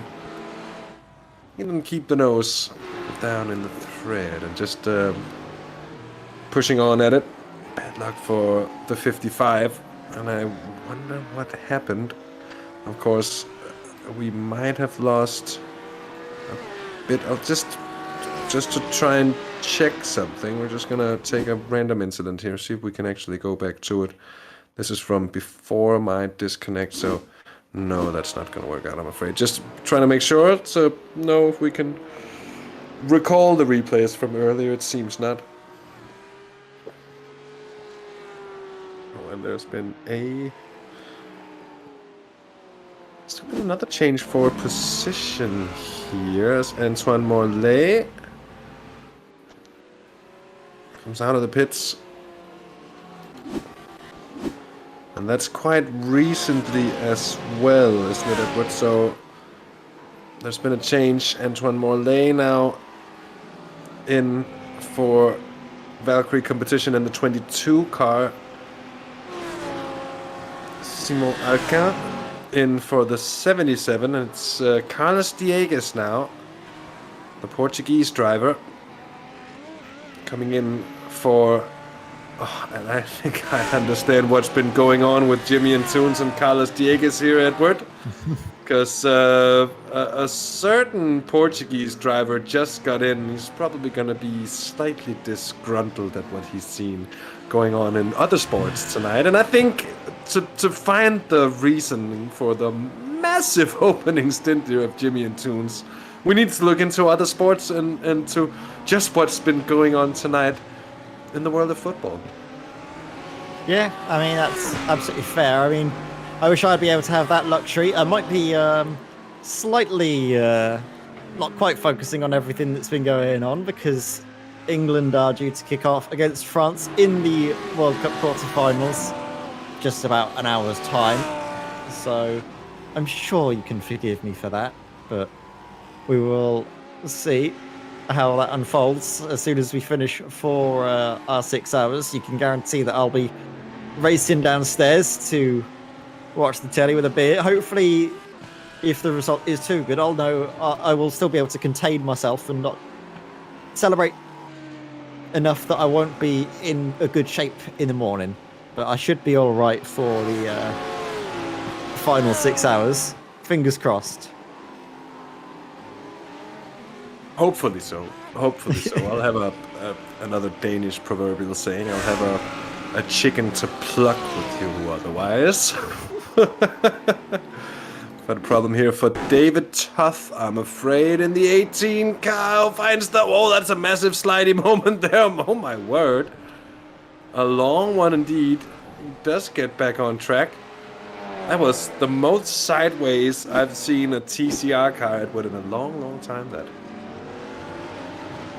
Big moment, but well held, to be fair. Peter Lemkin's in the pits. And see. Just for PSR by RPM. Interestingly, that so many cars are pitting at so many different points now for these BLC1 class cars.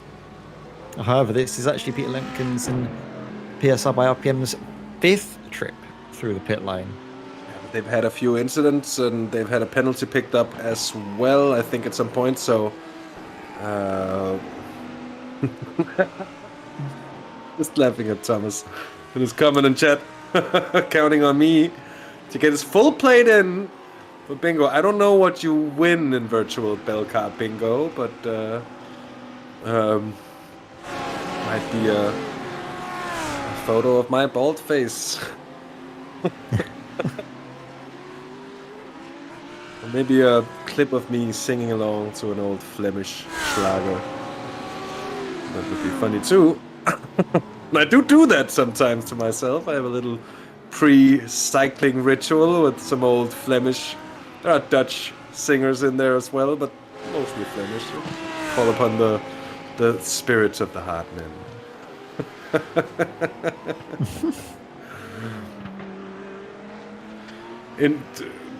Thomas Smets talking about payback from 2018. I have a proverbial chicken to pluck with the English football team after the Euros in 2021 as well. And I have been talking about that before, so. So if England win, I get Thomas Smith's blessing. Okay, that seems not too bad, but obviously I'd like to be here to commentate on the final 6 hours of what's been a brilliant virtual Belcar season, and so far a brilliant virtual Zolder 24. Indeed, it has. Certainly very exciting at the early phase. It started to die down a bit, but we are seeing battles begin to re-emerge, aren't we, Hass? So I think I can see that. I think is it David Van Laab? I have no idea how you pronounce that. You can go ahead, Hass. Glabica? It's Glabica. Pretty, I think Glabica is pretty. I would expect it to be pretty straight. It's pretty straightforward, relatively speaking. I would have said Glabeek, so you've done all right there for me. I'll tell you, it's not Glabeek, because for that to be it'll be the Dutch Flemish lesson of the day for all of these Dutch Flemish speakers, that I can teach you your own language. Isn't that great? No, Edward. It'll be if it was a double E in the middle of the word, it would be Glabeek, but Glabeek. Perfect. It would be. I'll call him David. Corrected. David. David is true, though. I'll just say David, then I can't get in trouble. So David's under a bit of pressure now, isn't he, from Chris at this stage? You can see the gap is 1.5 seconds, and Chris, with a pace that we've seen from him, was leading, let's not forget, until his penalty. Yeah. You'd expect him to catch and pass him relatively soon. I'll tell you what, Edward, while we keep our eyes on the battle going on there is one driver, and like I heard a run or a man with the organizers pronounce his name in the correct way, and I just read it for so long, and it'd been Jiri Crispin, and then I heard it, it's Jiri Crispin, and of course it's Jiri Crispin. When I heard it, it was the most natural thing in the world.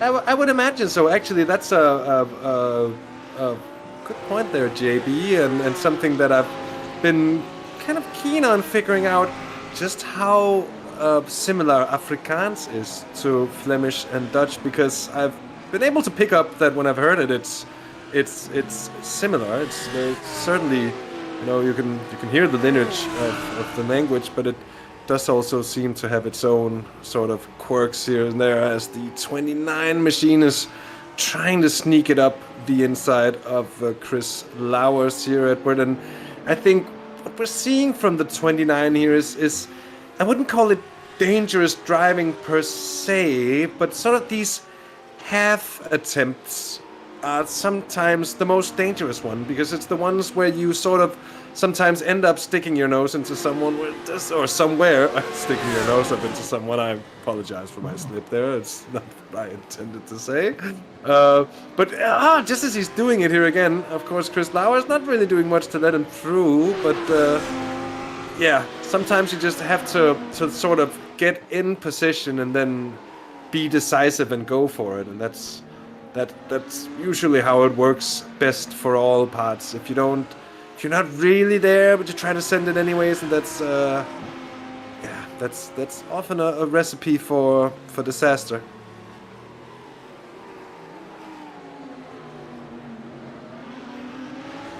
And so we're into the pits. GT racing by Red Ant, but will they retain their lead at the top of the BLC2 class? Gregory Franks yet to pit. is closing in, but I don't think he'll be close enough to get it. As you can see, on pit exit comes Renzo Eulenbroek now. And I think it's going to be close, but Gregor Franks will slot in just behind.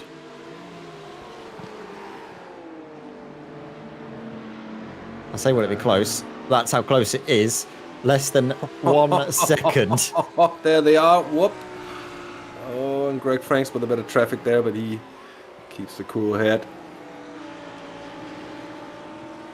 I think Greg Franks is still yet to pit, but it's very interesting, isn't it? You can see these little battles that might emerge at times. Obviously, last time we saw Greg Franks into the pits was on lap 131.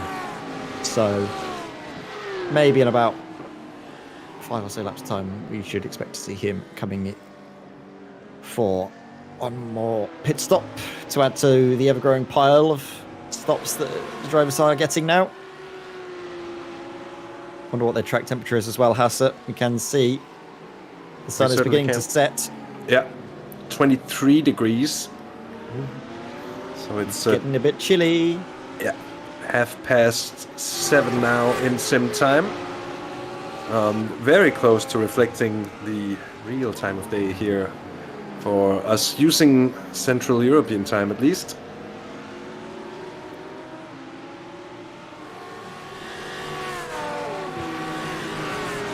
So within a few hours we'd expect the track to have cooled down to the coolest possible temperature that iRacing knows of in terms of the track itself, which is of course 18 degrees. It never gets colder than that, even Nürburgring in the deep cool days in the dark of December.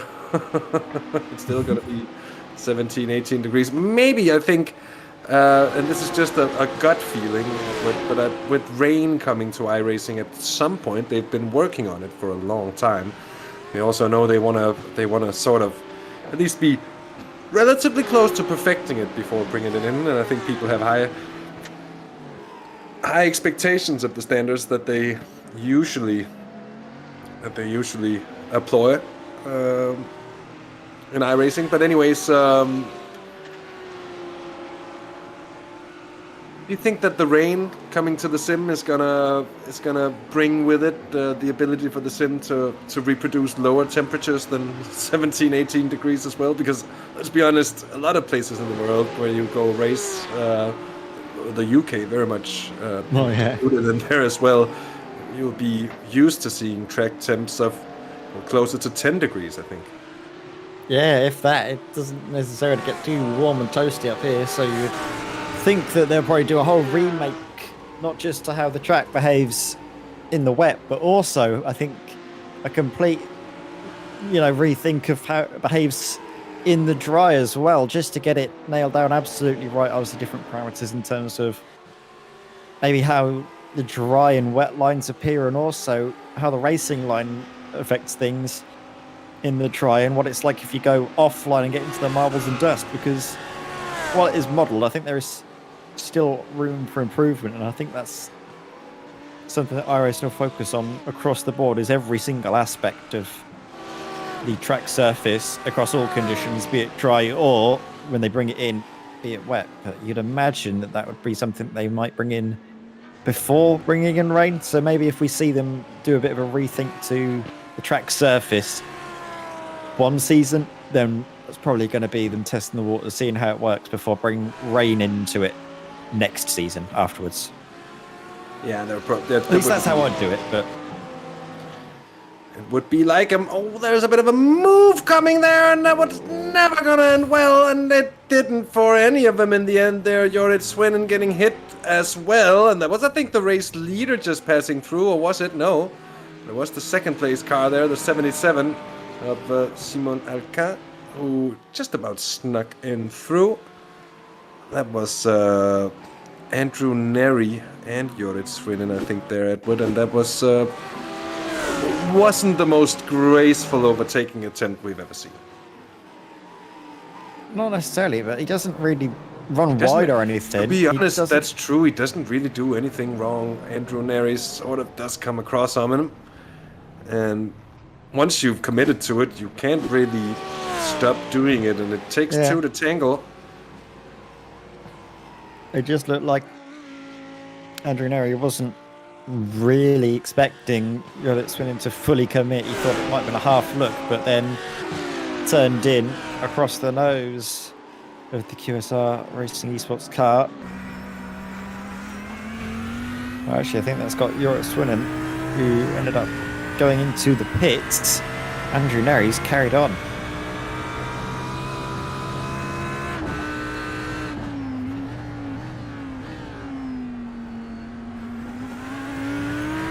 And meanwhile, Ward Mallets is still pushing to see if he can gain 5th place from the Team Beta Brab Lamborghini, currently driven by Bram Bellemans. Oh, that's a strong exit from the Audi here. He's got a very good run now. Also stays in the slipstream because that aero damage is not helping him along. And even with a really good run on the Lamborghini, he was in a much better state. He's having a tough time closing the gap in anything but the corners. Which tells us a bit about the state of the front end of that Audi. Looks like it's seen better days. He might have been one of the teams. Oh, that's a massive overshoot of that corner from the 9 car. And now it's going to be the switch for position with no additional drama, I think. Saying that, Carlos Dieguez sweeps on through on both of them to lap him in the process. That's the 25 also getting lapped.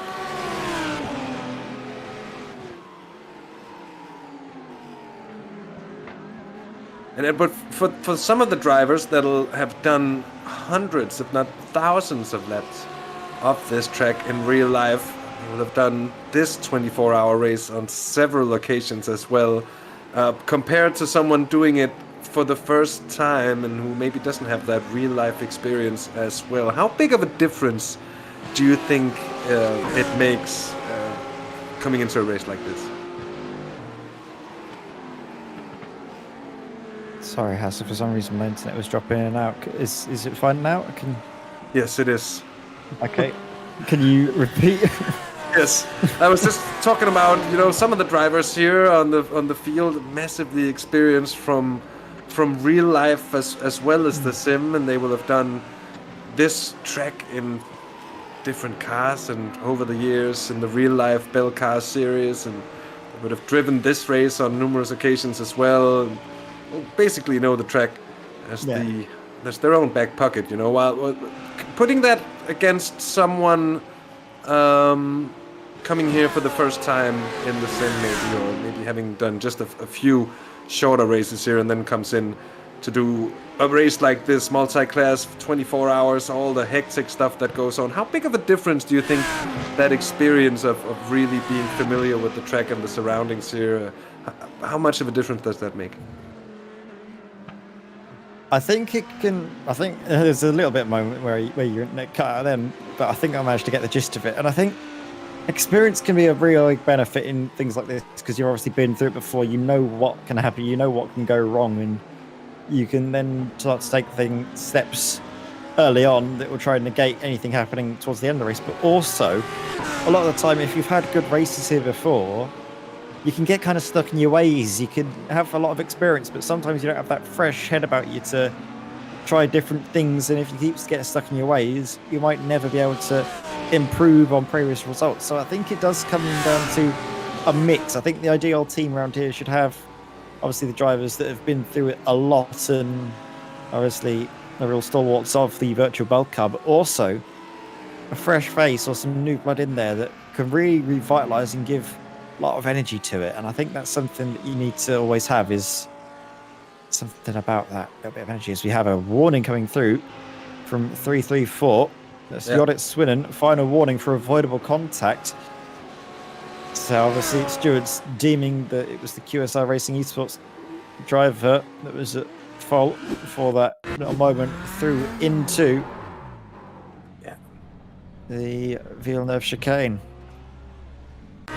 It's a hard one for the stewards, I think, because you could argue that the incident wouldn't have happened without the send, but you could also argue that the incident wouldn't have happened without the turning across. But there's also a point to be made that that track is, or that part of the track, that Villeneuve chicane, is very narrow, and it's relatively hard to fit two cars in on any sort of optimal racing line, and it's always going to be a dangerous place to try these moves. Something that we haven't really touched upon, but that's definitely a thing here, is the gaps at the top of BLC2, really, because they are rather massive. Antoine Morlaix now leads Simon Alquin by 43 seconds, and I'm just wondering where that would have come from, Edward. It's a massive gap. The last pit stop for Morlaix was on lap 162. Although I might have lost something in translation with my iRacing crashing. So that could be a few mistakes in there. But we saw them being very close not too long ago, but the gap has definitely opened up. I think Simon Holkin had a drive-through penalty on lap. Oh, I think it might have been earlier on. They've had a drive-through penalty. Can you see their pit lane time? It's 35 seconds. Yeah. Confirmed. So that picked will up be some sort of penalty from picking That'll up be too on many incident points, and that might have been. Yeah. I'm trying to think when they might have picked that up, because I can't remember seeing them have an incident. The only incident I can remember them having was that little moment through into the first chicane that saw them drop back and not lose the lead, but certainly get that gap down to more than a second or less. Yeah, but 20 incident points so easily gained, so to say, over the course of 4.5 hours with an off track here and an off track there. They're not the only ones. Nope. And it's, I think, more a question about trying to really minimize the amount of drive-throughs over 24 hours, rather than aiming for avoiding them altogether. Of course, you would try to maybe see if you can avoid having them all together, and some teams will do that, but it's it's a big ask. It's not even it's hardly even 1 per hour, right? And that gives you a bit of an impression of just how hard it is. But it's also a way of trying to for the stewards to sort of communicate what kind of driving they'd like to see, and where the priorities should lay in terms of sort of clean driving standards. I think we see that as well on such a great part. Of course, we also always have these misunderstandings happening, but for the most part, it's drivers who are able to take some reasonable decisions, to say the very least, in some very pressured situations that arise. And and I think as well, we've seen that plenty of drivers have, obviously, had a few mistakes here and there, but it's across the whole field. And with what we were talking about earlier, the 20 incident limit, it's not just them that have been caught out. Obviously, we've had our Irish competition get caught out, and while you were having your technical issues, Ignia Motorsport had a drive-through as well, so they had to serve that penalty earlier on in the BLC1 class. That was as well, the 26.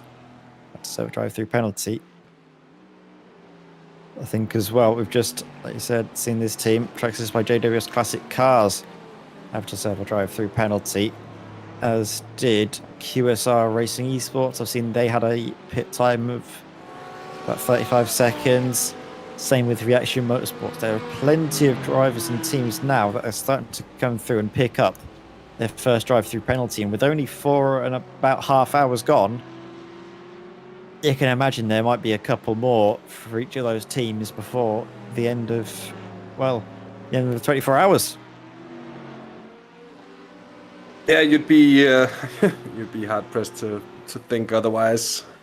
Again, given the there's been a bit of of moments here as well. Oh, that doesn't look great, does it? That's a massive lockup for the 16, who in the space of 4 hours have managed to come off with their Porsche 911 Cup car in a rather bad way. At least the front end seems to have taken a knockout 3. I seem to remember them going more or less head-on into a wall of course, the Porsche in that regard, they'll be lucky that the engine is in the back and not in the front, because, of course, an engine breaking down, the things that you can really lose a lot of time on. One of the few repairs that sometimes see you spend more than an hour in the pits. That does indeed happen from time to time.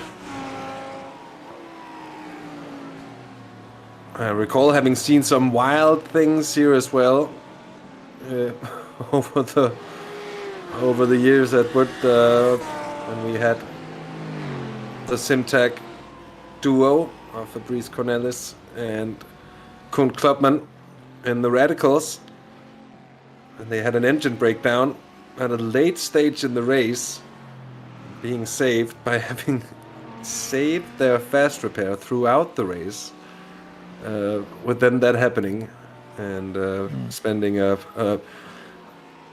negligible amount of time in the pits, as such, still coming out on top. Talking about a scare indeed there.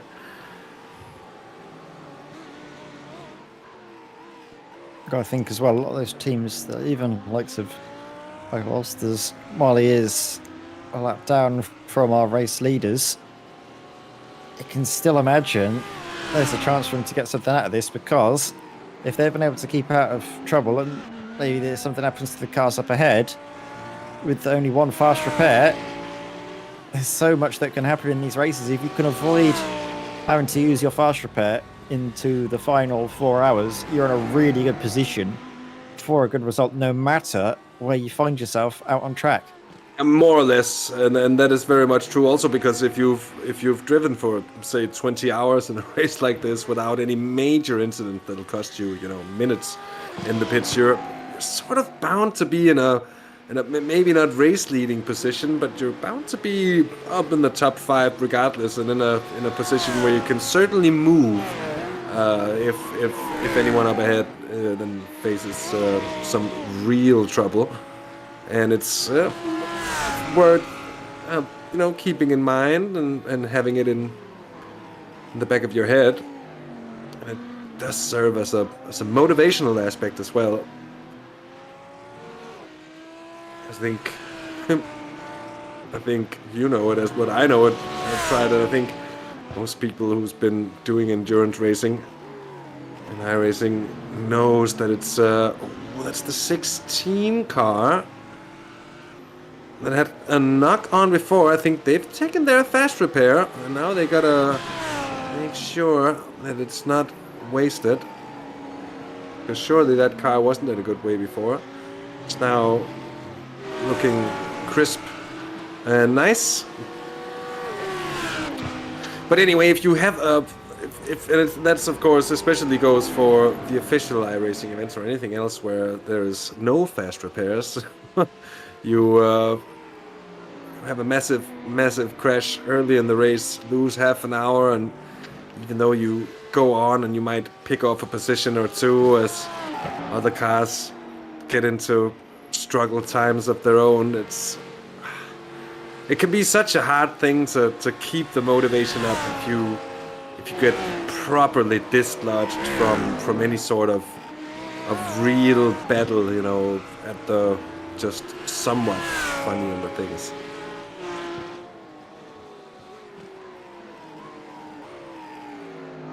Next up has come through, Edward, for the leader in ELC 4. Flemish Sim Sports coming in here 3 minutes down to B Sim Racing B and Stefan Kermans at the moment. They've been ridiculous, haven't they? In that class, they've been so good. And we've seen it on so many occasions that they might not always be the top drivers on speed alone, but they are certainly consistent. And the sort of what we often see as well is that the more chaotic the race is, the better they sort of do, because it is a team of hugely experienced drivers. And I think drivers who also very well know their own limits and know how to approach a race like this. There's no sort of stress about maybe not putting in the fastest lap times at all times of the race. It's all about keeping your nose clean and making sure that you deliver the car to the next driver again in a good way. And then they've certainly been doing that and reaping the fruits from that effort. Very well done so far. 4.5 hours in, Edward. We're about to take our third and final break for tonight. And just a quick leg stretcher and maybe a cup of coffee, maybe not. I'm sort of still debating with myself whether it's too late, because I'd like to get some sleep too, you know, so we can be fresh for another stint tomorrow, regardless of whether it comes down to coffee or soda, maybe a cup of tea. It's between the three, and I'm still weighing up the options. Regardless, we will take a short break, 5 to 8, maybe even 10 minutes to just sort it all out, and we'll be back with you again shortly.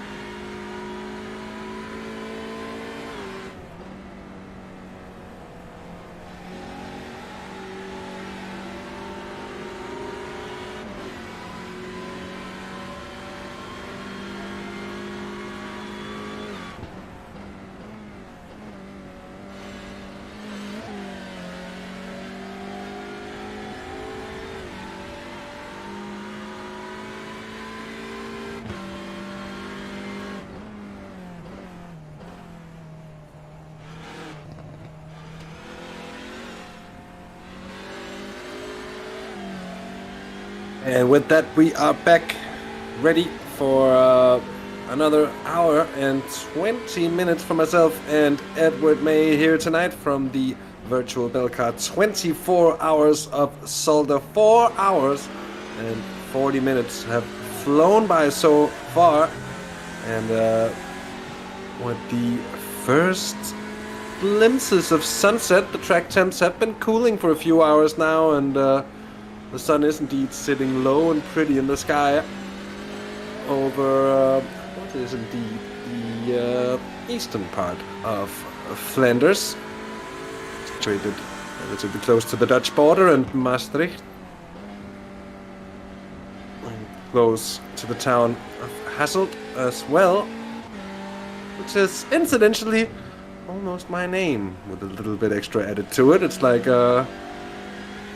like my name with a buddy kit. And as always, I'm joined by the brilliant Edward May, and it's always a grand pleasure, Edward, having you along to commentate alongside me for these races. I do appreciate your company here, and I hope you're having a good time with tonight's race as well. I'm loving it, mate. I've got good company and good racing to commentate over, so I've got nothing to complain about whatsoever. This has been really exciting for and a bit hours, nearly 5 hours worth of racing. We're just seeing Jochen Lennartz. He's got ahead of Tim Behrens. That was a position overall, but not in class, as Jochen Lennartz is all the way down the order, unfortunately. Although this is one that is for track position and class position, is Peter Lemkens, who we go on board with, chasing down Navarro de Bova. Last laps coming through relatively similar. Peter Lemkens quicker by about a tenth and a half. But he's avoiding the curbs a lot more as Lemkens compared to all those around him. He didn't hit that right hand curb at the second part of that first chicane at all, but now he's going to have traffic all the way through this double right-hander. Aston Martin is going to be in a slightly awkward position on the exit, but not at all on the run down towards the hairpin. Shows that brilliantly and closes up to the rear end of challenge by DB, the 14 car just up ahead. Here we go, Hassett. We've come back at the perfect time for a little bit of a battle. Couldn't be any better, could it? And it's always nice to see these little small battles that do come into life as cars slowly make their way towards each other. A bit of bad luck along the way for the 33 here, driven by Peter Lemkens. I think they've had pace for more than the 9th place they're sitting on at the moment, and they have been closing that down as well to Navarro de Bova up ahead. It's now under half a second.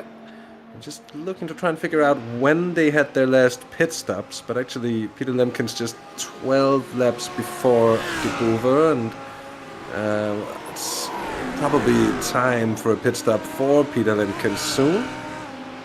Might be able to use that to good advantage. It'll be about 15 laps or so from now before I think we'll see Navarro de Bova in the pits, and maybe a switch of positions. Of course, sometimes, Edward, these sort of battles are taken away from us and left like a child who thought he was going to have a piece of candy and finds it taken away just before we put it in the mouth, and it's a slight disappointment, but of course it's the ways of racing indeed. As we have a pit stop here for Renzo Erlenbroek, who's leading in BLC 2, and it's been quite a bit of a comeback story, thinking about the fact that GT Racing by Redan was how should I say, a fair bit of way down the running order, if not last after their early incidents and penalty as well, if I recall correctly. A lot of stuff having happened in the vicinity of 5 hours here as Erlenbroek comes out at a bad time, and they're gonna do the old Ricardo Suntown, and look at that, the 33 going through, and that's one of the best moves I've seen in a very long time through turn 3. Of course, the inside's gonna be shorter. That was a gut-free move by Peter Lemkens. Beautiful indeed, Edward. Let's have another look and tell me what that sort of made you feel for a moment there.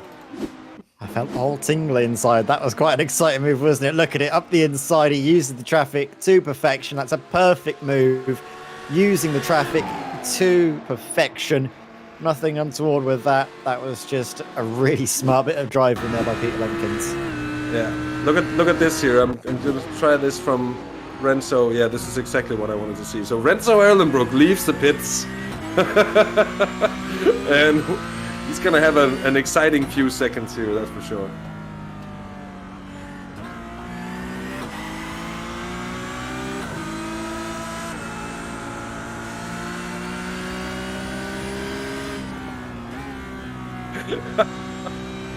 Massive moment, you could call it, but staying cool. Squeaky bum time that was. Yes, indeed. the definition of squeaky bum time. Oh, and another one here as Navarro just about makes it through. That's on the 450. The Sim District Aslan, who's had such an amount of bad luck here tonight and looked like it was just gonna get even worse for a moment there, but just about managing to hold on. Here there's Jonathan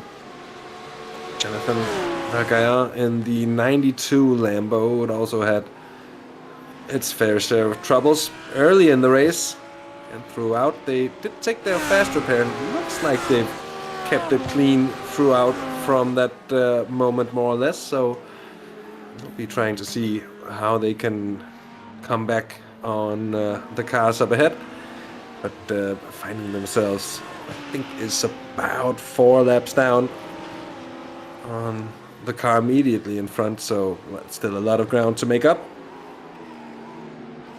There's Lemkens, De Boer still within sort of touching distance of one another here. De Boer fighting to hang on to it, but it looks like a tough job indeed.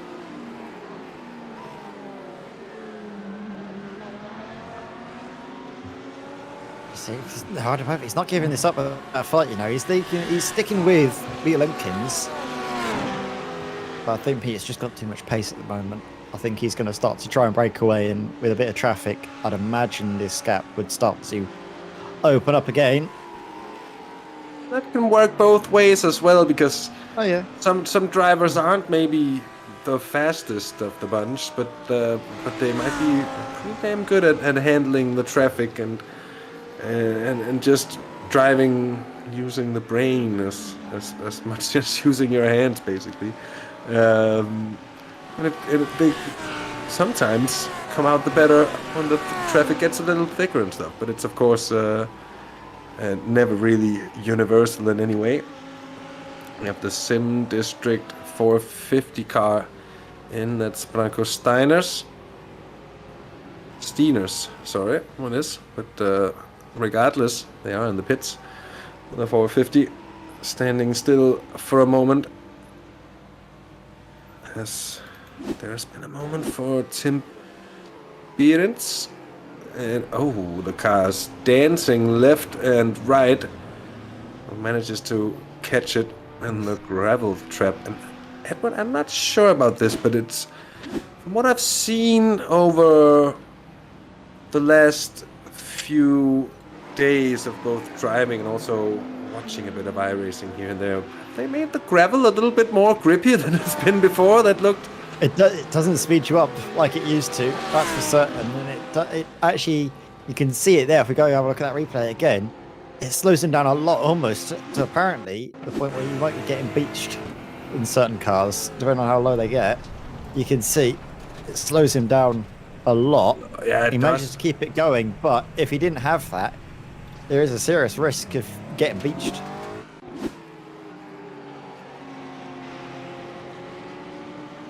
I remember our brilliant colleague Jazz Drake. Jazz. He could be a Jazz as well, but he's just a Jazz. He's brilliant.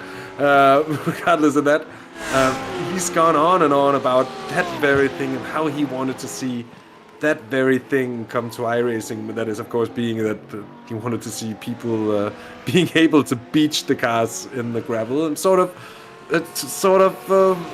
keep people from going into the gravel. And it's a good point indeed. In real life, it is, especially in open wheelers and any sort of very light car indeed on slick tires, you really don't want to go out there, especially not at an angle. And it's, for so many people, it's race ending, spinning into the gravel, losing the engine, and then getting stuck out there. So, and of course, you would be able to tow to the pits in iRacing, but it would still cost you a humongous amount of time, and would indeed maybe force drivers to think a little bit more about keeping it on the black and gray stuff there. But I think so far it has yet to come to materialize for the good Chas Dracut. I've seen as well, so we've got a bit of a battle going on. Danko Steiners and Mike Goostens, I think, are going to start to tussle sooner rather than later, by the looks of things. It's in District 5 eSports. The Aston Martin, you can see closing in on the other Aston Martin. It's the 540 and the 450. That's never going to be confusing anyway, is it? These two have had their fair share of poor luck and poor fortune at the start of this race, so this afternoon, shall we say. But they're trying to make up for it.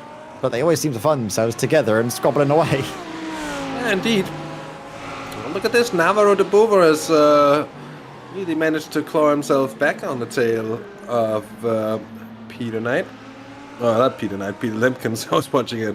Edward Knight further up and getting confused. And that's when you know you've been commentating for a good few hours as well, as we're on the brink of the 5th hour of this race.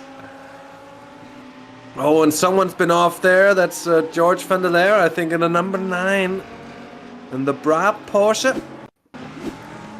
He don't just gone into the pit lane. That was, of course, he's not in the Brab Porsche. Diego's into the pits here as well. Edward Knight. Steiner's through on Mike Cousins here as well. Gets the run, start finish straight, and just powers on through. No real competition there, but I want to figure out who it was. Well, that might have been Jochen Lennart. And the Porsche, oh, gives it a slide. Oh, and a tap into the wall. The angle, though, might have been clean enough that it's only sort of a knock. Didn't seem to carry a huge amount of energy as it hit.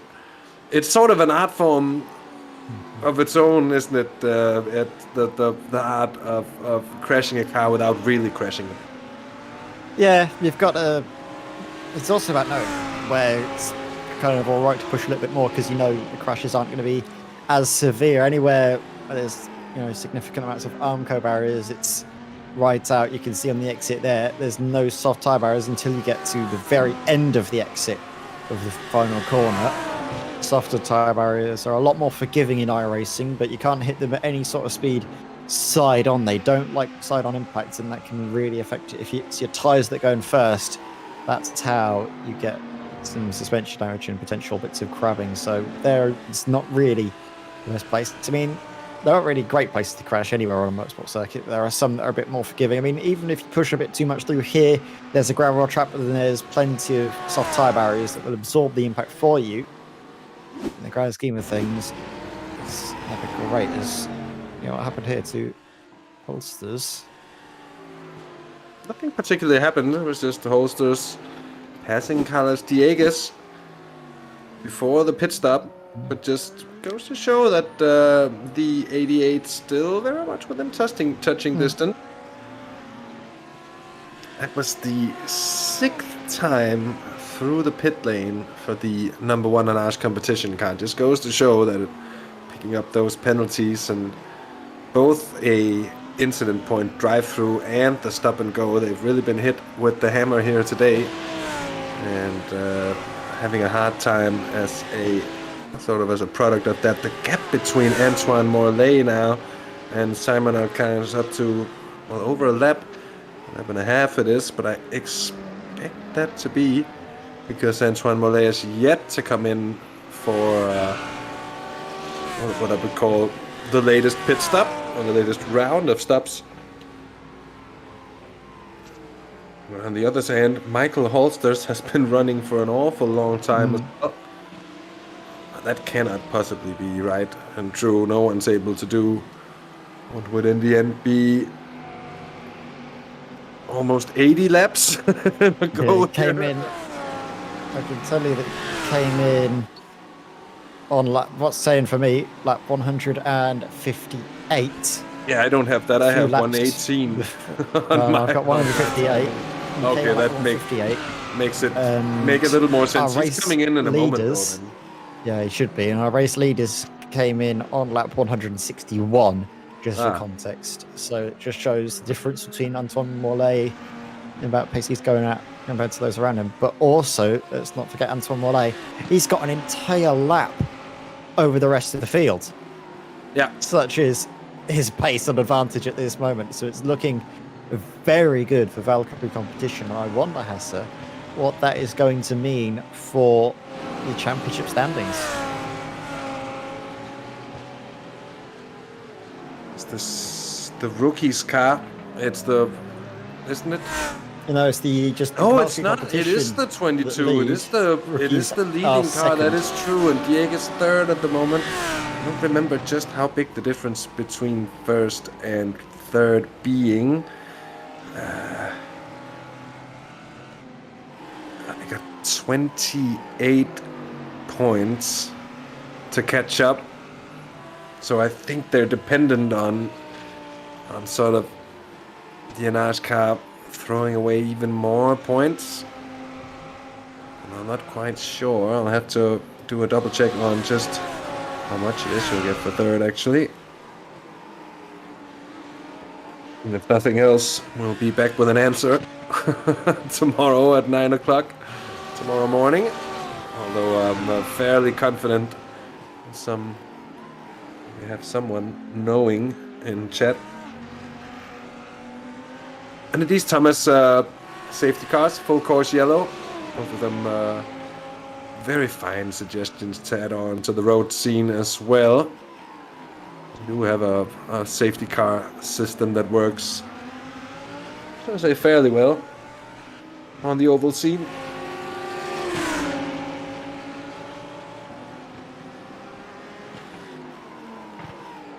As it goes on here, the lead driver Antoine Morley.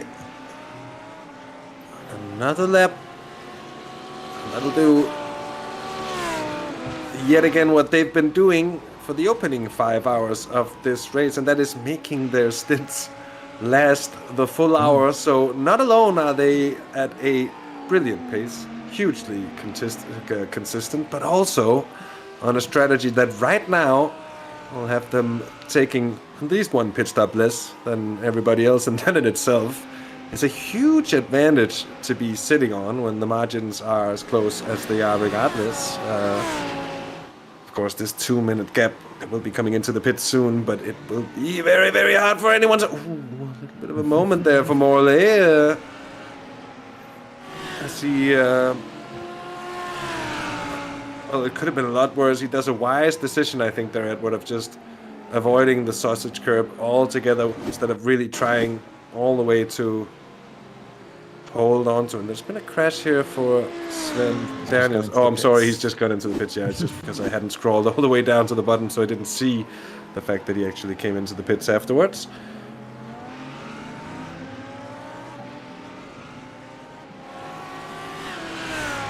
The Beta Brab 42 car comes into the pits now. Well, that means they're gonna switch positions yet again with the 88 here of Michael Holsters. The SimWorld.be fast. Wondering if the Rapid car is even here tonight, or if they've sort of joined forces for this race. Of course, you will need a bigger roster of drivers coming into a 24-hour race than the usual 3 hours. That seems to be a very good formula for for duos, so to say.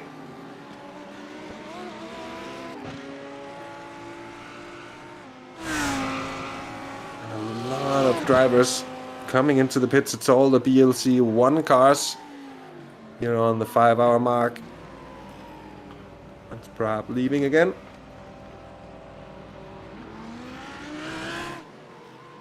Seems to get up and running without incident, which is good to see. Luc Lemore in, I believe, hot pursuit of Martin Deckens in the BLC2 class. You can see there.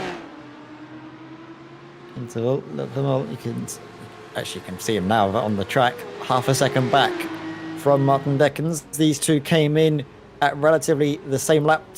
Basically, Luc Lemore came in on lap 176. And Martin Deckens, actually no, Luc Lemore was 175, Martin Deckens was 176. So the pair of them on essentially the same pit stop strategy. And it's all down to basically the dueling on track and seeing who can get ahead of one another before that pit window opens in around about 10 minutes time or so.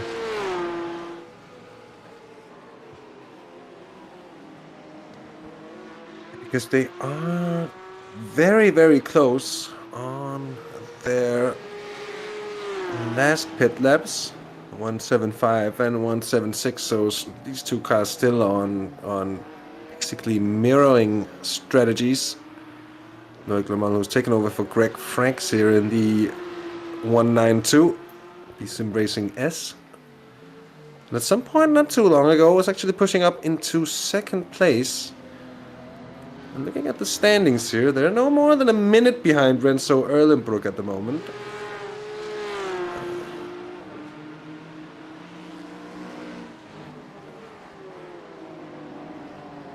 Chris Lowers, though, will be in for a stop soon, I think.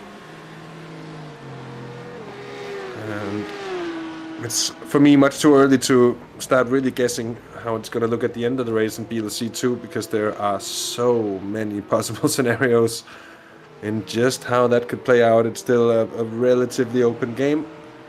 Martin Deckens here with the company, as you mentioned, Edward, from Luc Lemore. And that battle certainly is heating up. You can also see a little bit of a difference in the state of these two cars. The BSIM Racing S team has done a very good job of keeping the car seemingly at least in one piece. Could also have taken a fast repair. Not quite sure of that. That Aston just getting in between the two. It's a little bit of breathing space there for Martin Deckens.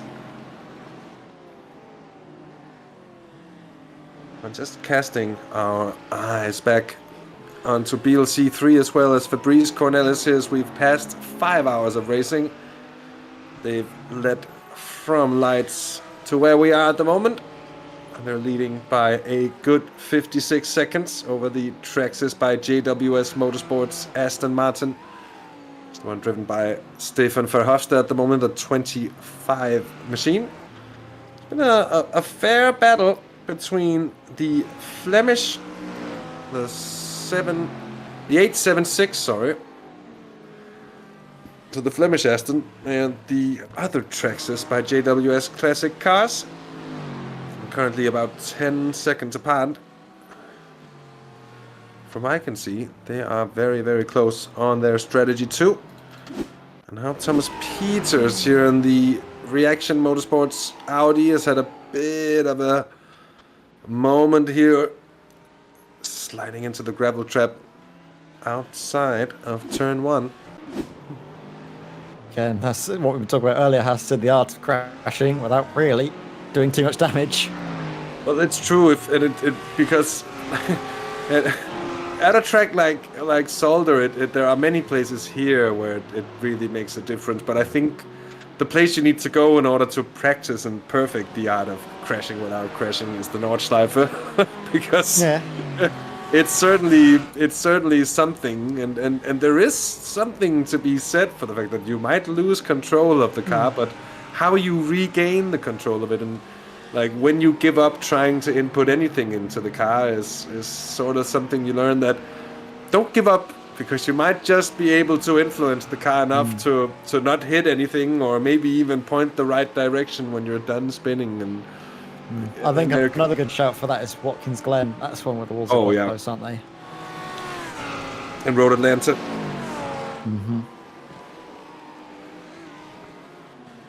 Oh my word! You can see the rear end completely breaking away from George's car. That was scary stuff, wasn't it? You could see it was almost going to snap completely on him. Yeah, it's like and it might be because they're trying to save the front tires under braking and trying to load the rear up a little bit more to also maybe aid the front turning in. I'm not quite sure, but it's just the guess.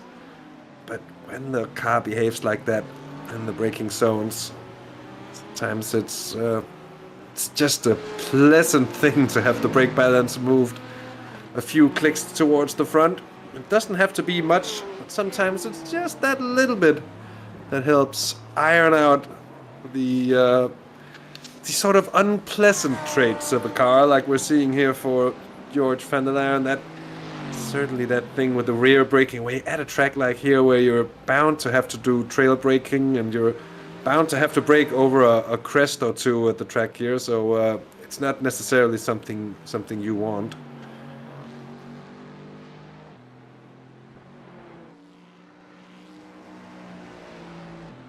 Trying to find any more cars that are close together out on circuit. I think it's still a Martin Dickens, Luc Lemoy. Aside from that, I can't see anyone else that's properly up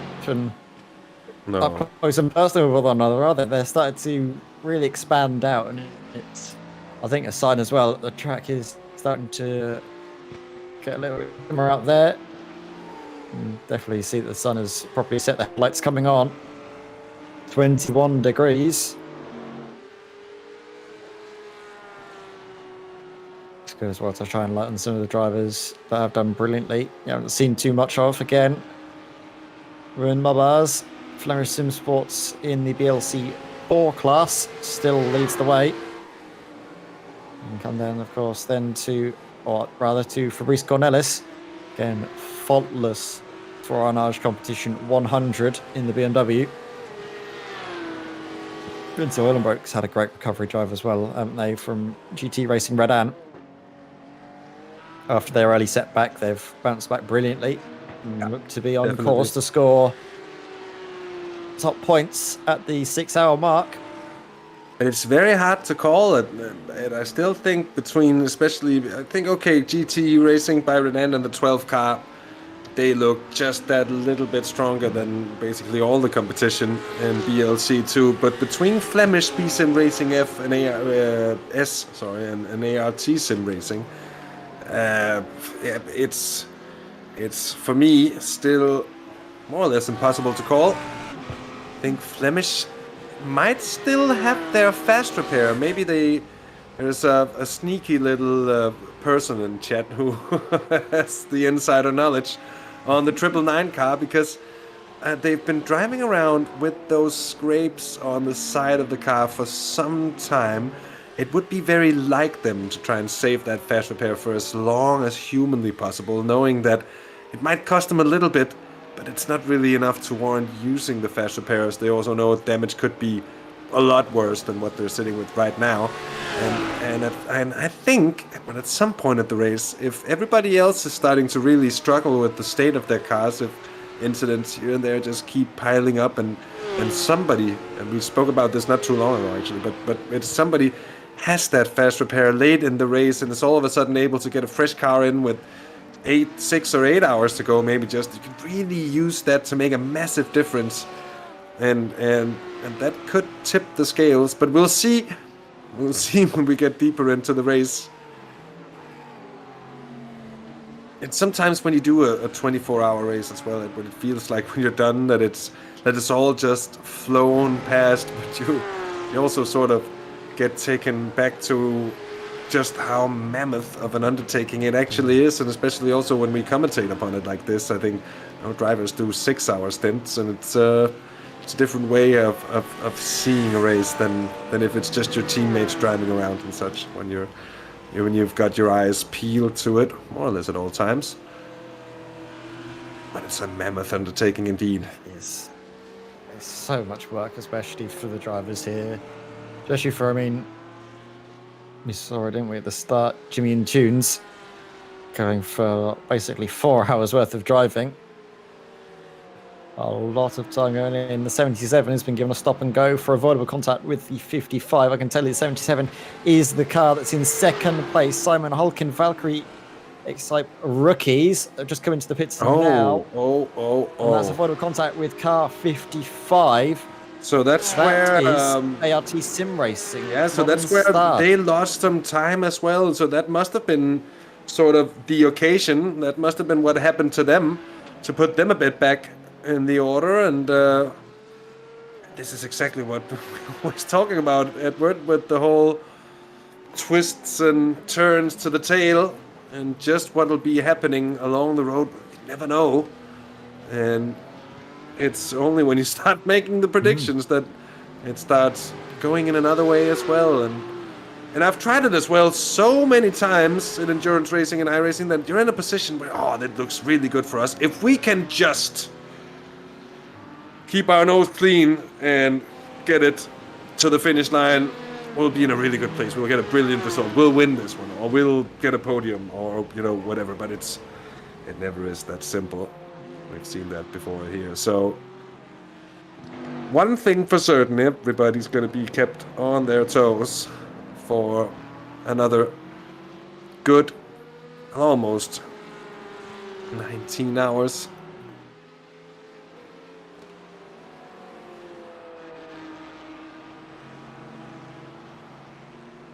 Looking into that as well, that plays directly into the hands of an Ash competition here, Edward, who's gone back up into second place. It's absolutely perfect for them, isn't it? Carlos Diguez up into second place on account of Simon Hulkin's 30-second stop-and-go penalty. Yeah. That 30-second stop-and-go is going to cost you about a minute altogether, I think, with the overall pit stop time and coming through the pit lane and everything. So it is a bit more than just a slap on the wrist, right? It is a proper penalty getting those 30-second stop and goes here. And here he is, Samuel Alca. I would think it's a French derived name, but it could be Simon Halkin, but I'm actually not certain about that.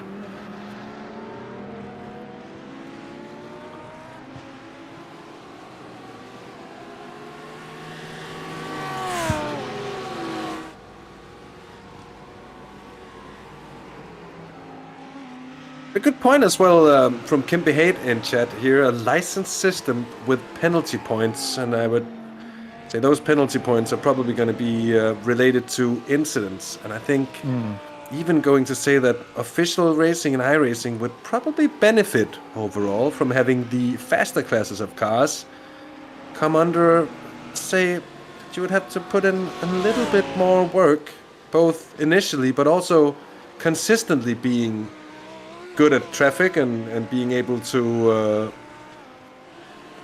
make your way through a field in a safe manner time and time again, because it does come with a bit more responsibility, let's be honest, to drive, for instance, an LMP2 or one of the new LMDH cars than it would be to, say, being one of the GT3s.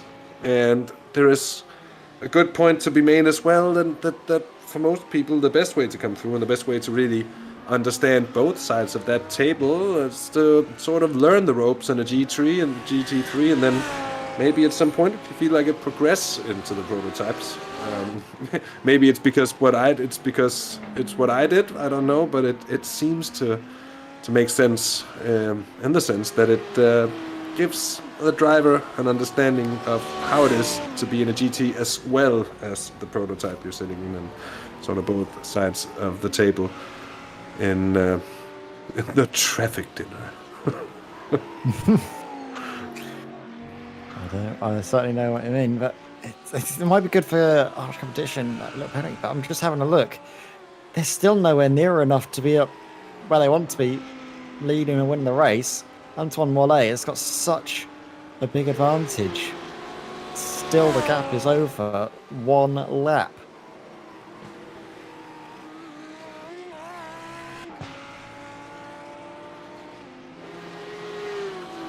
Gonna be a big ask.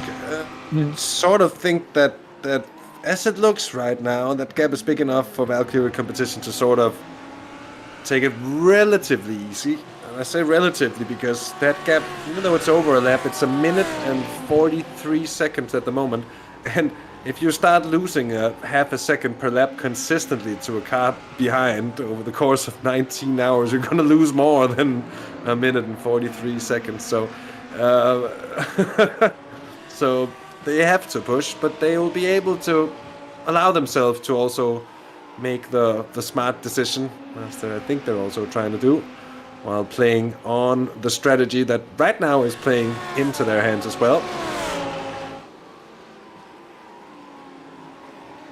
But my point was also being that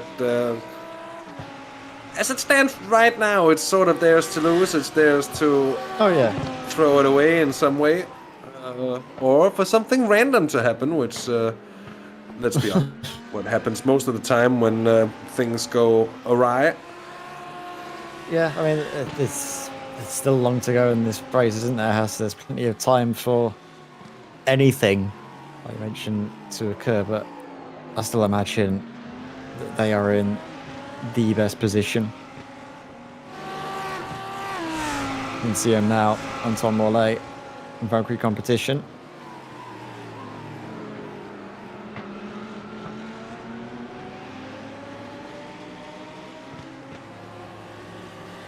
And I'm also just, so I know you do a lot of work from time to time, you sort of scout down through the timing tower just to see who are the 2 closest cars on track. And is there any action we can see somewhere? And right now, actually, Hendrik de Grave for Flemish Sim Sports in the Aston, the 867. Just 1.5 seconds clear of George Vanderleer here. So Vanderleer, I think, has been closing it in. He certainly has. Last lap was 0.4 seconds quicker. This might be the bit of action that we've been looking for at the moment. As darkness creeps ever closer, Edward, that's also something to have in mind as we're coming into that part of the race, that something that's going to take more and more focus for the drivers, and definitely some drivers have an easier time sort of adapting to the darkness than others.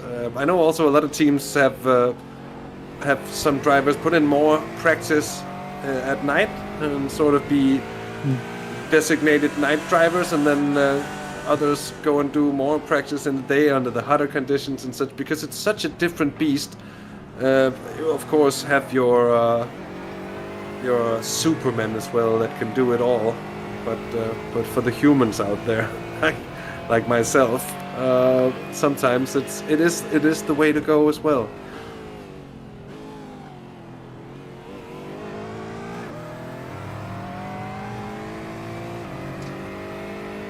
Interesting, though, for those drivers that have put practice in at night, they've put the practice in at night, but with a completely pristine car. Odds are they're going to be given a car that isn't necessarily as in great a nick as they've probably been practicing with, so they need to also adapt to any damage that might be affecting the car. Maybe it's not as responsive on turning, maybe it's a little bit loose at the rear end when you put down the throttle, maybe at high speeds as well it's not as stable as it once was at the start of the race. All of those things you basically have to adapt to in the opening couple of laps as you get acclimatized to the car and the conditions on track, because it's going to be very difficult to have put all of that practice in and then have a car that doesn't handle at all like how you've been used to. And that's a very good point. It's a thing I've tried as well on a few occasions myself, and actually the sort of having to adjust turning points and braking points and all of these small things that might not be a lot, but it's certainly enough that you were expecting to to be able to come into a session, say late in the evening when the track is cool and you would be okay, I'm coming in, track is cool, I can attack from the beginning, and then all of a sudden you might not really be able to attack because the car just isn't there with the damage it's carrying, and then all of a sudden you're left in a different sort of situation because it's all about trying to maximize what you're getting out of what you have, and that's I think a big thing in general, and one of the main goals with endurance racing, and it almost gets a little bit spicy between the 999 and the 867, the two Flemish cars here. Aston goes into the pits. George van der Leer stays out, and he's going to be going through. There was a little bit of gravel there as well. I wonder what that was. As we see Hendrik de Grave, he had an issue, but I wonder if that was just coming into the pits. It definitely was. That was what we saw before, and then no other real drama around there.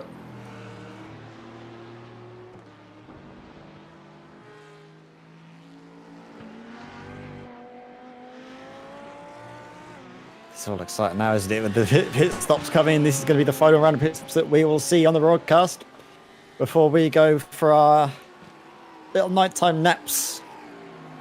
Then we can bring back the action, of course, for the final 6 hours. This is all interesting to see what's going to happen with this lot as well when they come into their pit stops, because Carlos Diguez, you'd imagine, will come in a little bit earlier. Came in last time on lap 195.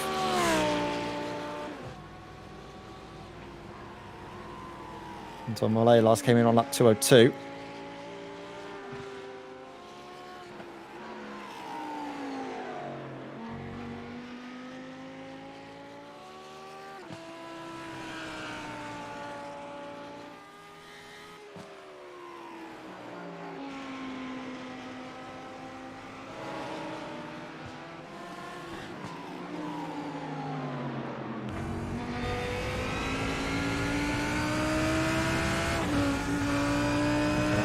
Unfold here. We've got Simon Holken. We go on board. I think that was just a big incident, wasn't it? And Hasser, I think you're still muted. That was massive, and I was just sitting thinking, oh, this might get interesting, watching how they're gonna come through with that, but that's gonna be the race in a dire position for the trip for the 777. I'm sorry. It is. I thought that was actually a replay we were watching there, Hasser, which is why I thought I'd let you know you were muted, but that was happening live, and that was a big moment, and I think that's probably going to be on Simon Holken. Yeah, I think so too. It's not only going to be the crash, it's probably going to be a penalty on top of that as well. Oh, and it's unnecessary. A bit of contact coming across there. Huge speed as they hit one another. And we're going to see just how bad it is.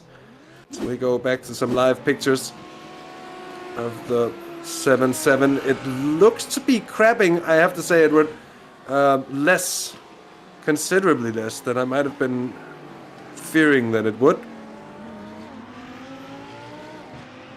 I think Sven Calbert had some kind of issue too here in the 65. Oh, just it keeps it in a straight line there. That's sort of how you want to do it. The 7-7 into the pits. That's going to open it up very much so for Michael Holsters.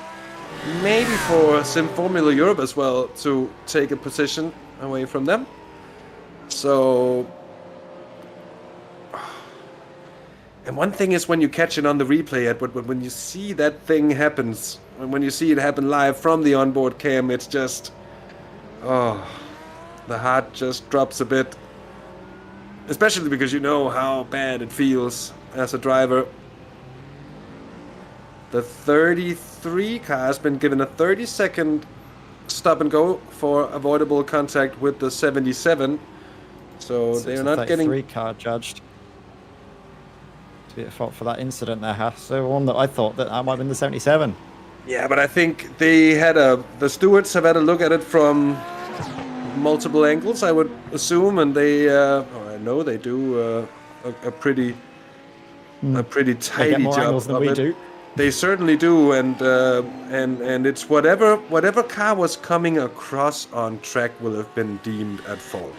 So if the 77 on the inside was going in a straight line and the other car coming across was sort of coming across, then that could very well be why they're being put at fault for the incident.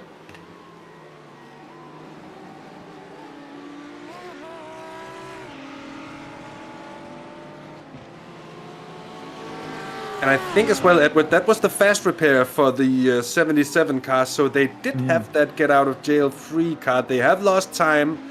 They have lost an amount of time, but not a catastrophical amount of time in that. It's not been a multi-minute repair in the pits. They're still in third, and they're still very much in it, but they also need to keep a cool head now. Simon Alcani needs to be so calm and really just needs to take a few deep breaths and sort of make sure he makes the right decisions first and foremost. Yeah, like you say, the most important thing is that they still retain that podium place, even if they have been put out of order. But also now they've got a completely clean car. That might help in terms of their lap times in sticking with and maybe putting them back into contention. Of course, they have now input slightly off sync, but that's essentially, for all intents and purposes, their splash and dash over and done with. We knew they would probably have to do one at some stage. We can, if they count that as essentially their splash and dash, then they should be all right.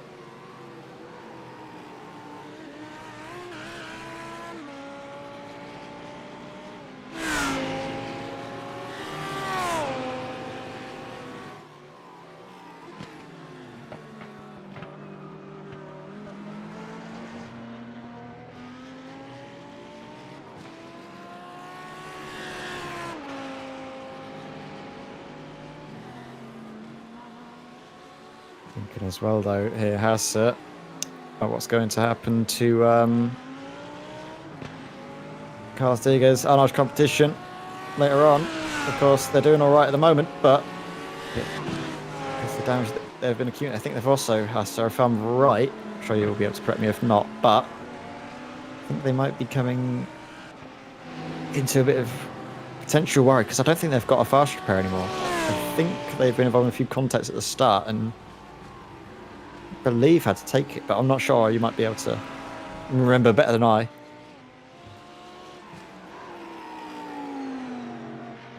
I'm sorry, Edward. I was my mind was wandering off. I was in Discord. I was just asking you, if you know if Arnage competition, if they have a fast repair that remains, because I know that obviously Valkyrie rookies have taken theirs. I don't think Valkyrie competition have taken theirs, but I think Arnage competition, part of me thinks they might have taken theirs, but I can't remember. I'm not sure if your memory's a bit more sharp than mine. I'm not quite sure. I don't necessarily think they have. I don't think they've been involved in anything big in that regard yet. So I think they would have their fast repair still. I think all that's befallen on them has been sort of with the penalty hammer and with the drive-through on incident points as well. So I think both the 22 and the number 1 cars still have their fast repairs at hand. Although that said, it's with a pinch of salt, because I'm certainly not 100% sure about it.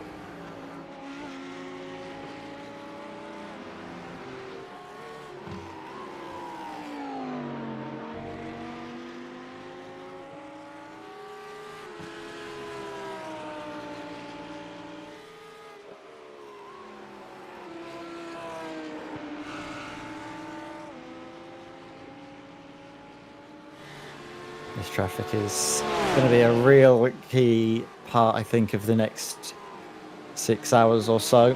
When me and you have to go off air, I would imagine that's going to be a huge talking point for all the people up at Zolder to have a chat over to.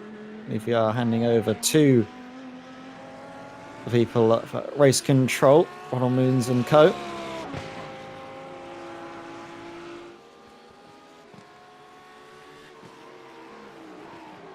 Hopefully, if you are enjoying the broadcast so far, you're on Virtual Belcar, you will be able to obviously follow all of the action here tonight. We will have a sort of little bit of a changeover between the streams because YouTube doesn't let us have 24-hour long broadcasts. So we have to basically stop one and then start up a second one.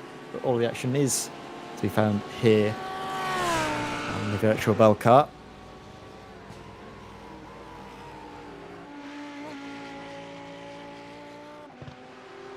Look at this, Hassa. You've got to love the change in the air. The lighting in the evening time like this is always beautiful, especially on the clear days. And it's a thing that iRacing does very well, I think. Even though it might be true that some of the newer offerings on the sim racing market is a little bit more of visual Shazam to it, lack of better words, but there's just something about the vibe that you get from the lighting. The night as well has the sort of correct amount of darkness, especially at some of the tracks that does have a little bit of backlight going on as well. That helps. You can see a bit, but not too much. And it is indeed, actually also considering that it dates back to, 2008 basically. It's pretty impressive to see how you can develop a bit of code in that regard. And also something that I often find myself thinking about when I think about games, and of course some people would maybe shrug their shoulders or turn their eyes of someone calling iRacing a game, but in the end it is sort of a game, isn't it? Even though it's sim racing, it's still within the realms of gaming, I would say, to many of us at least. And in that regard, it's in so many cases the developers of whatever titles it might be are under a certain amount of pressure to put out their title on a yearly basis, or at least get that follow-up out there, to get that new content out there, or whatever. iRacing is just a little bit different in the sense that it's been steadily growing and it's been steadily building upon the amount of features built into the sim, and a lot of people slam it for being a bit on the expensive side, and it is certainly a bit on the expensive side, but at the same time it's also something that allows the developers to have that continuity. Continuity in programming, and to be able to sort of keep on working on something and not really be under pressure in terms of having to secure the next moneymaker for the company. And that's it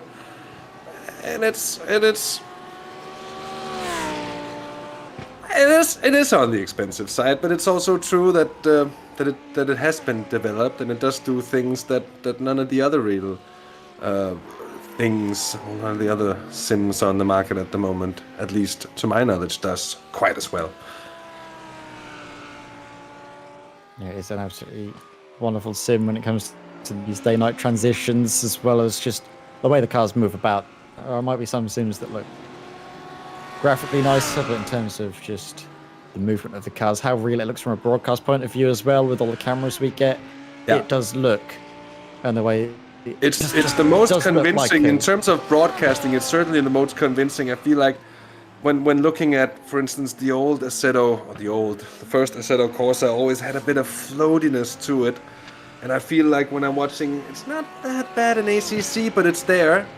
But when you watch something like Race Room or Race Room being not that bad, R Factor is definitely floaty to look at. And when I've been trying to enjoy the virtual Le Mans as much as I would have enjoyed an iRacing virtual Le Mans, and it's just, there just isn't that sort of physical connection, that visible physical connection between car and road that iRacing offers, and that's, it brings so much immersiveness into the sim as well, I think, and certainly something that no other sim has managed to do so far. Yeah, I think as well another great thing about this sim is that the car is, especially from the cameras, the car is never bang on in the middle of the screen at all times, which looks quite unrealistic, like a video game, like you get across in ACC or something like that as a broadcast. You see there, if you were to say, hold your thumb up in front of the center of your screen as you're watching the broadcast, you'd notice that the car isn't always in the same place. It moves about. And that's something that reflects how a real camera operator would. They wouldn't be able to keep the camera focused right on the center of the car at each and every point. It's true. It's alive. It's alive like that. Shot. So it does feel, in these little things like that, I think really make iRacing probably one of the best sim racing titles for these sorts of events. Yeah, definitely. And with the range of different classes of cars and the things you can put together, there's been for some time, I'm not quite sure if it still runs actually, but there's been a 24 Hours of Lemons series running in iRacing, where obviously the races weren't 24 hours long in any way, but it was sort of a Lemons concept where you had like something very close to road cars. So you got your MX-5s and your Solstices and your Jetta TDIs, but pair that with your street stocks and your get some of that silliness out there as well. Certainly a very fun concept as well, with a very broad variety of content available as well, and that keeps on growing. We've just had the brand new BMW LMDH, the V8 hybrid LMDH machine added to the sim. Basically before it's seen any real life racing action. It's getting its debut at the 24 Hours of Daytona that's coming up in about a month's time from now, the real event. The iRacing event, I think 3 weeks away from here. It's going to be an interesting one for a lot of us as well. And what a machine that is. I don't know if you've tried it yourself, Edward, but I certainly have, and I'll tell you, it is a blast to drive. Certainly not a rocket ship in the sense that the old LMP ones were, of course, quite a bit faster, but it does have a ton of downforce at high speed, and there's a lot of stuff where it feels a bit like an LMP2, although it's that little bit heavier, and then at the same time it does things that you just don't expect it to be able to do. It's a very interesting car to drive as well. I think a lot of sim racers out there will be enjoying the simplified hybrid system, because I know that a lot of opinions were that the having to learn a full deployment map for each track in the old LMP ones, there was a lot of prep work coming into being fast in those machines, and certainly these newer LMDHs are, as they're a lot cheaper to run in real life, they're a lot less complicated, and that also reflects in the sim. Certainly great to see the current generation of top-level prototypes represented in iRacing as well, something we've been missing for a bit of time. Anyways, back to the race here, Edward. It's been... back to the race, yeah. It's back to the race. It's been cooling down a bit, though, saying that penalty for Simon Alcan, or not the penalty, the incident they had, not too long ago, put them very much in reach of Michael Holsters. He's just 5 seconds behind right now. I don't know if they actually made back the position yet, or if they just never really got in front. Could be both ways around, as it looks to me like they never actually got past. But 5 seconds for Michael Holsters, that's not a lot of time to close up there. No, it isn't a lot of time, but of course, I have to say, looking at in terms of the pace from Simon Hawken, I have to say, I think it's probably going to be third place that they should hold on to, barring any more dramas. But of course, that car's seen plenty of dramas, so you can't necessarily rule anything out at this stage. and it's we're closing in on the 6-hour mark, and for anyone that should be in doubt, that's a fourth of the overall distance done. So, so if you were to take the amount of stuff that's happened over the course of these opening 6 hours, and then have at that 3 times over after it, a lot of stuff can still happen in this race. Of course, it tends to settle down as everybody gets more and more into the rhythm. But that said, nighttime always is a hard time to get through, and especially for those who have to do a lot of driving, and for those who might have been putting in a lot of time throughout the afternoon and evening here, who also have to keep on running throughout the night. Fatigue is gonna set in at some point, and that can be a real killer in a race like this, where margins are close and you really have to be on point.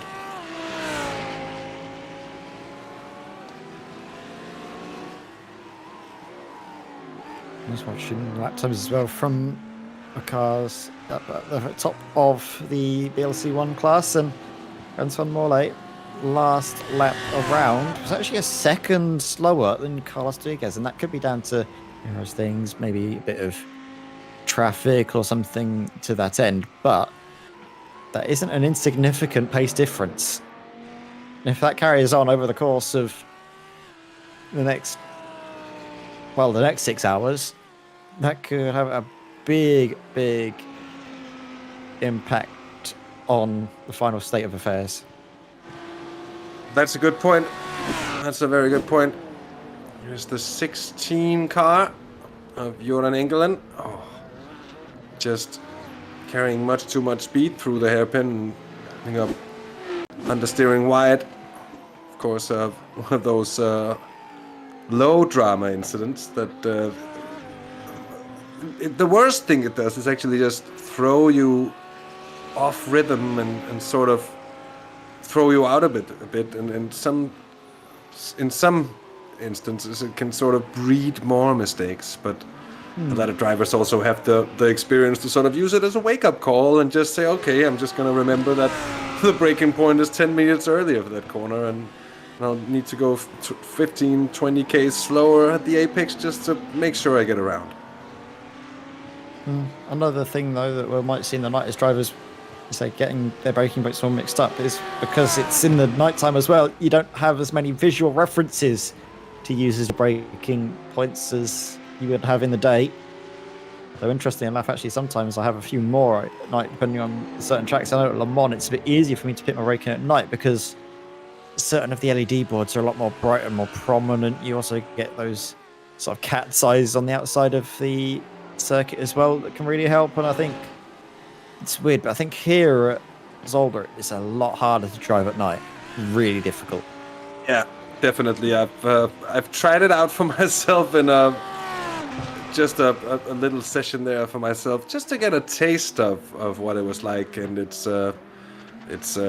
absolutely horrible. And it's that sort of, as we've called it before, Edward, it's sort of a mini Nürburgring in the sense that you just have trees around you at all points of the track, basically. And when it gets dark, it can be really confusing in the sense that there isn't really much to make out the differences as to what corner you're actually coming up into. Of course, it's not that bad at Zolder. It's not quite the Nürburgring, but it had a little bit of that same thing about it.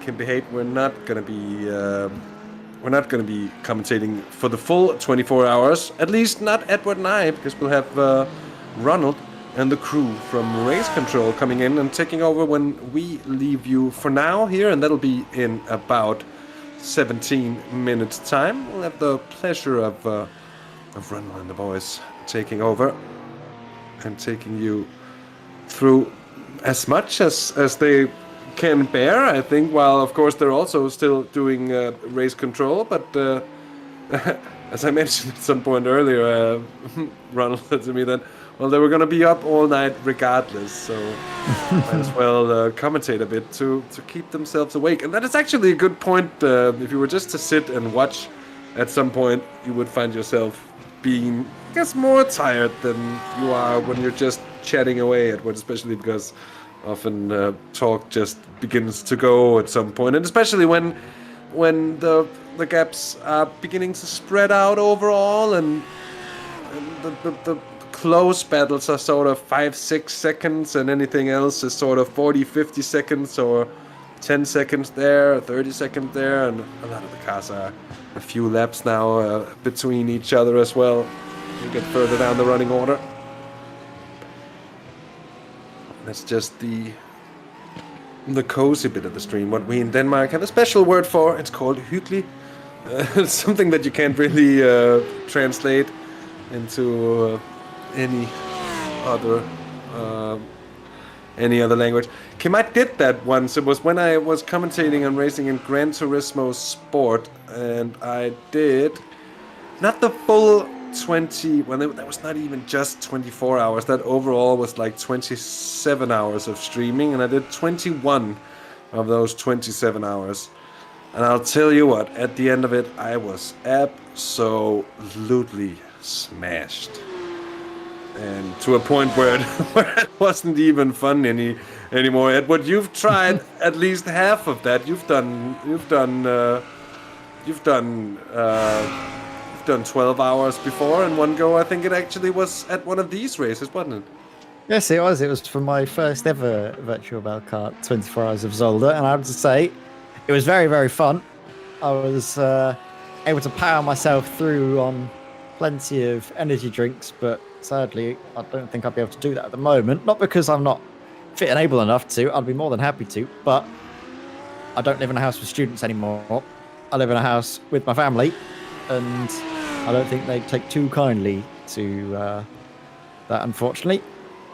So, time off in the night I will have to have, sadly, but I'll tell you what, I can't wait after my next sort of 12 hours of shut-eye to get back into the booth and see through the final 6 and see what happens in the morning.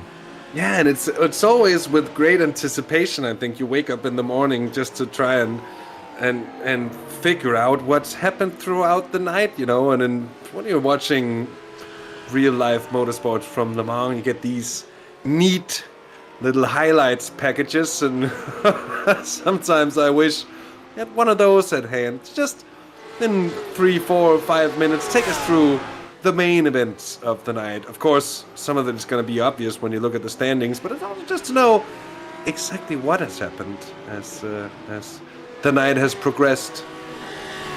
Indeed, it's always interesting to see that in the mornings, that the 16 car is shutting the door on Renzo Erlenbrook in the lead 12 GT Redant car. Not really wanting him to try and make the move before they get down here, I think. Perhaps even after the final chicane. Although he's very close here. Renzo Erlenbrook, I expect the move to come into the final chicane, and so it will.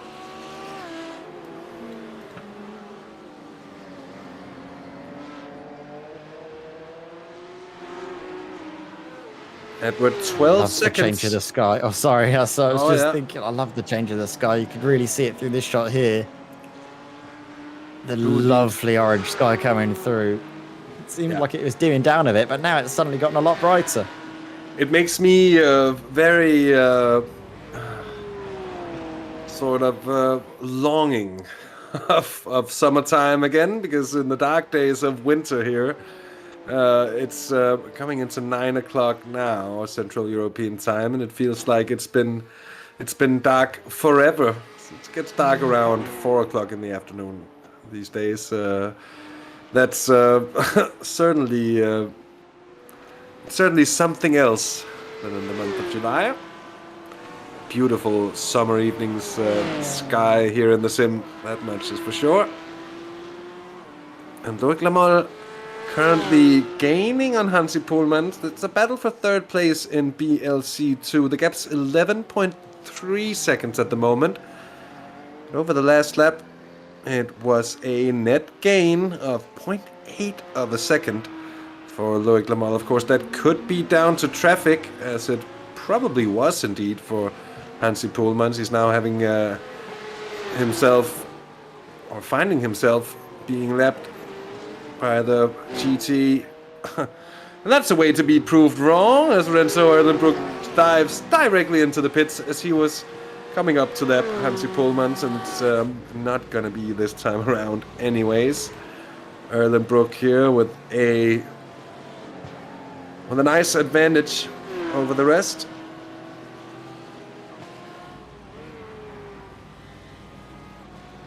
And the best lap for Renzo Erlenbrook here at 129.66. It's about 2/10 quicker than the ART car's best lap. And then when you look down through the order, it's not a lot of the BLC2 cars that have been able to get into the 29s.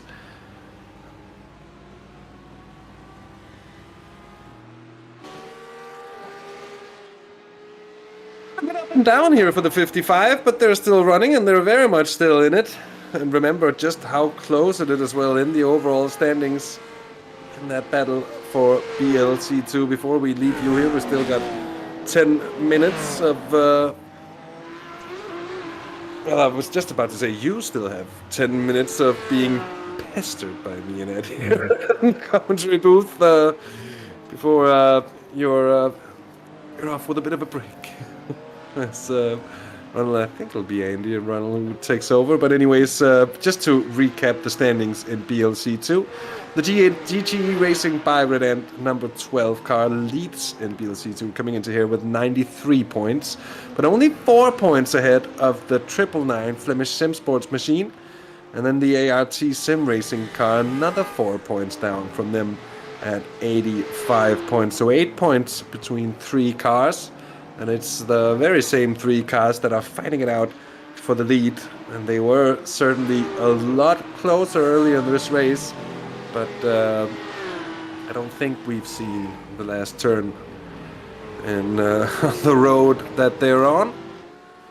We are, however, Edward, and that's something we haven't really thought too much about. We are about 8 minutes away from the first set of points that is to be handed out at 6 hours here tonight. That is, of course, one of the 50% points said. It's 50% at 6 hours, 50% at 12 hours, and then the full set of points for the race at the finish line. So there is a carrot being swung in front of the noses of the teams here, and it's just a few minutes away for some of them, but there isn't really anywhere where I think that might be subject to change. As we've just had GT Racing in, they came out 20 seconds clear of the ART Sim Racing car. As that could, I think, be the only real candidate for real change atop the standings.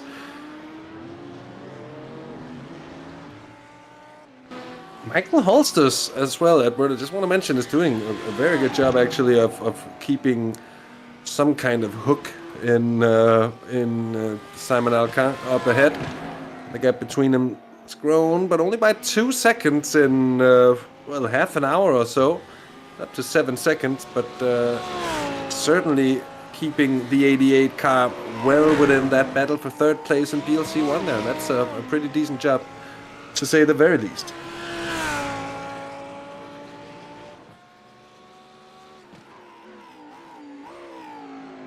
Seen as well.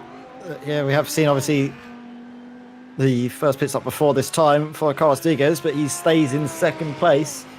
So he looks to be assured good haul of points, but not as many as Antoine Mallet and Valkyrie Competition. So they will be gaining a bit here at the 6 hour mark. Well, the question, of course, being if it is enough. That's a whole other question. I think it's a 25 or 30 points at the end of the race, and then 15 here if you're in the lead. I believe so. Yeah, right. So as well. So it definitely is. It is workable. It is something that we could see change.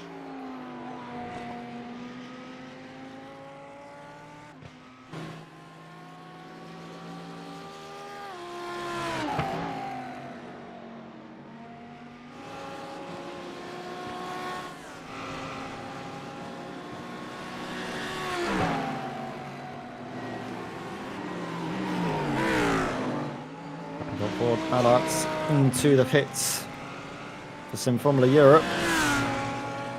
As we watch, they do get very close to each other, even when overtaking. Lapping other cars. And it is a little bit alarming when you see how close they get to one another. Antoine Mollet sets the fastest lap of the race this far for that car. Not the fastest lap of the race overall. That's still the honour of Carlos Digas. But in terms of fastest lap for that car, it's just been set by Antoine Mollet. And a very decent lap there as well, a 1:26.73.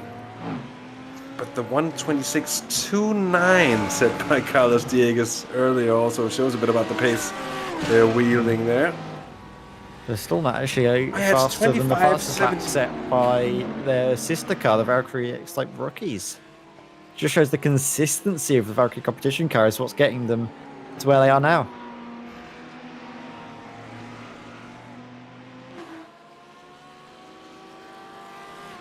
Good evening, guys.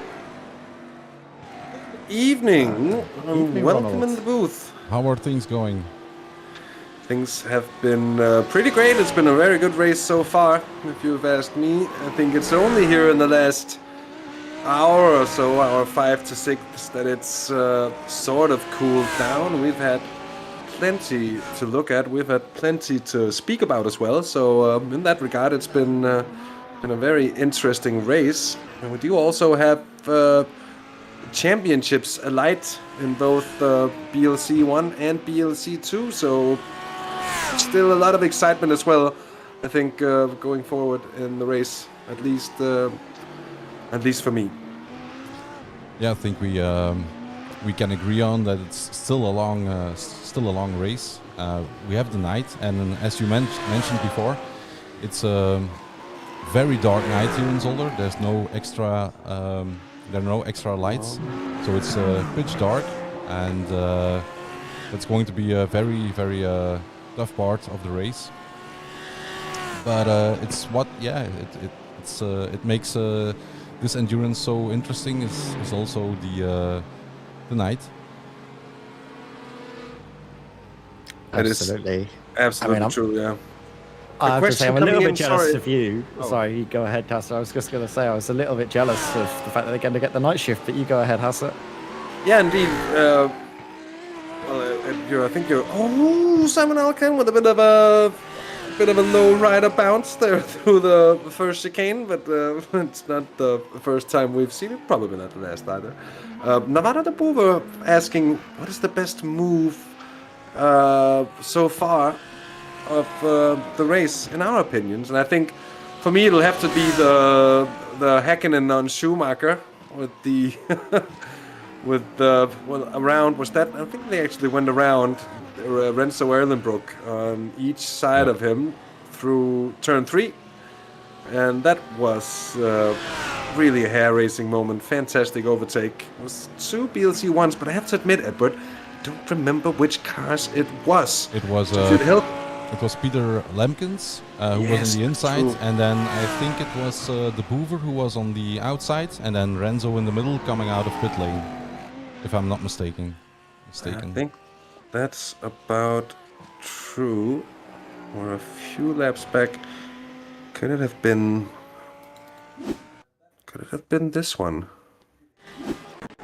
Here it is. So far of the race, I think this is the overtake of the race for me. Yeah, I think the replay is too far away, and it's a bit. You get stutters. It's very hard. I'm afraid it's too far away to have a clear picture again, unfortunately.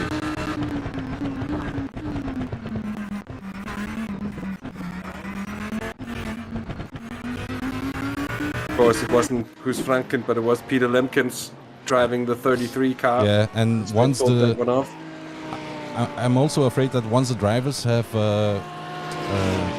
switched, it's very hard for the replay to follow. There's something I need to address to SDK. Oh yes, indeed.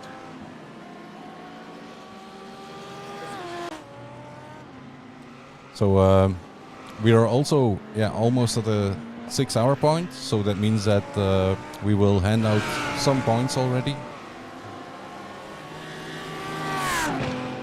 And That's very true. 10 seconds. 8, 7, 6, 5. Yeah, we are ready to take a screenshot.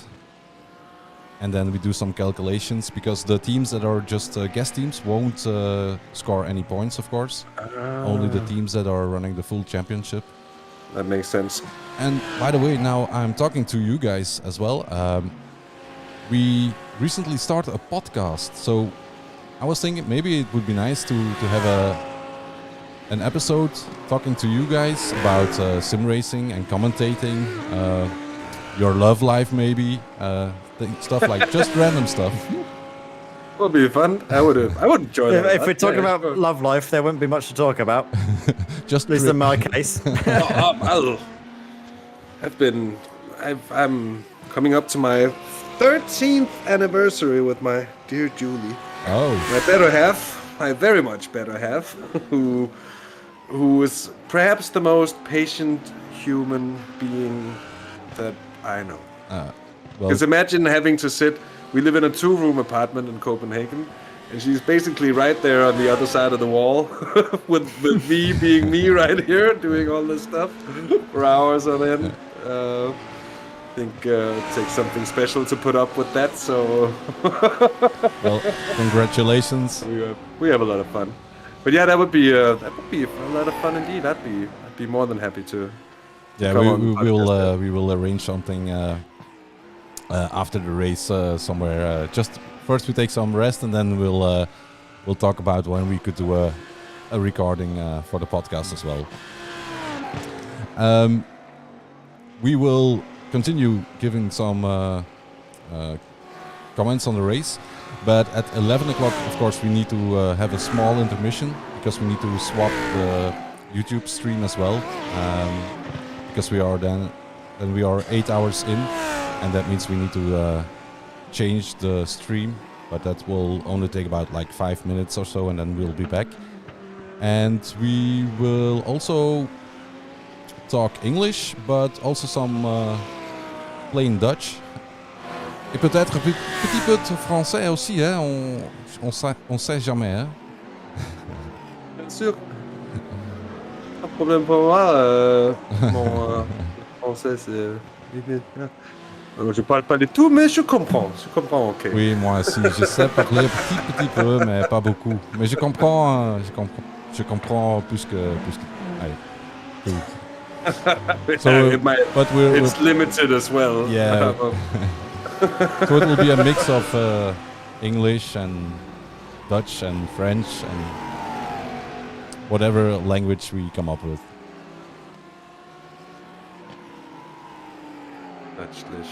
Indeed, Kim. That's some good stuff. Anyways, it's time for Ed and I to jump off. I'm just going to do a quick thing. If there's a little bit of a hiccup now, it's because I'm handing the camera controls over to Ron, so it might be a little freeze around now. And then in a moment, that should all fix itself. And there we are. Indeed. Beautiful indeed. Thank you so much for spending all of these hours already with Edward and myself. It's been an absolute pleasure, and indeed enjoy the evening and the night throughout Ronald. We will see you guys in the morning. I hope for you all to have a very nice race. Yes, thank you, Ed and Hasse, for the work so far. Me and Andy will take over, and we wish you a good night and hope to see you tomorrow morning again. And to the people that are still watching, also a warm welcome from me and also from Andy. Just gonna do a small sound check to see if everything is okay. Good evening, goedenavond. Hello, Andy. I think the sound is okay. If not, people can comment in the live chat, of course, to give us a heads up about the quality, see if everything is okay or not.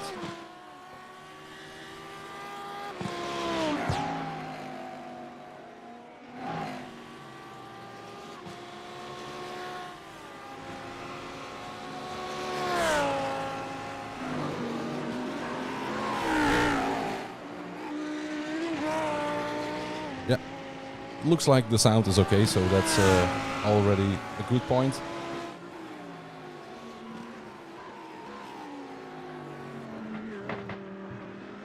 So as mentioned before, we will talk English and also a little bit of Dutch probably.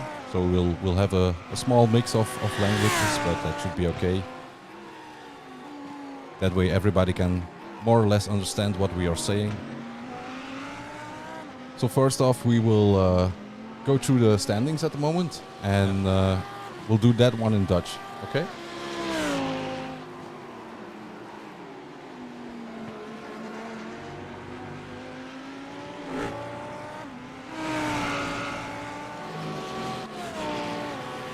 De leider op het moment, het team van Belcar met Fabio Bezoek, de nummer 22, hangt momenteel aan de leiding.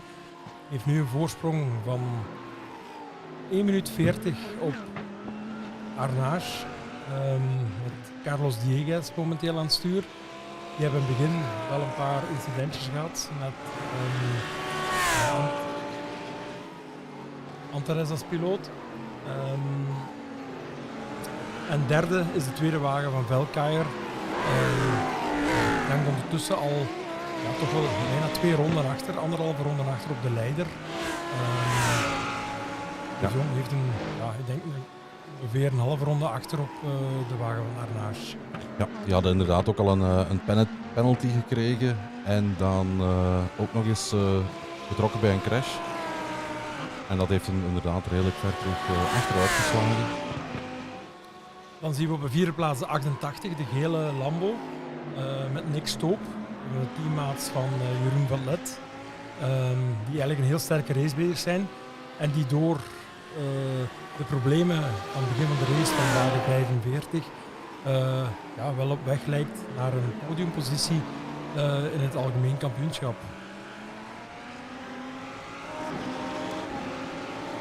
Dan op de vijfde plaats Koen Bevers met de Audi. De engineers die samen met deze Audi rijden staan nu mooi vijfde. Ongeveer een 40 seconden achter Nick Stoop, achter de 88. En op hun beurt ongeveer 1,5 minuut voor op de Lambo van Braap. Met Jeroen Diekman momenteel. Die de wagen deelt met Bellemans en Abel Koert.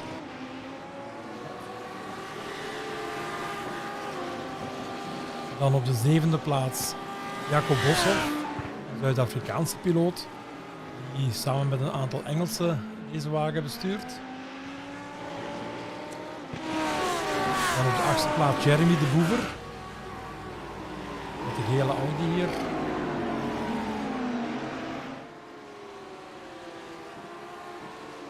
Die in het midden van een serieus veld zit hier. Met de Porsches. De Audi is wel sneller in het remmen en in de bochten, zal ik maar zeggen. Maar op een rechtstuk is de Porsche vaak zeker zo snel als de Audi. Dan op de zevende plaats een gastteam. Op de negende plaats bedoel ik. Steven Verhelst.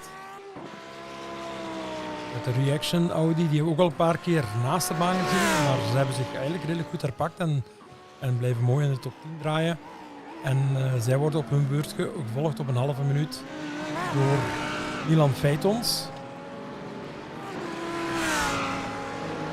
De nummer 334, die normaal meestal met een Audi TCR reden, denk ik. Die hebben inderdaad ook wel, ik denk vooral in de vorige Virtual Belcar Skylimit Sprint Cup,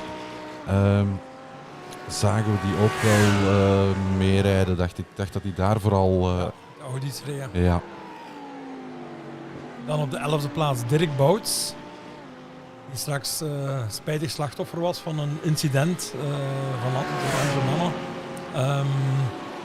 11e plaats, maar een kloof van 40 seconden op de wagen van het zagen die van Milan Feitons. Dus alles nog mogelijk om terug tegen de top 10 te gaan. En dan hebben we op de 12e plaats nog een guestteam. Het team rond Tortullo, de winnaar van de MX5-klasse in de Skylimit Sprint Cup. Die met een paar Amerikanen en een Nederlander die nu rijdt, Brian Damhuis, deze Audi besturen. Toch wel een mooie livery. Ja, Tuurlijk gaat zelf wel niet rijden nu, maar hij heeft wel het team inderdaad op poten gezet om ook deze race mee te kunnen doen. Ja, we gaan gewoon het algemeen klassement verder gaan. Dus nu gaan we naar de leiders in de Porsche Cup klasse. De GTE Porsche. Met Maxime van den Hoven momenteel aan het stuur. Ze hebben in het begin van de race meteen wat incidenten gehad. Zijn teruggeslagen door een penalty. Maar hebben momenteel terug de leiding overgenomen. En ze hebben nu een voorsprong van 48 seconden op de 55. De Porsche van Art Sim Racing. Met Lauren Stade momenteel aan het stuur. Die hebben ook al een penalty gehad. Dus er is in de Porsche-klasse van alles al gebeurd. Op de derde plaats zien we en de 15e algemeen Hans Poelmans met de Flemish Simsport Porsche. En die heeft maar een heel kleine voorsprong van 4 seconden op Loïc Lamol. Die rijdt vlak achter hem eigenlijk. Op de vijfde plaats zien we Abel Koert met zijn Porsche. Dus dat is de tweede wagen van het Braap Racing Team. Dan zesde bij de Porsches en 18e algemeen Laurens Kloots. Duct Tape Racing. Die moet al een ronde terug goed maken op de wagen van Abel Koert. En dan zevende en 19e is Joran Engelen. Ook wel een nieuw team in onze rangen. Ze hebben al redelijk wat foutjes gemaakt en zo, maar ze gaan nog altijd vlot mee. Hopelijk gaat de tweede deel van de race, als ze meer ervaring krijgen, ook beter zijn. We hebben ze vaak al zien misremmen en zo.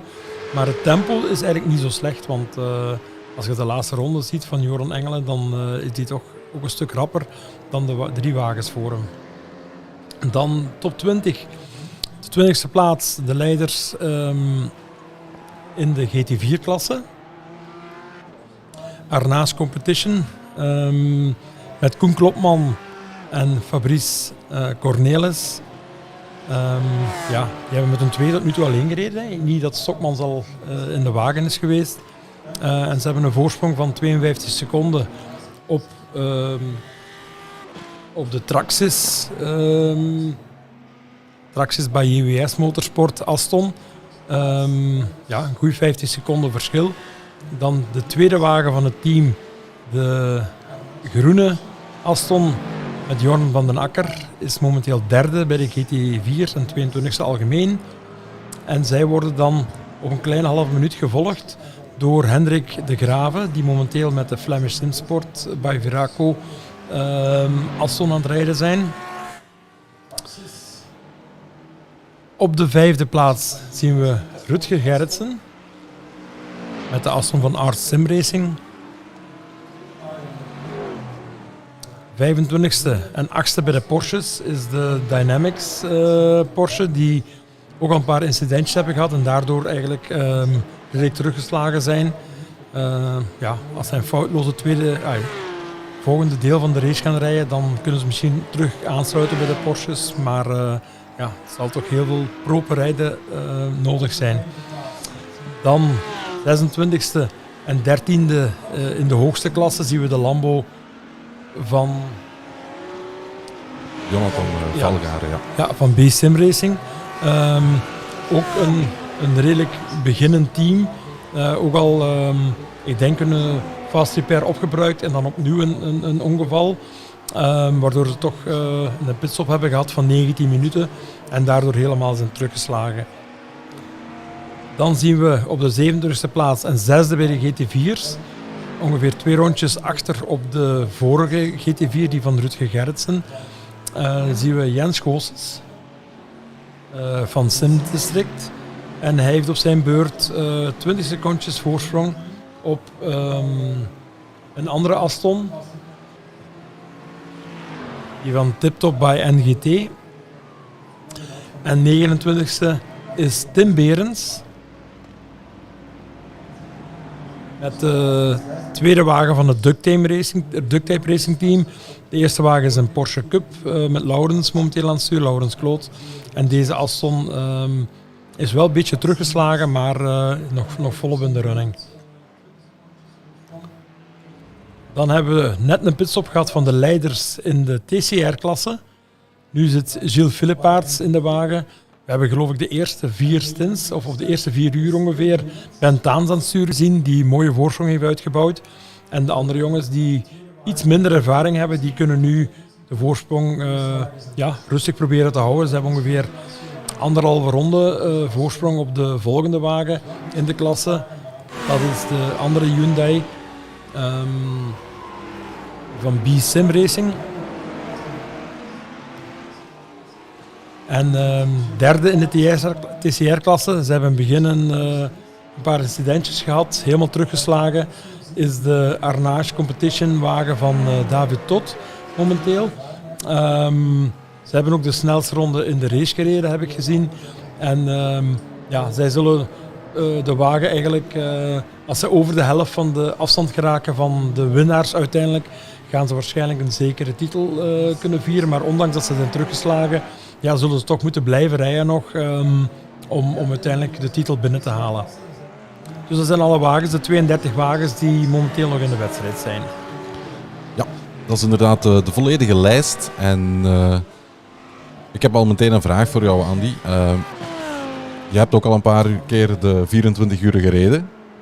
Dus hoe is dat nu 's nachts? Want dat is nu het moment waar we naartoe gaan. We zien al dat de lucht wat oranje begint te kleuren, de zon gaat onder. We gaan dus richting de nacht. Hier in Zolder. Wat is de extra moeilijkheid? Of welke moeilijkheden gaan de rijders tegenkomen als het dan eenmaal volledig donker is? Ja, eigenlijk hebben we nu al een heel moeilijk moment als de zon wat lager staat. Als je dan op het rechtstuk rijdt richting de eerste linkse, schijnt de zon pal in de ogen, waardoor het instuurpunt van de eerste linkse wordt moeilijker. Tegenwoordig werken ze allemaal met radio in de wagen, ook in het geval van simracen, maar vroeger werkte het met pitborden. Als je dan op het rechtstuk kwam, in de tijd dat ik de 24 uur reed, dan kwam je op het rechtstuk en dan kon je niks lezen van dit pitbord, omdat je helemaal verblind werd van de lage zon. Eén keer dat het donker wordt, dan is eigenlijk de grote moeilijkheid, daar zijn 2 dingen. Dus van de ene kant moet je zelf als piloot je referentiepunten hebben bepaald terwijl het licht is.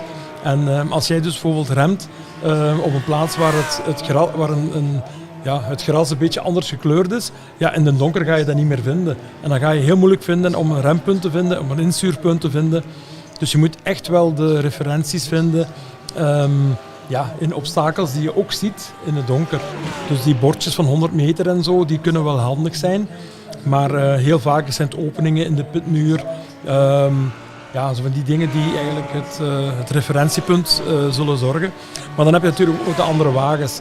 En het probleem is als je net voor een remzone even in de spiegels kijkt, de meeste wagens hebben behoorlijk grote lichten, dan ga je ook weer een beetje verblind zijn. Dan zie je zo van die blauwe sterretjes, je kent het wel, als je plots in vol licht kijkt en je kijkt dan terug in het donker, dan zie je van die dingen flikkeren en zo. En dan wordt het weer heel moeilijk om je referentiepunten te herkennen en om je instuurpunt te herkennen. Dus een ander ding wat ook behoorlijk moeilijk is, als je dan het instuurpunt een klein beetje mist, dan kom je veel sneller op het vuil naast de lijn. Dat is iets wat je ook veel minder kunt herkennen. Overdag zie je dat heel goed, die stukjes rubber liggen. Maar als het dan donker is, wordt dat weer moeilijker. We zien nu de leider hier richting de Villeneuve-chicane komen. Na de Sacramentstelling, daar wordt de baan heel mooi proper gehouden, want de meeste snelle wagens rijden daar heel wijd. Maar door de Villeneuve zelf is er maar 1 lijn. En als je dan een halve wagenbreedte eigenlijk naast de lijn zit en je komt met de wielen waar dat het gewicht van de wagen op ligt, op die rubber, dan heb je vaak gedurende 2-3 ronden een slechte rem, omdat de wagen aan de ene kant veel rubber heeft opgepikt, aan de andere kant niet. De wagen ligt eigenlijk een klein beetje uit balans. Die gaat dan in iedere remzone een beetje schuiven. Je hebt minder remkracht ook. En je hebt in de bochten, als je links de rubber hebt opgepikt, ga je in de bochten naar rechts daarna ook iets minder grip hebben. Dus je draagt zo'n dingen altijd meerdere rondes mee. Dus dat is wel heel belangrijk. Ja, en dat is inderdaad ook iets dat nu nieuw eigenlijk bij de update van iRacing er is bijgekomen. Dus ook de oppervlakte van de track hebben ze geüpdate. En dat maakt dat er nu ook iets meer rekening wordt gehouden met de racelijn en het vuil dat eigenlijk buiten de racelijn ligt. Zodanig dat je, als je van de racelijn afgaat, dat de kans op schuiven ook iets groter is. En dat betekent ook dat je daar ook opnieuw moet aanpassen. Dus het rempunt kan van de racelijn af net iets anders liggen dan op de racelijn zelf. Dus dat is ook wel een belangrijk gegeven. Ik denk dat we net een foutje hebben gehad van Dirk Bouws. Dus even kijken. Ja, die is inderdaad er rondgegaan. Ja, in de eerste chicane. Maar dat is toch mooi kunnen vertrekken. Ja, ook met de update van de GT3 is het inderdaad net... ik heb de indruk dat het iets moeilijker is geworden om de GT3 constant op de baan te houden. Hij is van achter heeft een neiging iets losser te zijn nadat de update is gebeurd. En we zien hier Loïc Lamol, die eigenlijk dichter gekomen is bij Hans Poelmans. De strijd voor de tweede plaats bij de Porsches.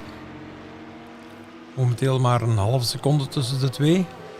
Ja, dat is inderdaad ook, denk ik, vooral ook omdat het BSM-team vooral uit de problemen is kunnen blijven ook. De 999 heeft ook al een aanrijding gehad. Dus ook een belangrijke factor natuurlijk, het verkeer en proberen uit de problemen te blijven. En uit de problemen blijven doe je het beste door af en toe een beetje geduld te hebben. Ja.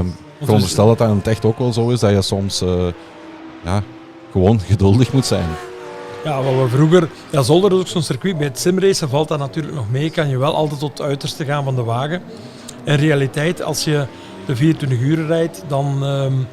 een piloot die eigenlijk na een stint meestal uit de wagen komt en zegt van... Goh, harder als dit had ik niet kunnen rijden. Die krijgt bij de 24 uur van Zolder vaak een lap rond zijn oren bijna. Want je moet altijd de wagen sparen. Je mag niet te brutaal over de borduurs gaan. Veel borduurs in Zolder hebben ook zo de vorm bijna van een golfplaat eigenlijk. Waardoor dat je eigenlijk als je daarover gaat en je blijft vol gas geven, dat je achteras, zal ik maar zeggen, telkens een slag krijgt. En zo gaan versnellingsbakken en aandrijfassen stuk. Dus dat is wat wel heel belangrijk is. Maar we zien ook de wagen van Lamol, van B-Sim Racing hier. Ja, we hebben een klein overzicht van de off-tracks en zo die ze gedaan hebben. En daar staat hij momenteel bij ons met de minste off-tracks eigenlijk. Dus dat betekent toch wel dat er heel proper gereden wordt. En dat team waarschijnlijk ook heel goed heeft overlegd van... kijk, we blijven binnen de marge, we gaan geen enkel moment risico nemen.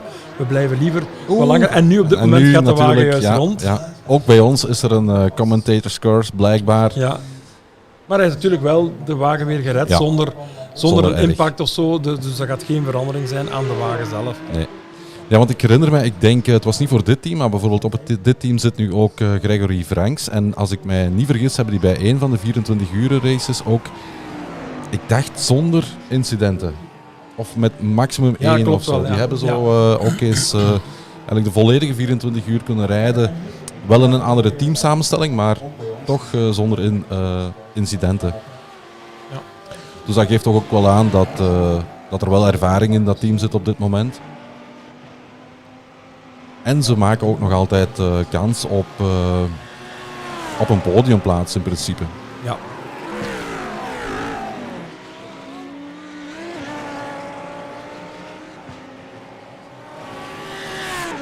En dan zien we op dit moment de kappersauto van Team Braap.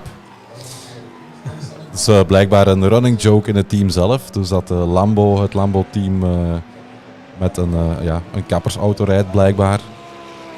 In de laatste aflevering van de podcast hadden we een gesprek met de mensen van Team Braap. En dat was een van hun running jokes in het team eigenlijk een beetje.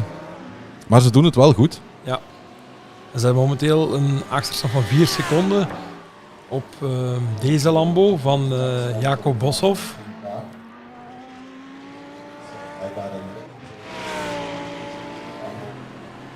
Piloot die onder de Zuid-Afrikaanse vlag rijdt. Toch wel mooi hoe we dit jaar het internationaal gehalte van het kampioenschap toch wel omhoog gehaald hebben. We zien een paar heel internationale rijders tegenwoordig bij ons. Ook bij Arnaars Portugezen, Fransen. Het wordt mooier en mooier. Momenteel valt de race wel redelijk goed in een plooi. We hebben minder en minder incidenten, wat wel goed is. Ik denk dat de meesten nu ook wel tot het verstand gekomen zijn van blijven pushen heeft geen zin. En je rijdt beter constant met 1 of 2 secondjes langzamer en je hebt geen risico. En als je dan in het verkeer komt, dan kan je beter eens een keer 2, 3, 4 secondjes verliezen. Maar heb je eigenlijk nog altijd een frisse wagen als je voor de rest van de koers. Want de wagens, de teams die nu een fast repair al gebruikt hebben, die moeten met een heel grote marge gaan rijden. Want een tweede incident zal altijd voor een half uur bijna aan reparatietijd zorgen. Ja. Het is inderdaad heel belangrijk om voldoende marge in te bouwen bij zo'n lange race. En zoals je zegt, we hebben inderdaad redelijk wat internationale rijders. Dat geeft soms ook wel eens moeilijkheden met netcode en verbindingen. Want het internet dat wij hier kennen is niet overal ter wereld op dezelfde manier beschikbaar. Dus sommige mensen hebben een iets mindere verbinding. En dan moet je ook nog eens extra marge houden om netcode te voorkomen. Maar uiteindelijk blijft het wel enorm mooi om te zien hoe dat we dankzij moderne technologie mensen over de hele wereld kunnen samenbrengen om een race te rijden op hetzelfde moment. Dat is toch wel een mooie verwezenlijking. En we moeten nog heel lang gaan. Ik ben nu al over mijn woorden aan het vallen. Maar het blijft wel mooi om te zien dat we dat over de ganse wereld kunnen. Dat we mensen van de ganse wereld kunnen betrekken bij dit geheel. Hier de leiders in de Porsche-klasse. Maxime van den Hoven. Die ondertussen zelf ook aan het racen geraakt is.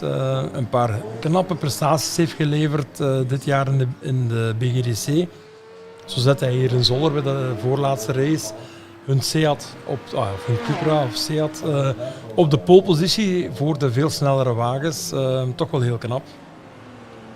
Ja, want er zijn nog wel een paar mensen in het huidige veld die echt racen. Ik denk dat jij die zelfs beter gaat kennen als ik. Een paar mensen die ook in de Skylimit Sprint Cup meerijden, geloof ik. Sowieso ook nog mensen, ook bij de buitenlandse rijders hier zitten er ook wel een paar tussen die ook in het echt racen. Ja, ik weet niet of Kenny Hermans momenteel meerijdt bij Dirk Bout. Die staat normaal gezien inderdaad op dat team ook wel als piloot gelist. Maar die heeft bijvoorbeeld dit jaar zijn in de GT4 Europees zelfs heel hoog gescoord.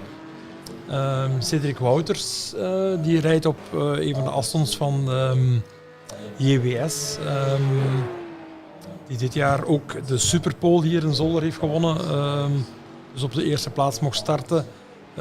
Had toen zelfs Dries van Toor geklopt hier bij de Superpole met een paar honderdste van een seconde. Toch wel heel knap. En dan hebben we natuurlijk wel een aantal mensen die ook heel veel betrokken zijn bij de autosport, zoals hier Koen Bevers, die met de Audi rijdt.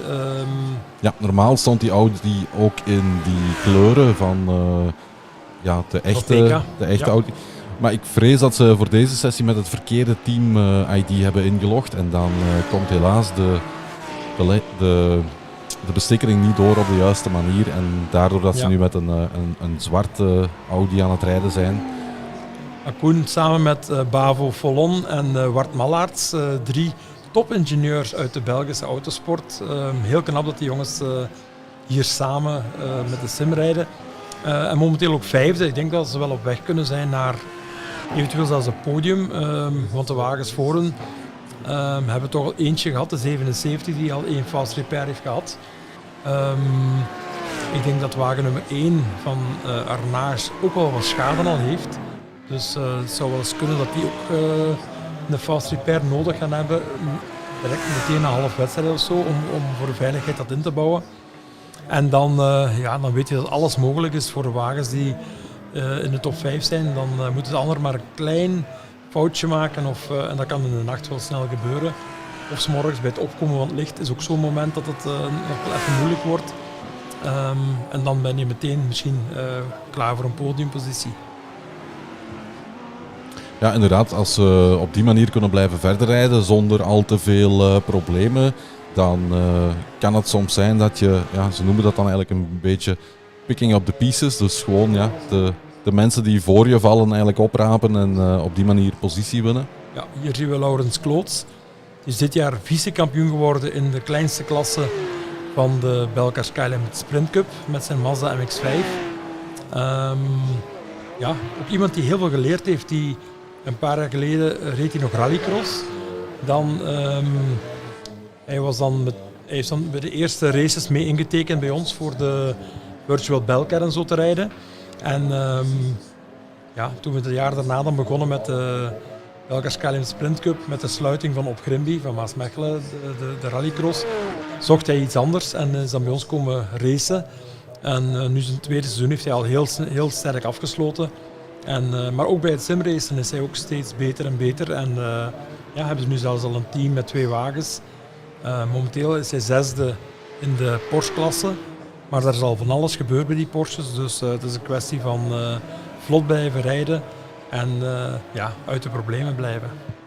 Ja, en zij zijn ook te gast bij de volgende podcast. Dus volgende week donderdag lanceren we aflevering 6 ondertussen al. En dan hebben we onder meer een gesprek met de mensen van Duct Tape Racing. Hier zien we de Hyundai van Gilles Philippaerts. Een van zijn teamgenoten is Ben Taans. Ben Taans rijdt in de Belcar Historic Cup. Verzorgd door de websites van de Belcar Historic Cup, maar ook die van de Belcar Skylimit Sprint Cup. Hij reed vorige maand nog in de 24 uren met de C1 in ons eigen team. Dus ja, toch wel iemand die van veel markten thuis is. En ook daar straks met een heel sterke, heel lange stint van bijna 4 uur toch wel de maat heeft gezet voor met hun leidende posities die ze momenteel hebben. Een andere piloot, die hier een van de teamgenoten van Koen Klopman, is Fabrice Cornelis. Fabrice kennen we natuurlijk toen hij in de topklasse reed. Als een beetje met de Radical was hij zo wat de dominator van het kampioenschap. In de 24 uur weet ik nog dat hij een bepaald jaar, ik denk dat ze 10 of 14 ronden al voorsprong hadden. En bleven pushen. Uiteindelijk bleek het ook wel nodig te zijn, want ze hebben dan nog een incident gehad op het einde van de koers, waardoor ze een fast repair en zo nodig hadden. Maar ze zijn wel blijven pushen en hebben dat toen op een schitterende wijze gewonnen. Vorig jaar heeft hij helemaal op het einde van de race de overwinning verloren tegen Arnage. Maar ook wel, Fabrice heeft vorig jaar, ik geloof om de andere stint, heeft hij heel de koers gereden. Dus dat was iedere keer dubbele stint, geloof ik. Dan heel even rusten, dan weer een dubbele stint, heel de nacht door en zo. Dus dat was ook wel heel zwaar. Maar Fabrice heeft dit jaar ook, ik denk zelfs als vice-kampioen afgesloten in de C1-klasse. Ja. Toch een top 3 in ieder geval van het kampioenschap. En heeft ook heel sterke dingen laten zien.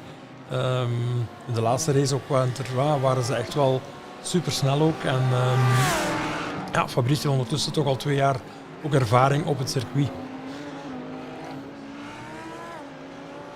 Ja, want als ik me niet vergis, kan het ook zijn dat toen we met de Radicals reden, dat we toen net 1000 ronden of zo hadden? Kan dat? Dat zal wel zoiets geweest zijn. Toen waren de rondetijden zo 22. Ja, ja. Dus ik denk dat we toen eens net over de 1000 zijn gegaan. En inderdaad, verleden jaar was dan ook nog op het laatste met... toen reed Maxime van den Hoven en zo met GTE ook. En dat was ook nog heel spannend voor die tweede positie toen. Want dan hebben ze elkaar nog wel geraakt net voor de finish. Maar op zich was het wel leuk om te zien na 24 uur dat er nog zo'n close battle aan de gang was.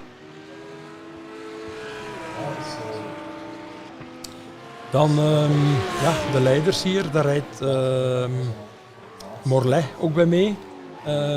Ook een jonge gast die in de Fun Cup en op meerdere snelle wagens ingezet wordt momenteel. En die ook wel echt op het circuit in de echte racerij aanwezig is.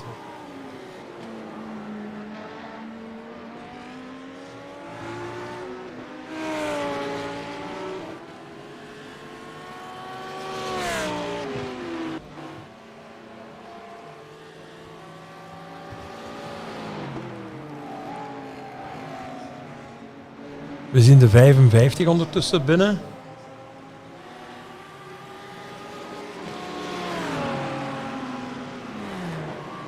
Ja, de 55 was wel een wagen die al een paar incidenten heeft gehad. En nu weer terugvalt naar plaats 5. Ja, er zijn ook incident points natuurlijk van kracht. Dus dat wil zeggen, als je 20 incident points opraapt, dan krijg je sowieso een drive-thru. In totaal mag je maximum 135 incident points samensprokkelen, want dan volgt de disqualificatie. Dus de teams moeten er ook wel rekening mee houden dat je ook de incident points moet managen. En je krijgt die punten als je, uiteraard als je tegen iemand anders aanrijdt, maar ook als je spint, als je off-track gaat. Dat zijn allemaal momenten waarop dat de iRacing software je een incidentpunt gaat toekennen. Dat kan 1 punt zijn, dat kan 2 punten zijn, maar zelfs ook 4 punten in één keer. Meestal bij contact is het 4 punten. Hier zien we een foutje van Milan Feitons. Ja, dus voor de driftcompetities zijn daar mooie punten. zou dat, nu krijgt hij 2 punten waarschijnlijk voor het incident, omdat dat een off-track is en verlies van controle.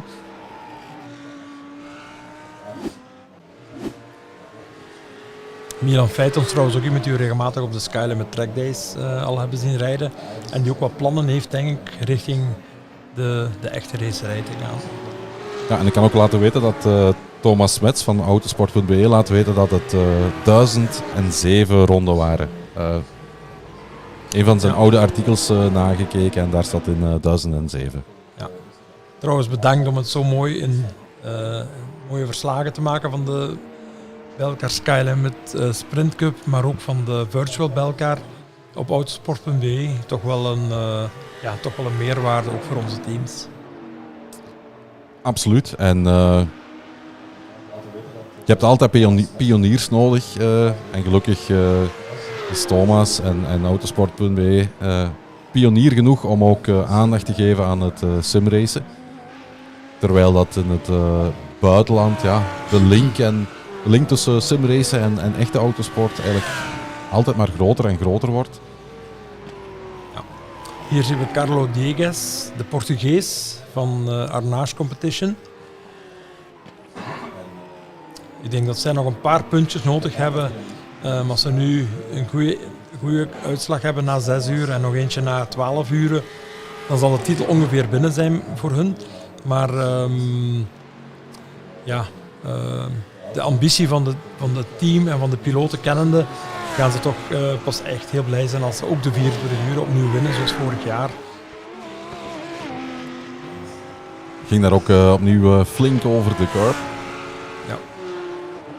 Ja, en inderdaad, het kampioenschap winnen, in welke klasse dan ook, is superleuk. Maar die 24 uur op je palmares kunnen schrijven, dat is toch nog de kers op de spreekwoordelijke taart. En momenteel is er een voorsprong van 1 minuut en 11 voor Fabio Bezoeg, een van onze Duitse deelnemers. Maar 1 minuut en 11, als je de laatste ronde ziet, was 28 van hem. Terwijl Carlo Diegues 26-6 reed. Dus dat wil toch wel zeggen dat hij echt aan het pushen is. Al die mannen die 26 draaien,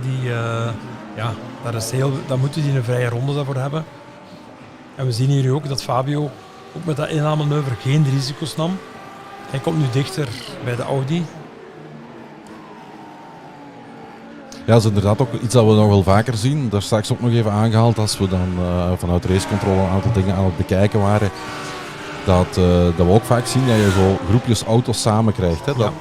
Alsof dat ze door elkaar worden aangetrokken. We hebben nu 32 wagens die momenteel aan het rijden zijn. Dan heb je normaal 130 meter tussen iedere wagen. Maar natuurlijk, je krijgt van die groepjes samen op de piste. Hier zagen we nu net ook heel mooi van de Audi nummer 14, James Laas, liet heel mooi plaats, ging een beetje aan de kant zelfs voor de Lambo. De Porsche nu van Lamol doet juist hetzelfde, geen risico en dat is heel mooi.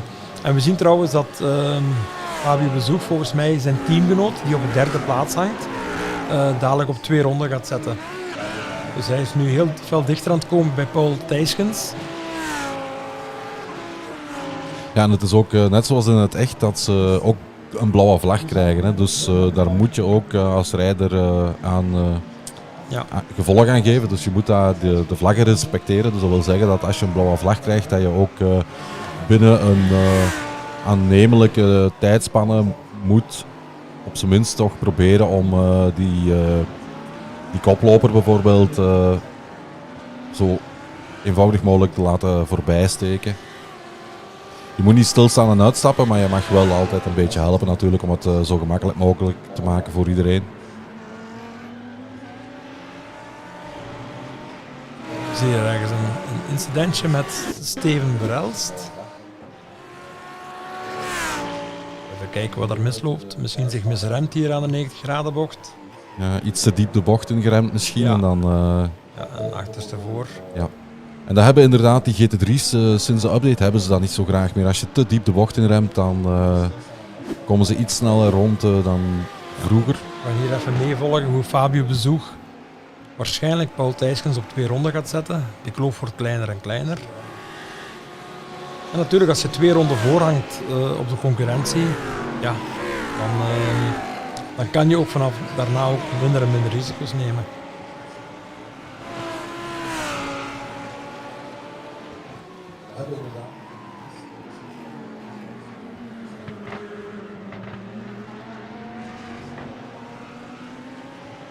Ja, Thijskens wordt nu een beetje geblokkeerd door een van de Astons. Normaal zal je niet veel tegenwerken, zodat Fabio vlot voorbij kan. Ja, hij gaat hier voorbij. Eerste en derde plaats, momenteel 2 rondjes verschil. Maar natuurlijk, de wagen van Paul Thijskens heeft al een fast repair nodig gehad, heeft al een ongeval gehad. En ja, daar is de leidende wagen tot nu toe van gespaard gebleven. Dus, ja, ze vonden in ieder geval nog wel de tijd om elkaar te groeten op het rechte stuk. Want er werd wat met de lichten geknipperd en een beetje links-rechts gewaggeld, om het zo te zeggen. Dat was waarschijnlijk om even hallo te zeggen aan elkaar.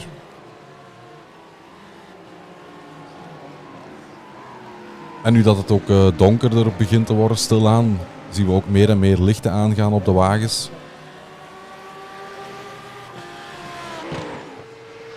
Hier nog even Abel Koert in beeld brengen. Mooi 4e momenteel. Met de vorige stop van Jamie Mollema met de 55. Hebben ze nu de 4e plaats overgenomen. Ze hebben wel iets meer dan 1,5 ronde achterstand op de 3 wagens die voor het podium gaan momenteel.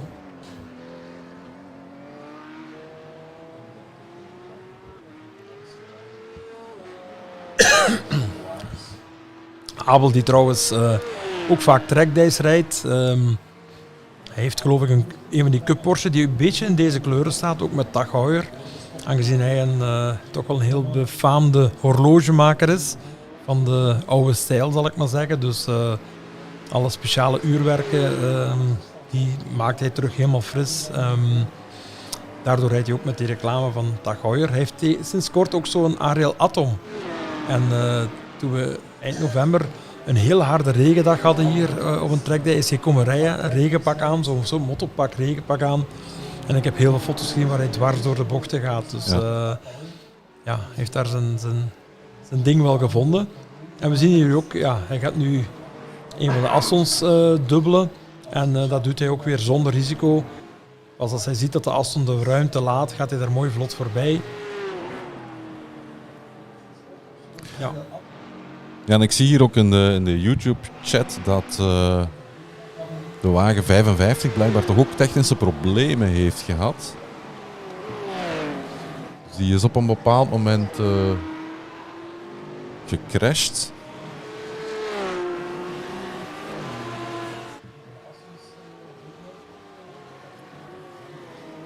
Maar we vinden daar nu niet meteen iets van terug.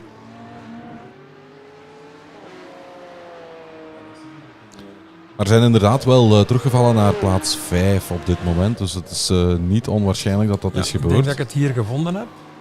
Zou kunnen. Ja. Oeh, dat is gewoon... Ja, Ja.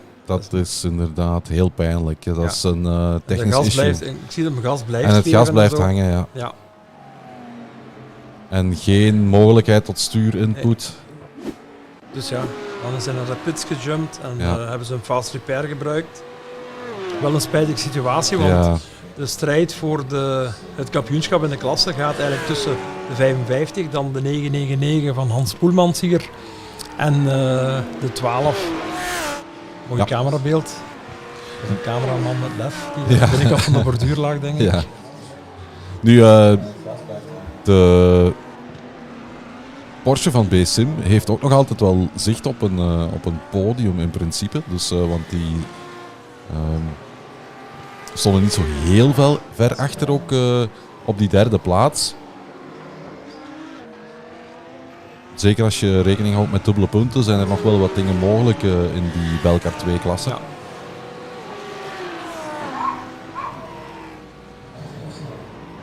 Gaan we even meerijden met een van de nieuwe teams die aan de start staan. Hebben al redelijk wat incidentpunten opgelopen. We zijn nu wel een beetje gekalmeerd, want de laatste tijd zijn er niet meer zoveel bijgekomen. Ik denk dat de meeste van de piloten ook aan hun tweede stint bezig zijn van deze wagen. En ervaring helpt natuurlijk. Iets wat veel teams ook doen is bij de echte 24 uren. Dat is dus hun piloten allemaal de kans geven om hun eerste stint te rijden terwijl het nog licht is. Want in een donker verliest iemand die wat minder ervaring heeft vaak nog veel meer tijd dan wanneer het nog klaar licht is. Ze gaan nu ook op een ronde gezet worden weer door de 55 van Jamie Mollema.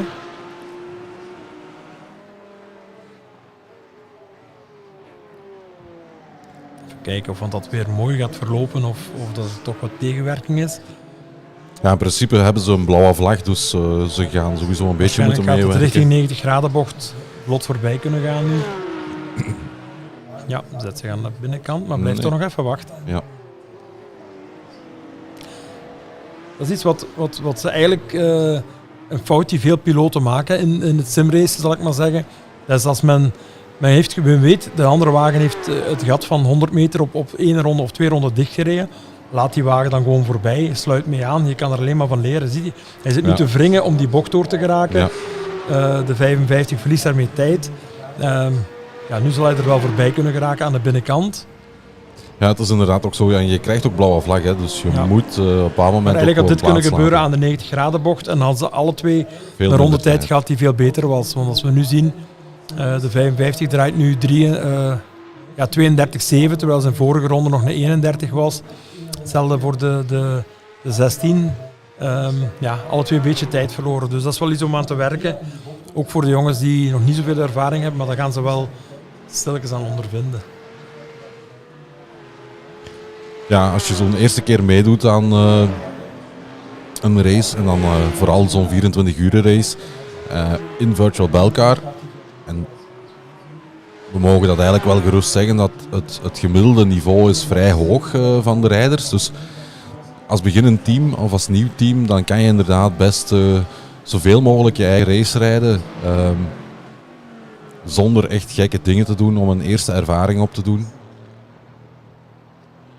Dan zien we hier de wagen van Tiptop. Momenteel 6e in de GT4-klasse. Hij heeft maar een kleine voorsprong op Jens Goossens. Maar hij is wel snel onderweg, denk ik. Dus ik denk wel dat hij er net voorbij gegaan is dan zelfs.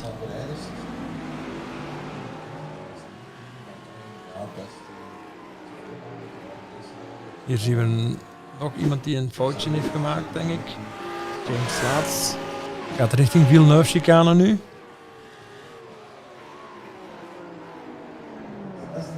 Ja. Ja. Ja, de GT3 is echt veel gevoeliger geworden daarvoor. Hè. Je komt Ja. Maar tijd aanremmen. in werkelijkheid ook, met zo'n wagens ga je in de Villeneuve-chicane eigenlijk iets langer blijven doorremmen normaal. Als je de rem loslaat en de snelheid is nog net te hoog, ja, dan verlies je hem op die manier.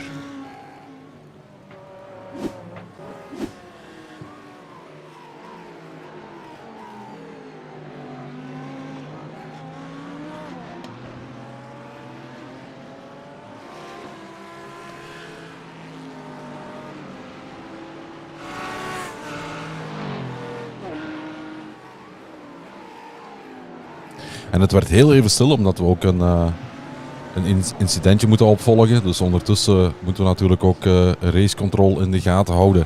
En daar zijn Andy en Rudy op dit moment mee bezig om een incidentje terug na te kijken.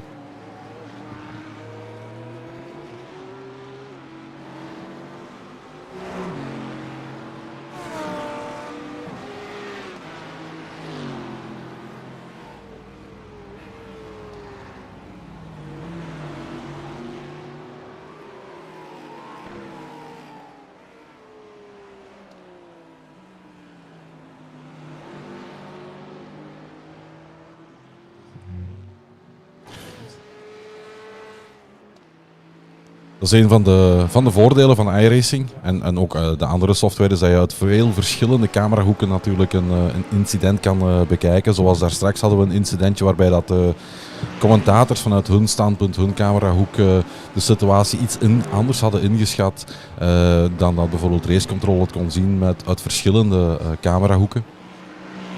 En zo'n protest of een incident wordt echt heel veel hoeken bekeken. En niet alleen het incident op zich, maar ook al de zaken die gebeuren in de aanloop naar het incident. Want geen enkel incident is exact hetzelfde. Er is altijd een voorhistorie die daaraan vooraf gaat. En dat zorgt soms ook voor wat extra overleg tussen de mensen van racecontrol om dan tot een besluit te komen.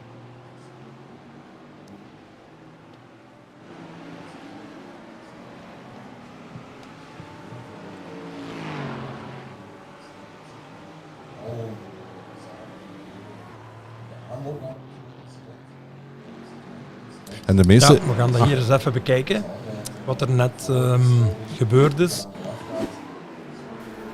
Dus de Lambo die gaat eigenlijk voorbij aan Aston Martin nummer 66. En dan in de remzone wordt hij opnieuw van achter aangereden. Dus gaan we hier zien. Dus hier krijgt hij een duw van achter, omdat de Aston wil de pitlane binnengaan en vergeet eigenlijk te remmen. Ja. De Lambo zit mooi op zijn lijn, gaat er voorbij, hangt er ongeveer 20 meter of 10 meter voor en de Aston knalt er achterin. Dus dat heeft dus als gevolg dat de 66 een penalty van 30 seconden heeft gekregen. Ja, dat is ook een puntje dat we in de briefing hebben aangehaald, omdat we ook uit voorgaande races gezien hadden dat dat een gevaarlijk punt was, pit entry. De auto's die linksaf moeten voor de chicane, die gaan natuurlijk vol in de remmen. Als je de pitlane inrijdt, kan je iets langer rechtdoor blijven rijden, moet je iets later remmen. Maar natuurlijk, je moet wel rekening houden met het verkeer dat linksaf moet, want die gaan remmen. Dus ook in de briefing, want we hebben ook een rijdersbriefing voor de wedstrijd, zijn dat dingen die we duidelijk aangeven van kijk, let daarvoor op. En als daar een fout gebeurt op die manier, dan zal er ook sowieso een penalty volgen. Dus helaas voor de 66 is dat nu het geval. Ja. We gaan nu nog eens even kijken naar een ander incident. Porsche nummer 16. Gaat er hier dadelijk ook ergens een beetje af? Misschien weer al misremd? Ja, misremd, ja. Ja, ze hebben daar dat stukje van het circuit hebben ze al een paar keer bekeken. Hè. Ja. Gelukkig hebben ze tot nu toe de auto altijd uit de muur kunnen houden, net niet. Toch een beetje geraakt nog. Nu, de Porsche is een heel moeilijke auto om qua remmen. Het is echt... de nieuwe versie is iets gemakkelijker geworden al ten opzichte van de oude. Die was helemaal bijna onvoorspelbaar qua remgedrag. De nieuwe is beter. Dan hebben we hier nog iets met James Slaats. Dat is misschien nog dat puntje van daar straks. Dat is inderdaad, die hebben daar straks even bekeken. Ook dat die bij het ingaan. Ja. Ja, dat was deze situatie die we al gehad hebben. Loïc Lamol gaat er nog even een beetje naast rijden. Ja, dat is gewoon... Wel goed gekozen. Ja, want anders heb je die hoge bulten die je meepakt en dan kan je beter even de borduur afsnijden. Ja, er ligt achter die bulten ook een stukje, ook hier in deze chicane ligt er ook een stukje groen hard oppervlakte. En je kan dan inderdaad beter kiezen om... Je haalt de bocht toch niet, dus een off-track ga je zo krijgen. Je gaat sowieso ook een slowdown krijgen, dus kan je maar beter de ruimte gebruiken die er is, zodanig dat je geen schade toebrengt aan de auto. Dus op zich een goede reactie om daar te kiezen voor die richting. We gaan nog eens even Jonathan Belcar in beeld brengen hier. Dus ze hebben er straks heel veel tijd verloren met een heel lange pitstop. En rijden nu terug gestaakt hun rondjes. Het laatste rondje was 1:31. Ik denk dat het toch een progressie is die we zien. En we hebben ze de laatste tijd niet meer met incidenten betrokken zien. Dus dat is zeker goed voor een redelijk beginnend team. Ja, inderdaad. Ze moeten zich vooral concentreren op hun eigen race. Goed anticiperen met het verkeer. En vooral als doel stellen de race volledig uitrijden. Ja. En niet te veel wakker liggen van in welke positie dat precies gaat zijn. Hier nog eens een foutje van Porsche nummer 16. Ja, die stapelen de incident points op momenteel. De auto ziet er ook niet meer zo heel fris uit van voor.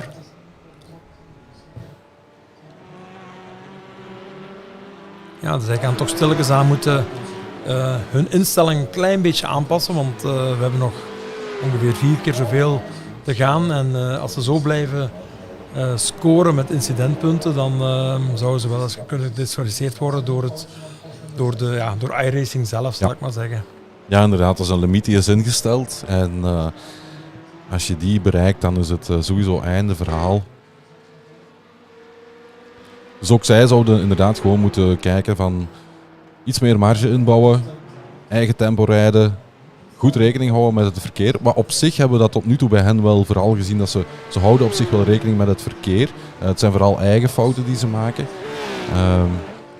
Dus gewoon, ik zou zeggen, iets rustiger aandoen en dan ook weer gewoon als doelstelling stellen van de race uitrijden.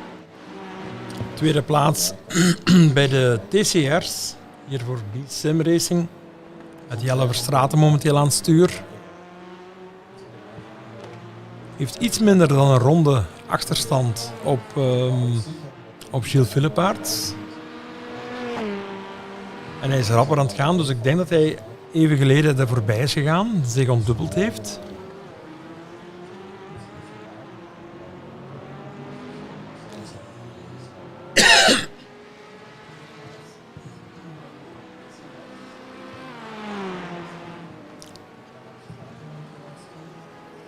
Toch wel een mooie livery ook deze wagen.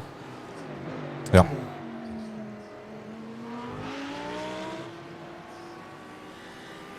En er heel achter, 2 wagens zitten ertussen en dan zien we de Flemish Hyundai. Dus ja, als het verschil minder dan een ronde is, na 7 uur wedstrijd, betekent dat het eigenlijk een heel kleine kloof is. Hè. En ik denk ook dat Bentaans een paar nieuwe mensen bij zich heeft, die dan ook iets rustiger zullen rijden waarschijnlijk, iets minder hoog tempo. En het zal een kwestie zijn om dat Ben zal waarschijnlijk het verschil moeten maken en de anderen zullen gewoon de voorsprong moeten proberen te houden. Ja, een beetje moeten consolideren. Ja. Ja, de meeste teams hebben moeten switchen met rijders. Hè. Dus een aantal teams hebben ook 2 auto's of meerdere auto's en laten dan 1 auto aan de kant staan en brengen dan een aantal mensen samen op een andere auto. Ik denk dat we opnieuw een foutje zien van Jamie Mollema.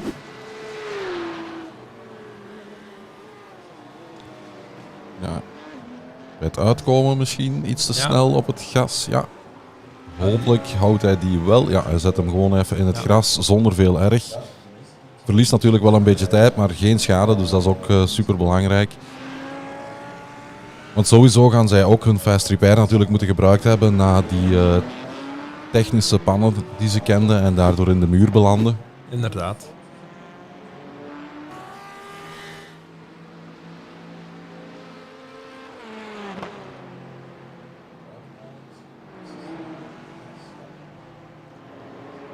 En we zien dus, we hebben nu de B-Sim Hyundai in beeld. En iets verderop is Gilles Philippaerts. Met de Flemish Simsport bij Viraco Hyundai. Ja, die jongens zijn wel een heel mooie race aan het rijden. Want hebben ook geen al te hoge I-rating. En dan moet je het maar doen. De meeste mensen met een redelijk lage I-rating hebben we eigenlijk al vaak in beeld gezien met foutjes en misremmen en misverstanden in het verkeer. Dat hebben we niet met de 69 gehad. Die zijn zelfs, hebben die 1 keer al een penalty hebben moeten uitgeven aan iemand anders die hun geraakt heeft, maar uit hun eigen hebben ze volgens mij nog geen echte fouten gemaakt. Dat is toch wel knap. En dan gaan we naar de 3e plaats in de TCR-klasse. Adam Pinsis. Ja, zij moeten gewoon uitrijden om de titel veilig te stellen. Ja. En nu zien we een foutje of een incidentje met Philippe Vliegen. Waarschijnlijk ook bij het aanremmen of bij het uitkomen. Daarvoor al gaat al een beetje dwars. Ja, en gaat rond. Ja. Ja. Blijft goed staan. Ja. Oeh. Dat was nipt. Ja. Dat is iets waar ze zeker moeten op letten. Als ze dwars over de baan staan, zet je hem beter even achteruit en vertrekt dan mooi terug. Dan dat je de wagen laat bewegen. De wagens die aankomen op racesnelheid, die hebben al lang beslist van ik ga er voordoor of ik ga er achterdoor. Als je dan een bewegend object wordt, dan dat is alleen interessant bij het kleiduitschieten, maar niet met het racen op circuit. Nee, inderdaad. En het voordeel van het simracen of het digitaal racen is dat je ook in je auto kan zien wie dat er achter u zit en hoe ver dat die achter u is. Dus je kan eigenlijk perfect inschatten van wanneer de baan vrij is om er terug op te rijden. In een raceauto heb je ook niet altijd volledig zicht en het is soms ook moeilijk, denk ik, om terug de baan op te komen. Dan kan je dan soms rekening houden met de marshals die teken doen en zo. Dat heb je hier natuurlijk niet. We zien hier Jens Goossens, die vlak achter de... hij is de vlak achter elkaar. Ja, want dat is inderdaad nog voor positie. Ja. We krijgen nu ook even bezoek van de Lamborghini. En Jens duikt mee binnendoor. Ja, en... En neemt de 5e plaats in de GT4-klasse over. Ja. Ondertussen hebben zij ongeveer een 3-tal ronden achterstand op de 4e plaats in de klasse. En dat is Robin de Viel momenteel. En die zelf maar 3 secondjes achter Jorn van den Akker hangt. Dus hier hangt Jorn. En dan gaan we hier terug de andere in beeld brengen. Dus ja, een heel kleine kloof. Dus wat heel vaak ook helpt is, als je de tegenstander voor je ziet rijden, je ziet waar dat zijn remlichten aangaan. Jij remt telkens zo 1 metertje later, niet veel meer risico's nemen, maar gewoon een metertje later. En op die manier kan je er toch naartoe kruipen, zeker ook in het donker. Een truc die ik vroeger veel uithaalde was als je achter iemand hangt en die kan je eigenlijk op snelheid niet meteen voorbij, is er toch naartoe rijden, kort erachter hangen. En als een ander dan gedubbeld wordt door wagen uit de hoogste klasse, dan eigenlijk mee in dat gat duiken. En dan weet een andere vaak niet welke is het nu vlak achter mij en zo. En dan zo kon je wel vaak op een verrassende manier een plaats goed maken. Ja, en die 2 auto's van ook de JWS en dan de Flemish Simsport bij Viraco, die kennen elkaar ook uit de Virtual Belcar Skylimit Sprint Cup. Jorn van den Akker rijdt daar zelf niet meer mee, maar op die auto, of de auto met dezelfde livery, heeft dan ook Verhofstadt aan het stuur. Dus Robin de Vil nu onder de 3 seconden duiken. Dus ik denk wel dat hij er snel naartoe gaat rijden. Jorn is ook wel iemand die niet meteen de supersnelle tijd rijdt, maar wel meestal heel proper. Vorig jaar hebben ze heel regelmatig de prijs gewonnen, de Safety Award gewonnen met de minste incidenten en zo. En ik denk dat ze momenteel ook redelijk goed mee scoren.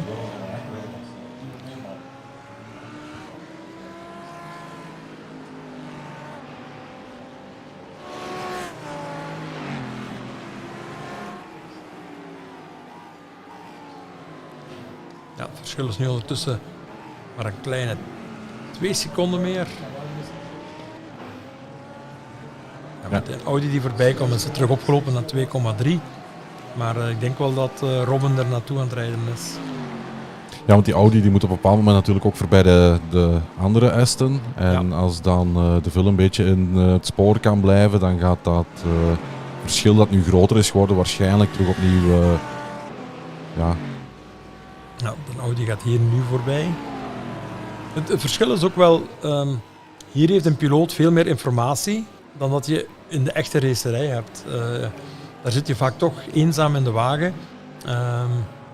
Ik heb dan wel wedstrijden dat ik ook als spotter werk in een 24 uur race, zoals Le Mans en Daytona. Doe ik dat jaarlijks.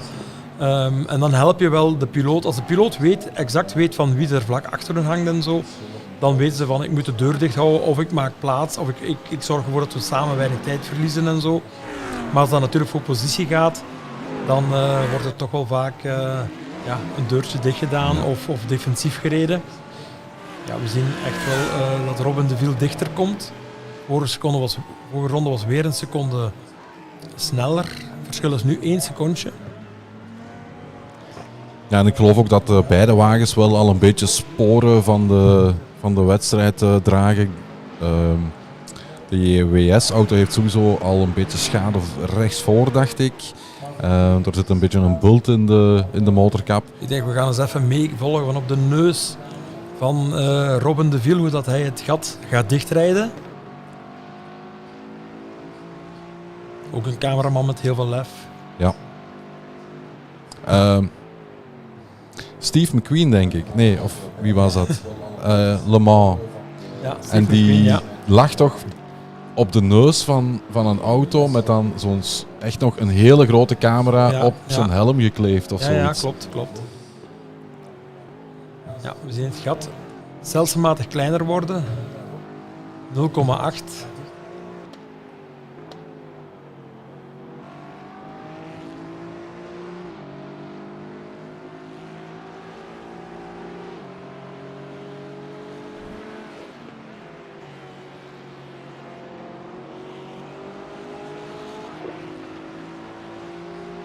En we kregen ook nog bezoek van een oude bekende. De nummer 16 kwam ook nog even in beeld. Ja. We zien nu wel dat Jorn van den Akker zijn pitstop al gemaakt heeft, terwijl Robin de Viel die stop 20 ronden vroeger heeft gemaakt. Maar hij zal toch nog wel even kunnen doorgaan, denk ik, want ronde 2.34, nu zitten we op 2.59, wil zeggen 25 ronden. Maar de GT4's kunnen toch meestal toch wel wat meer doen. Die rijden toch meestal dicht bij 1,5 uur, denk ik. Ja. Ja, de Porsche gaat nu aanvallen bij de 23, bij Jorn van den Akker. En we zien nu meteen dat de kloof heel klein geworden is. Het is nog een halve seconde nu.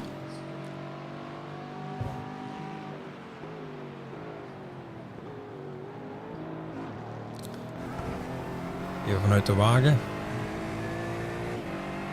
Hij is ondertussen ook naar de livestream aan het kijken, zie ik.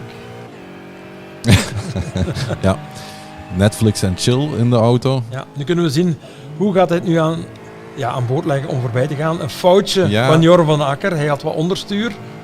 Ja, hij kan moeilijk anders nu als Robin voorbij laten. Ja, en er zit ook nog een Lambo in de camera. Nou, Jorn heeft het eigenlijk wel goed opgelost. Hij maakte een klein foutje. Maar hij liet zich dan niet misleiden door de deur toch nog dicht te willen smijten.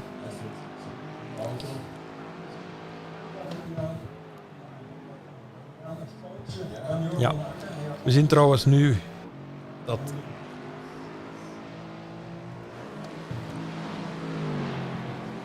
dat Kenny Hermans ook aan het stuur, denk zijn eerste stint nu gaat rijden. Ja, die staat gepland voor een stint van 2 uur, had ik daarnet ergens opgevangen. Ja, dus Kenny toch wel heeft een paar jaar in de Fiesta Cup, heeft destijds de 24 uur van Zolder mogen rijden via Racing Stars. Een talentenjacht waar hij zijn eerste race mee heeft kunnen rijden. Dan heeft hij een paar jaar liggen zoeken om ergens aan de bak te komen. Heeft dan in de Fiesta Cup, ik denk 2 jaar achtereen, Belgisch kampioen geworden.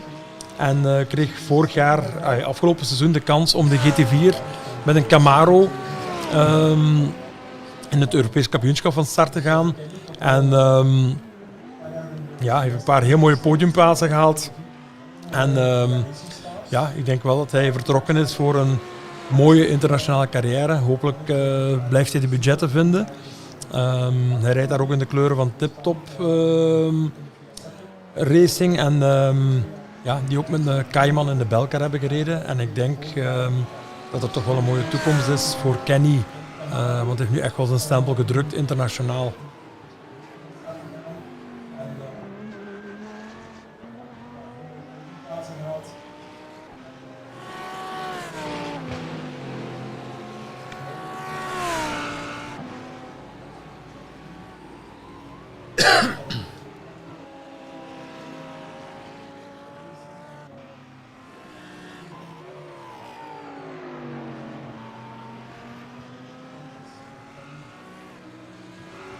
Momenteel zit Benjamin de Pape aan het stuur van de Porsche van Bissim. Hij heeft overgenomen van Loïc Lamol. En ja, ze hangen op 11 secondjes maar van Hans Poelmans. Hans, ook een van de mannen die er van in het begin bij is. Sinds we in 2020 begonnen zijn met de Virtual Belcar. Ja, dat is inderdaad ook een van de diehards die al alle seizoenen erbij waren. Hij gaat nu voorbij zijn teamgenoot, de GT4, de Aston Martin. En we zien vlak achter hem ook de Porsche, de leider in de Porsche-klasse van Maxime van den Hoven. Die momenteel bijna 2 ronden voorsprong heeft op Hans Poelmans. En Benjamin de Pape volgt dan op 11 secondjes van Hans in dezelfde ronde. Dus gaan we hier even meevolgen of Maxime van den Hoven hier vlot voorbij gaat geraken of niet. Zijn rondetijden zijn wel gemiddeld toch wel een secondje rapper als die van Hans. Ja, en Hans krijgt op dit moment ook een blauwe vlag. Uiteraard, dus strijd leveren is sowieso niet toegelaten. Nee, en als hij lang de deur gaat dichthouden, gaat Benjamin de Pape het gaat ook heel snel dichtrijden. Klopt, hij kan inderdaad beter... Ik verwacht nu zelfs aan de 90 graden al dat Hans gaat doorlaten. Ja, en dan kan hij best gewoon even mee proberen te gaan in het spoor. En op die manier eigenlijk zijn voorsprong te behouden of uit te breiden ten opzichte van de Pape. We zullen eens kijken wat deze ronde oplevert, onder andere voor Hans en voor Maxime. Maar op deze manier denk ik dat er heel weinig tijd verloren gegaan is.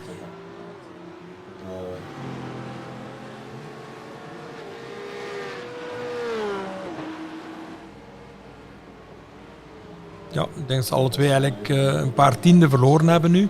Maar als je 2-3 bochten langer blijft vechten, dan gaan er seconden verloren. Dus ik vind het wel een heel slimme manier. Dit zijn mooie voorbeelden van hoe je zo'n lange endurance race moet aanpakken. Als Hans de deur had dichtgehouden, nog 2 of 3 bochten, dan was de spanning opgelopen tussen alle twee. Ja. Voor hetzelfde geld heb je dan een kleine aanrijding, nog wat incidentpunten en zo. Dus echt wel een heel mooi voorbeeld over hoe het juist moet. Zeker.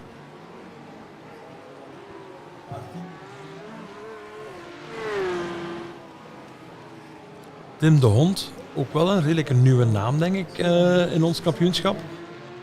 Hij deelt de Porsche met Abel Koert. Ja, er zijn op die auto eigenlijk... meestal rijden ze met 2, dat was dan Abel en Bram. En daar zit nu dan inderdaad ook Tim is daarbij gekomen. David van Glabeke, dacht ik. En dan is het, ik denk Jean van Liemt ook nog. Jean van Liemt, ja. Jean van Liemt die trouwens vorig jaar zijn debuut maakte in de echte 24 uur van Zolder en meteen zijn klasse won. Heel sterk. En heeft dit jaar zijn debuut ook gemaakt als commentator hier op circuit Zolder zelf. Hier hebben we een klein incidentje gehad denk ik van Sven Calvert. Ja, met de Dynamics Porsche. Als hij uit de muur blijft. Ik denk dat hij probeerde om hem rond te zetten eigenlijk. Op het gas ging even terug, maar dat de auto niet voldoende draaide om hem echt volledig te keren in één keer. Ja, maar hij vroeg de weg zonder de andere mensen in de weg te rijden. Ook al heel belangrijk. Ja. Goed rondom je kijken. Inderdaad mooi opgelost. Een klein tikje heeft de auto wel gehad, maar ik denk zonder veel erg. We zien ook Brian Damhuis die even naast de baan komt. Hij remt iemand uit en moet dan de bocht afsnijden om er te geraken. Hij krijgt dan Een slowdown. slowdown en kan terug van vooraf aan beginnen.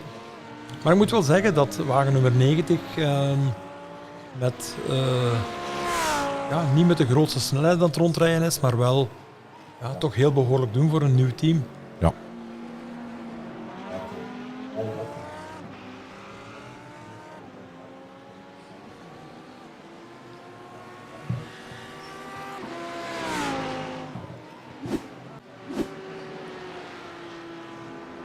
Dan gaan we nog even helemaal vooraan kijken.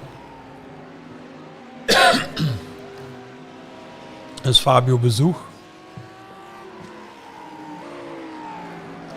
Ja, ik denk ze hebben trouwens een heel andere tactiek als de andere teams. Vanaf het begin, toen Antoine Morlet aan het rijden was met deze wagen, hebben ze telkens 1 ronde of 2 ronden later een pitstop gemaakt. En momenteel zien we dat de laatste pitstop voor Arnage competition op ronde 2:73 was. En van Fabio Bezoek nu hier bij Belcar is 283 al. Dat is al 10 ronden uitgelopen op ongeveer iets meer dan een kwart van de koers te rijden. En dat zou, als dat zo kunnen blijven doorgaan, zie ik zo zitten dat die zelfs 1 pitstop gaan kunnen uitsparen op het einde van de race. En ze hebben nu al een voorsprong van ruim een minuut. Heel weinig incidenten gezien met 22. Hun teamgenoot de 77 is wel al betrokken geweest. Heeft al een fast repair nodig gehad. Was net ook nog eens aangereden langs achter. Dus ik denk dat de 22... die jongens mogen stilletjes aan gaan nadenken om een iets rustiger tempo te rijden. Want de kloof die er is, die kan er alleen maar uitgebouwd worden als ze zo zuinig blijven rijden. Dus waarschijnlijk gaan ze ook iets minder brutaal op een gas gaan. Ik zie de laatste rondes van de wagens achter hun zijn 27 en 26 en zij rijden naar 28,4. De vorige ronde was een 29. Dus ik denk dat ze ook heel safe rijden. Een paar meter voor het rempunt eigenlijk van hun gas gaan, een beetje lift en coasten, zoals ze dat in de echte autosport ook wel eens vaak doen als ze zuiniger moeten rijden om een pitstop uit te sparen.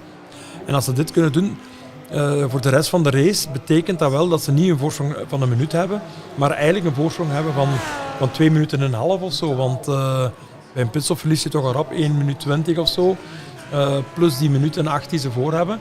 Dus eigenlijk, als ze hun plan blijven uitvoeren, kunnen ze eigenlijk rustiger rijden. Ze kunnen de lat niet zo hoog leggen, telkens dat blijven doen met lift en coasten. En dan moeten de anderen echt extreem gas gaan geven en die gaan daardoor zeker niet zuiniger kunnen rijden. Dus ik denk wel een heel slimme strategie momenteel is voor wagen nummer 22. En hun grootste concurrent is dan de wagen van Arnage, Carlos Dieguez.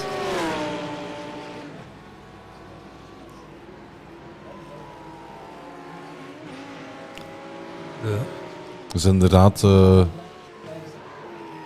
in achtervolgingsmodus, maar het is een behoorlijke gat naar positie 1. Juist straks was dat 1 minuut en 11, nu is dat 1 minuut en 8. Dus ze komen telkens wel een beetje terug. Waardoor het feit dat een andere telkens later kan zijn pitstop maken. En er sluipen ook iets minder foutjes in bij de 22. En daardoor, we zien hier dat toch de chicane enorm wordt geattaqueerd. Op 2 wielen 2 keer gaat. Dat zorgt er ook voor dat een wagen op termijn ook iets minder accuraat gaat sturen en zo. En ook de schade die voor op de neus al is, die is ook heel duidelijk. Ik denk dat ze moeten blijven pushen nu om erbij te geraken. Want door nu zelf defensief te rijden, gaat de kloof alleen maar groter worden. En wat ik ook heel knap vind, is de 4e plaats hier van Nick Stoop. Ja, van de simworld.be, Fast. Ja.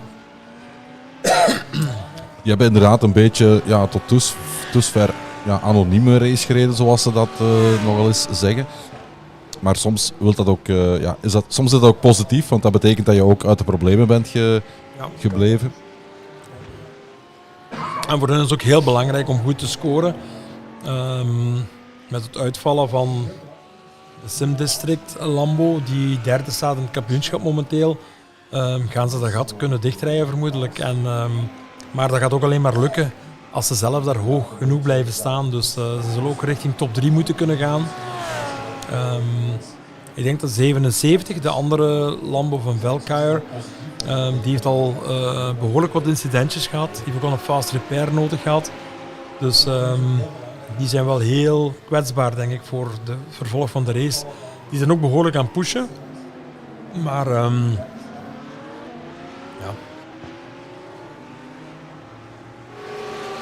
Maar er zijn inderdaad ook in Belcar 1 nog wel altijd podiumplaatsen die verdeeld kunnen worden.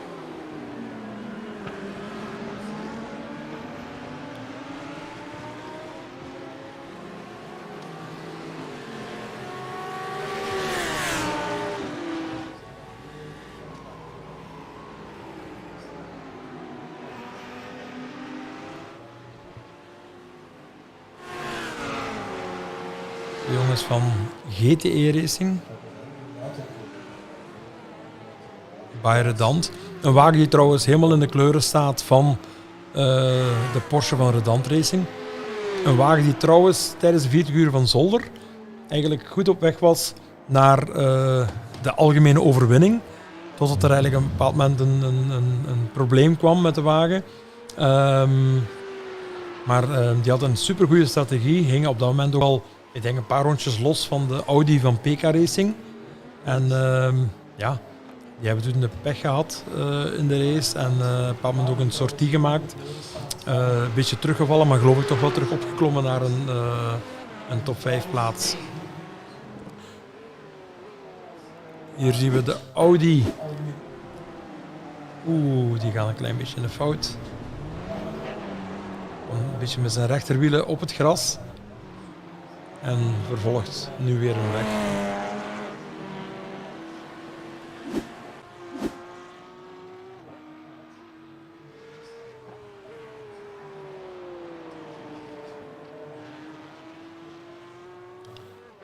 En we zien de Lambo die daar straks heel veel tijd heeft verloren. Van Belcar, die gaat hier, is hij aan het opklimmen. Hij gaat nu voorbij Robin de Viel. Die derde hangt bij de GT4's. Dus dadelijk denk ik wel dat de Lambo met de nummer 92 terug voor alle GT4's gaat hangen. En dan kan hij stilletjes aan de Porsches gaan opeten om terug aansluiting te vinden bij de wagens uit klasse 1.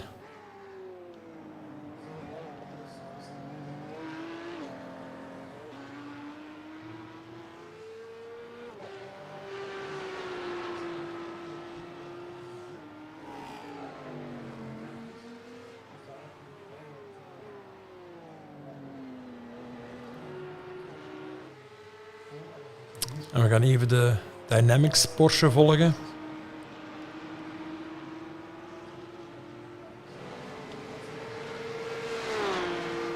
Kijk, de laatste van de Porsches op de piste.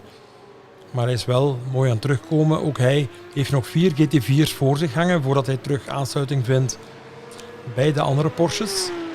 En hij gaat in de komende rondes 2 van die wagens oppeuzelen.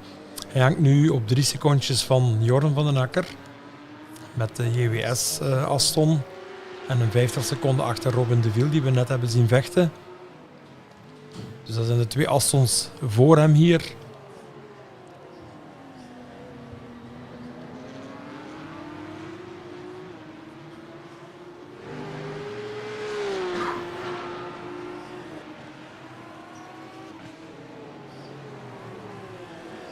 Ja, hij sluit nu aan bij de eerste Aston, die van Jorn van den Akker. En Robin de Viel, die hangen vlak bij elkaar nu. Kijk, want hij de manoeuvre kan doen in 1 beweging, ja. En ook de 55 Porsche gaat voorbij. Oeh, en er staat iemand achterstevoor. Ja, dat denk ik dat het team van Kalbrecht en... Of Goossens zit daarop, dacht ik ook, op die auto die daar stond. Eens even kijken hier.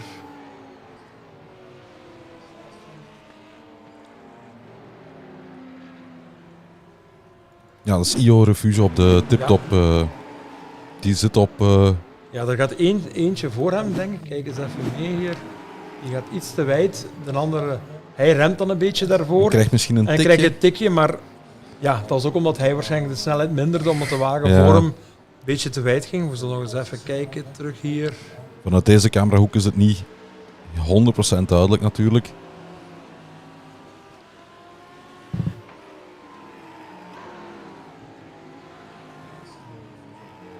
Oké.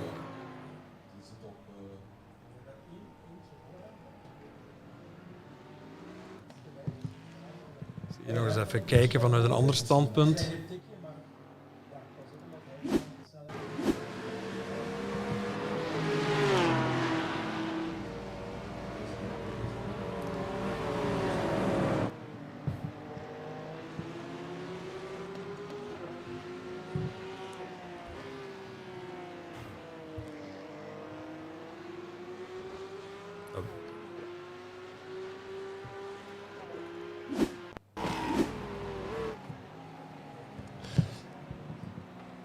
Dus van hieruit gaan we het iets beter kunnen bekijken. Ja, die krijgt inderdaad een tikje. Maar dat kwam ook wel. Hij naderde heel snel op de Ja. Hyundai voor hem. Die ging een beetje wijd. Hij loste een beetje zijn gas. Dus we kunnen dat niet op het konto gaan schrijven van de TCR die achter hem raakte.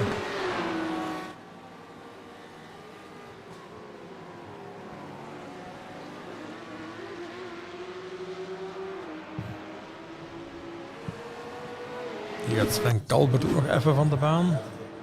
Een beetje te wijd aan de Bianchi.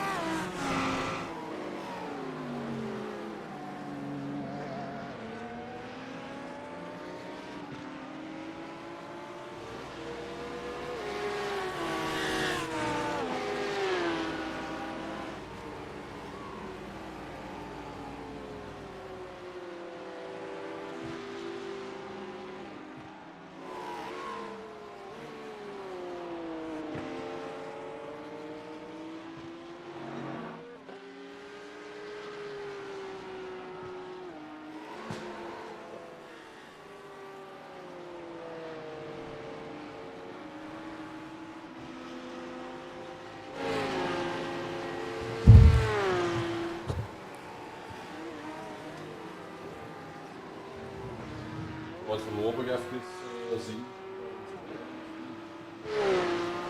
Ja, Stef is aan het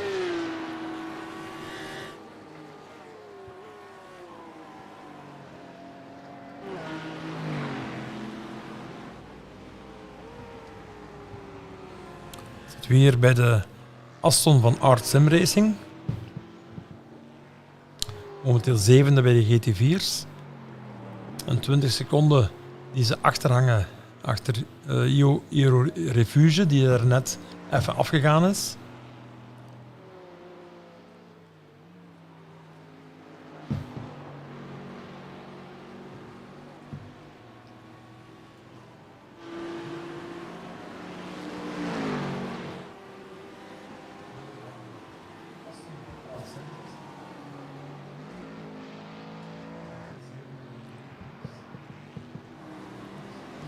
En ondertussen kunnen we inderdaad met een gerust hart zeggen dat de nacht gevallen is hier in het virtuele circuit van Zolder.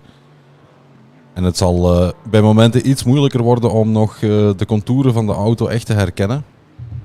Zeker de auto's die op een eentje aan het rondrijden zijn, zoals hier Kevin Tierens met de Art Sim Racing Aston Martin. Maar gelukkig voor ons komt de naam eronder te staan. Ja, dat helpt inderdaad. En af en toe, belicht door de achterliggers, gaan we soms ook wel iets meer details kunnen zien. Maar het zal soms moeilijk zijn om de auto op zich te herkennen. Ondertussen heeft Jelle Verstraeten het gat naar de wagen voor hem teruggebracht. Dat was daar straks ongeveer, was net een ronde, was 1 minuut 40. Momenteel is dat maar 1 minuut en 10 meer. Dus hij is stelselmatig 1 tot 1,5 seconde rapper dan de Flemish-wagen van Gilles Philippaerts, die we hier in beeld krijgen.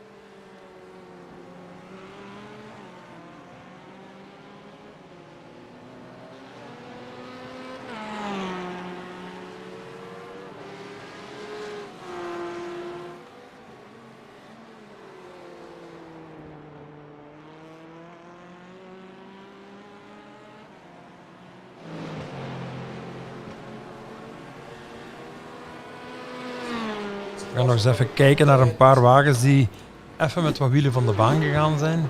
Hier een spin van Philippe Vliegen. Heel mooi, heel vroeg in de remmen gegaan toen hij de wagen verloor en daardoor geen schade.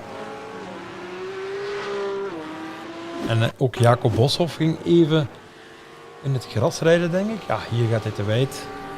Maar ook vroeg genoeg van het gas gegaan, zodat er geen schade is. Ja, en ook het gras en de grindbakken hebben in iRacing een update gehad. En die zouden nu ook de wagen meer moeten afremmen ook. En het zou ook meer, je zou de hobbels nog meer voelen op dit moment blijkbaar als je off-track gaat. Ja, het zou mooi zijn als je wat kiezeltjes in je sim had liggen na een keer door het grind te gaan. Ja. Ja, nu er zullen wel mensen zijn, als je echt wil en je gaat aan de slag met een Raspberry Pi of een Arduino en een emmer met kiezel en als je off-track gaat dat die emmer dan een beetje kipt, zou het perfect kunnen. Ik heb al iemand gezien die zo'n, hoe noemt dat, is dat een arbre magique of zoiets, zo'n geur. Ja. En daar ook een Arduino aan gekoppeld en dan bewoog het boompje mee met... als je de auto instuurde, dan ging dat boompje ook naar de andere kant. Ja. Hier ook niks stoop is even eraf gegaan. Oeh, en dat zijn pijnlijke. Ja. En als die de muur... Ja, een klein beetje nog. Ja, ze hangen vierde. Ze moeten de koers door kunnen zonder te veel fouten. Maar dan mag dit natuurlijk niet gebeuren. Ik denk dat hij verder kan zonder te veel problemen of zonder te veel schade. Ja, die buitenste curb daar, op dat punt, daar liggen ook van die sleeping policemen, denk ik. En die komen enorm hard aan. We doen ieder jaar voor de 24 uur een grote trackwalk met de piloten.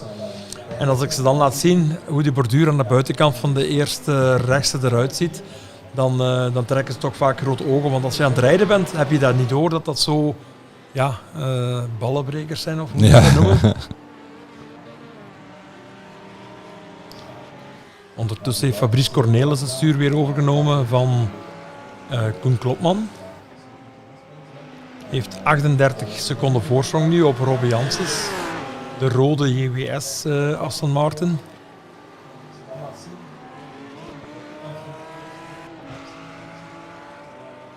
Toch wel knap. Fabrice rijdt nu weer in het laatste rondje 1.34.9. Hun snelste ronde in de race is 34.5.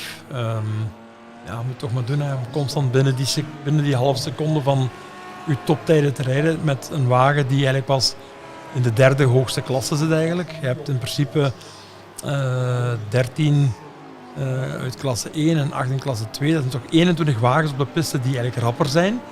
En toch die tijden constant zo draaien. Dat betekent dat hij heel veel rekening kan houden. En hij bepaalt eigenlijk wanneer de snelle wagen hem voorbij gaat. Ja. En dat is de sterkte die je moet kunnen ontwikkelen. Veel mensen met een wagen die wat minder snel is, die laten de snelle wagen beslissen waar dat zij u voorbij gaan. Maar je ziet, hij zet zich mooi aan de binnenkant. Hij laat een andere wagen voorbij komen. Dus moest de Audi eigenlijk zijn remmanoeuvre nog niet zou hebben goed kunnen uitvoeren, dan ging hij de buitenkant te wijd en kon hij nog altijd perfect zijn lijn rijden. Dat is heel, heel slim wat daar gebeurt. We gaan nog eens even kijken, want er komt nog een snelle wagen af.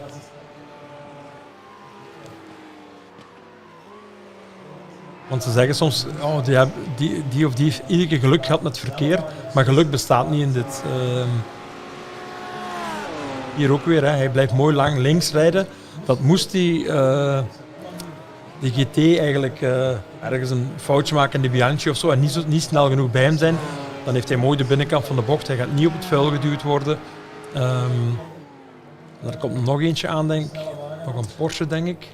Ja, het is inderdaad zo dat als we kijken naar de incidenten die gebeuren, dat het vaak is met het inhalen en dat dan er gewoon een duidelijk misverstand is tussen de wagen die ingehaald gaat worden en degene die gaat inhalen. En soms is het beter om gewoon heel duidelijk te maken wanneer je de deur open doet. En als je de deur open doet, dat je die ook gewoon open laat staan. Ja, en nu heeft hij weer een Porsche achter hem. Deze ronde heeft hij 3 wagens die hem voorbij gekomen zijn. We hebben nu deze Porsche die nog in zijn gat kruipt. Zijn vorige ronde was 34.91 en deze ronde gaan we nu, als hij over de streep komt, gaan we zien. En nu 35.09, dus dat wil zeggen dat ondanks dat hij 4 manoeuvres heeft gehad tijdens deze ronde, zijn de rondetijd maar 1/10 scheelt. En ja, in werkelijkheid, in de echte autosport, kan je zo het verschil zien tussen de toppiloten en de gewone piloten. En Fabrice toont hier ook dat in de sim-racing eigenlijk op dezelfde manier werkt. Ja, dat hebben we bij enkele afleveringen van de podcast ook gehad. Het verkeer is inderdaad een factor die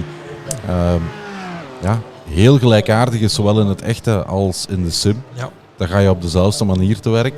Dus dat is zeker een van de gelijkenissen die we vaker hoorden. Ja. Dus van hoe dat je met verkeer kan omgaan. En dat kan je dan ook perfect eigenlijk leren in de sim voor een groot stuk. Ja, want we hebben ook, met Skylimit events hebben we vaak drukke trackdays. En we merken dat sommige mensen dan zeggen van, goh, het is veel te druk op een baan. Ik ga bij mijn Porsche niet tussen die oude BMW's rijden of zo. Maar er zijn telkens piloten die zelf helemaal niet goed zijn of die veel ervaring missen, die daar problemen mee hebben. Want een echte racepiloot die dan met een straatauto of wat dan ook tussen zo'n veld gaat rijden op een trackday, die heeft daar geen probleem mee. Die zegt van, dat is juist plezant. Want mijn passagiers die dan meekomen en zo vinden dat veel leuker. En ik manoeuvreer me wel tussen dat verkeer door. En dat is zo'n typisch iets voor de mensen die veel problemen hebben met het verkeer. Zijn ook vaak de mensen die fouten maken in het verkeer. En die dan eigenlijk naar vanant hun wagen niet hard genoeg door een bocht of zo gaan. We zien hier dat Fabrice nu een voorsprong heeft van een kleine 40 seconden op de Aston hier van Robbe Janssens. Hier open je ook op dezelfde manier eigenlijk een mooi inhaalmanoeuvre van de Audi en niet gaat tegenwringen, niet zeggen van ik ga nog 1 bochtje de deur dicht houden, mooi mee aansluiten. En dat is ook zijn enige manier om de kloof naar Fabrice waarschijnlijk niet te groot te laten worden. Klopt. En ook dat is iets dat je, als we het dan toch over verkeer hebben, hetzelfde inzicht kan je ook perfect toepassen op het echte verkeer. Daarom niet op een circuit, maar gewoon het verkeer lezen, zien wat er voor je gebeurt, wat er achter je gebeurt. Excuseer, en je daaraan aanpassen. Dat is ook een kunde die gewoon in het dagdagelijkse verkeer heel dikwijls nodig is. Op de Braap. Lambo komt nu de pits binnen. Er is nogthans maar net Jasper Schoonakers ingestapt. Dus misschien een drive-thru zou kunnen. Hier zien we Navarro de Boever. Dat zijn ook de gebroeders de Boever, denk ik. Of vader en zoon. Zou kunnen. Ik denk eerder vader en zoon. Oké. Maar die zijn ook wel heel veel gegroeid dit jaar. Hè? Want ze rijden nu mooi rond op een 8e plaats. De kloof naar voren is wel iets groter geworden nu. Ruim 2 ronden nu. Maar 8e. Als ze dat kunnen mooi doorbrengen. Hier en daar nog iemand die wat problemen krijgt door wat incidenten of zo. En dan het zou mooi zijn als ze ergens tussen plaats 5 en 8 kunnen aankomen. Ja, en op zich blijft het een mooie prestatie.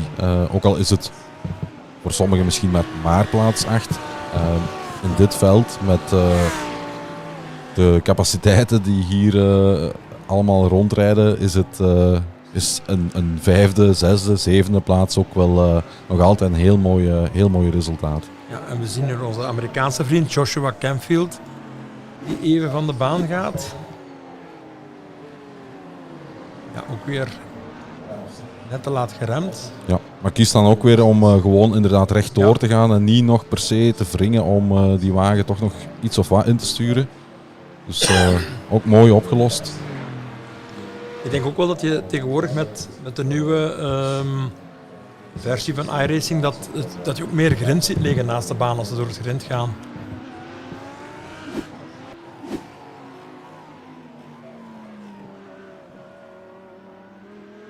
Ja, niet alleen het grind, hè. We zien ook duidelijk Rubber, de racelijn en het rubber dat ernaast ligt verschijnen.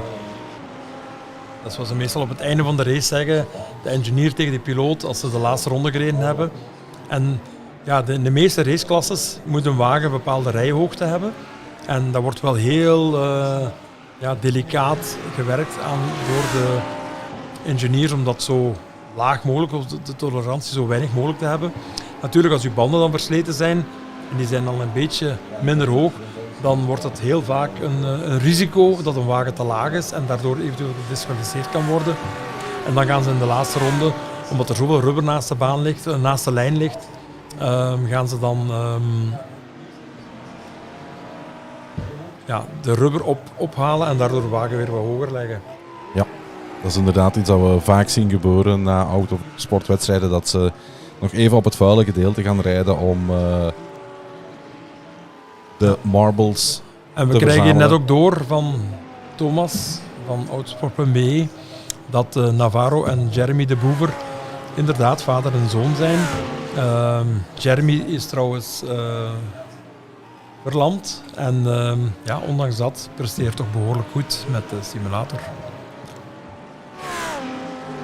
Ja, dat is ook een extra voordeel van een simulator, is dat je perfect ook eventueel het gaspedaal kan vervangen door een soort van pedaal aan het stuur en zo. Niet alleen in het simrace, want ook in de echte autosport wordt dat gedaan. Ik ben even de naam kwijt van... Is dat fit? Nee. Er is een IndyCar racer die nu in zo'n GT's rijdt. Nee, die rijdt nu bij Hyundai. Ik weet wie je voor hebt. Ik kom niet op zijn naam, de Canadees. Robert Wiggins. Die rijdt nu bij Hyundai in de IMSA.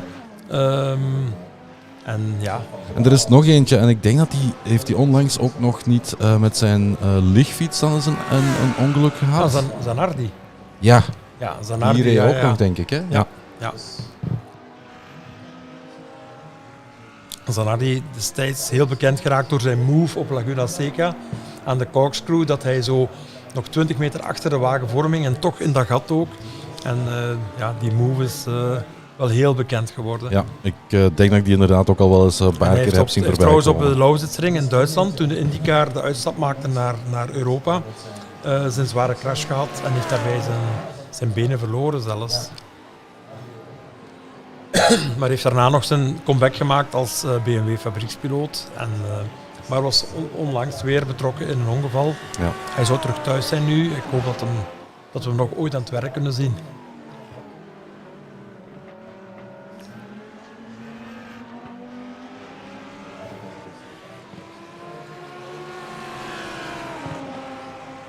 En we zien dat Carlos Diegues een verschil onder een minuut heeft gebracht. Momenteel nog 56 seconden. En blijft dus pushen. Daar straks was het 1 minuut en 11. Maar zoals gezegd zijn zij ondertussen alweer 37 ronden aan het rijden. En gaat in de volgende pitstop er weer aankomen dadelijk, denk ik. Terwijl de wagen 22 van Fabio Bezoek momenteel nog maar 10 ronden minder heeft gereden als Carlos. Dus de pitstop voor Arnaars komt sowieso een heel stuk vroeger.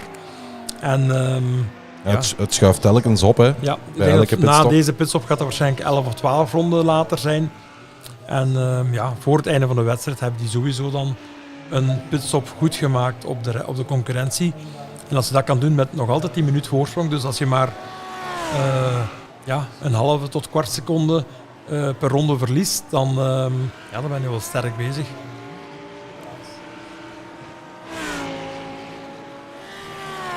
Nog even in de spotlight zetten hier. De Audi van Koen Bevers. Ja, helaas met een compleet zwarte livery, dus in de nacht nog minder goed te zien. Gelukkig zijn de remschijven wel opgelicht, dus dat zien we dan toch wel iets meer. Maar die zijn bij alle wagens opgelicht. Ja, inderdaad, dat is ook waar. Ja.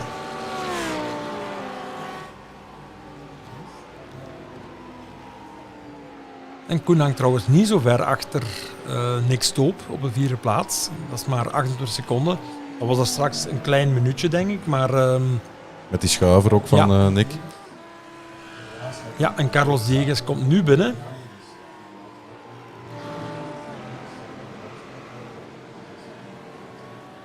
Waardoor Fabio Bezoek nu meer dan een ronde voorsprong gaat hebben.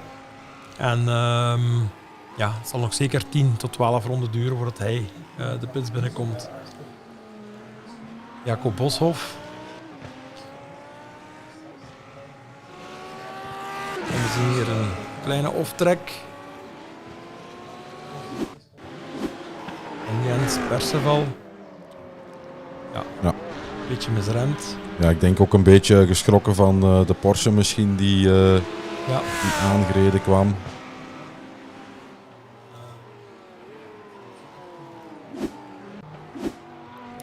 En dus bij de Lambo van Arnaars gaan we opnieuw Jimmy Antunes aan het stuur zien. Toch wel een straffe kerel. In het begin van de wedstrijd heeft hij 4 stints gereden voordat hij afgelost werd. Dus 4 uur aan het stuur. Ondertussen hebben zijn 2 teamgenoten ook ieder een dubbele stint gereden. En nu na 8 uur gaat hij weer. We gaan zien voor hoe lang hij deze keer in de wagen gaat blijven. Maar je ziet, 7 uur 48 gereden nu. Al een pitstop moeten maken opnieuw. Dus die kloof richting terwijl Fabio Bezoek, dus de wagen van Belcar, toch bezig is om telkens een uur te kunnen rijden met de benzine en de banden. Waardoor dat de kloof uiteindelijk groter wordt. Waarschijnlijk na de volgende stop van Fabio zal de kloof misschien zelfs kleiner worden dan die 56 seconden die er nu was. Maar ook al zou Jimmy dan het gat ongeveer gaan dichtrijden, zelfs op zijn dubbele of triple stint, dan zijn ze op zijn minst al een halve stint achter met, op het einde van de race. Ja.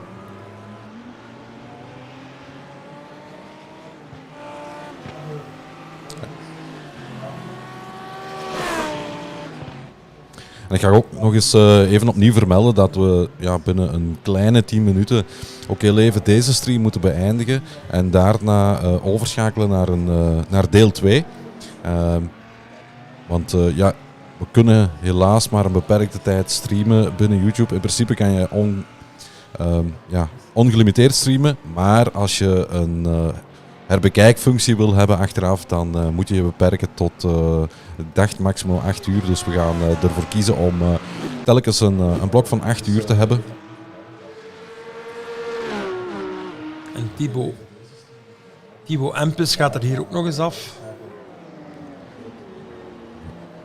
Ja, deze keer komt hem niet in het zand. Nee, ik denk dat hij inderdaad ook een beetje keek naar de Porsche, de leidende Porsche. En dat hij daar zeker en vast voldoende ruimte wou geven. So also for the English-speaking people, within 10 minutes we will have to finish this stream and start a new one on YouTube. Still the same channel, of course, but due to some limitations of YouTube, we have to switch streams, and we chose to create 3 blocks of 8 hours. So the first block is almost done. So within a few minutes, we will have a small intermission, and then we hop on to a new stream. And I think we saw a drive-through from Jimmy Antunes. He was just going into the car, and the next lap he came in again. So I think it was about incident points. So his all his work, or the work that his teammate has done the previous stint, is completely gone right now. But I think it was also the previous stint that made most of these these incident points. Yeah, they have to push, of course, to keep the gap as small as possible to the leading car. But the risk is that you overshoot some corners a little bit, take some off tracks, and then at a certain point you hit the incident limit, and then you get a penalty. So I think about 8 or 9 laps before we see the pit stop of Fabio Bezoek. The lead is now almost 2 laps to Jimmy Antunes. Fabio Bezoek, der Fahrer aus Deutschland. And of course, that's something that can happen as well, is speeding in pit lane is also a possibility, of course. So that could be... that might be the case. Yeah.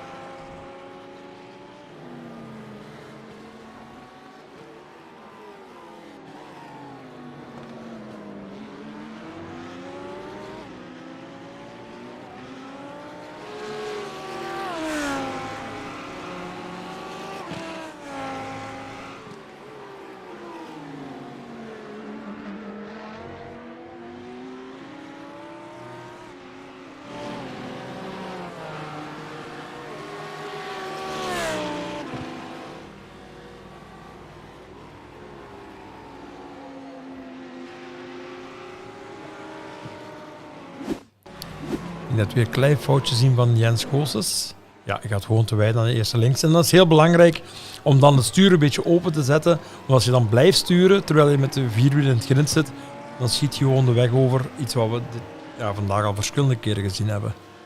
Ja. En ook Joran Engelen. Denk ik dat er heel even afgaat hier. Het waarschijnlijk ook weer misremmen zijn aan de 90 graden bocht. Ja. Was iets te hard op de rem getrapt in één keer, vrees ik. Waarschijnlijk te fel aan het kijken naar de bouw van het velodroom die daar momenteel bezig is. Ja, inderdaad. Zo schakelen we terug over hier live. Ja, en dan gaan we ook deze uitzending op dit moment even stoppen. En dan kunnen we een nieuwe uitzending starten. En dan hopen we natuurlijk iedereen opnieuw terug te zien bij deel 2 van de 24 uren van Zolder. So a small message to the English speaking people as well. We are going to end the stream right now and we will start a new one. So hope to see you back within a few minutes for part 2 of the 24 hours of Zolder. See you later.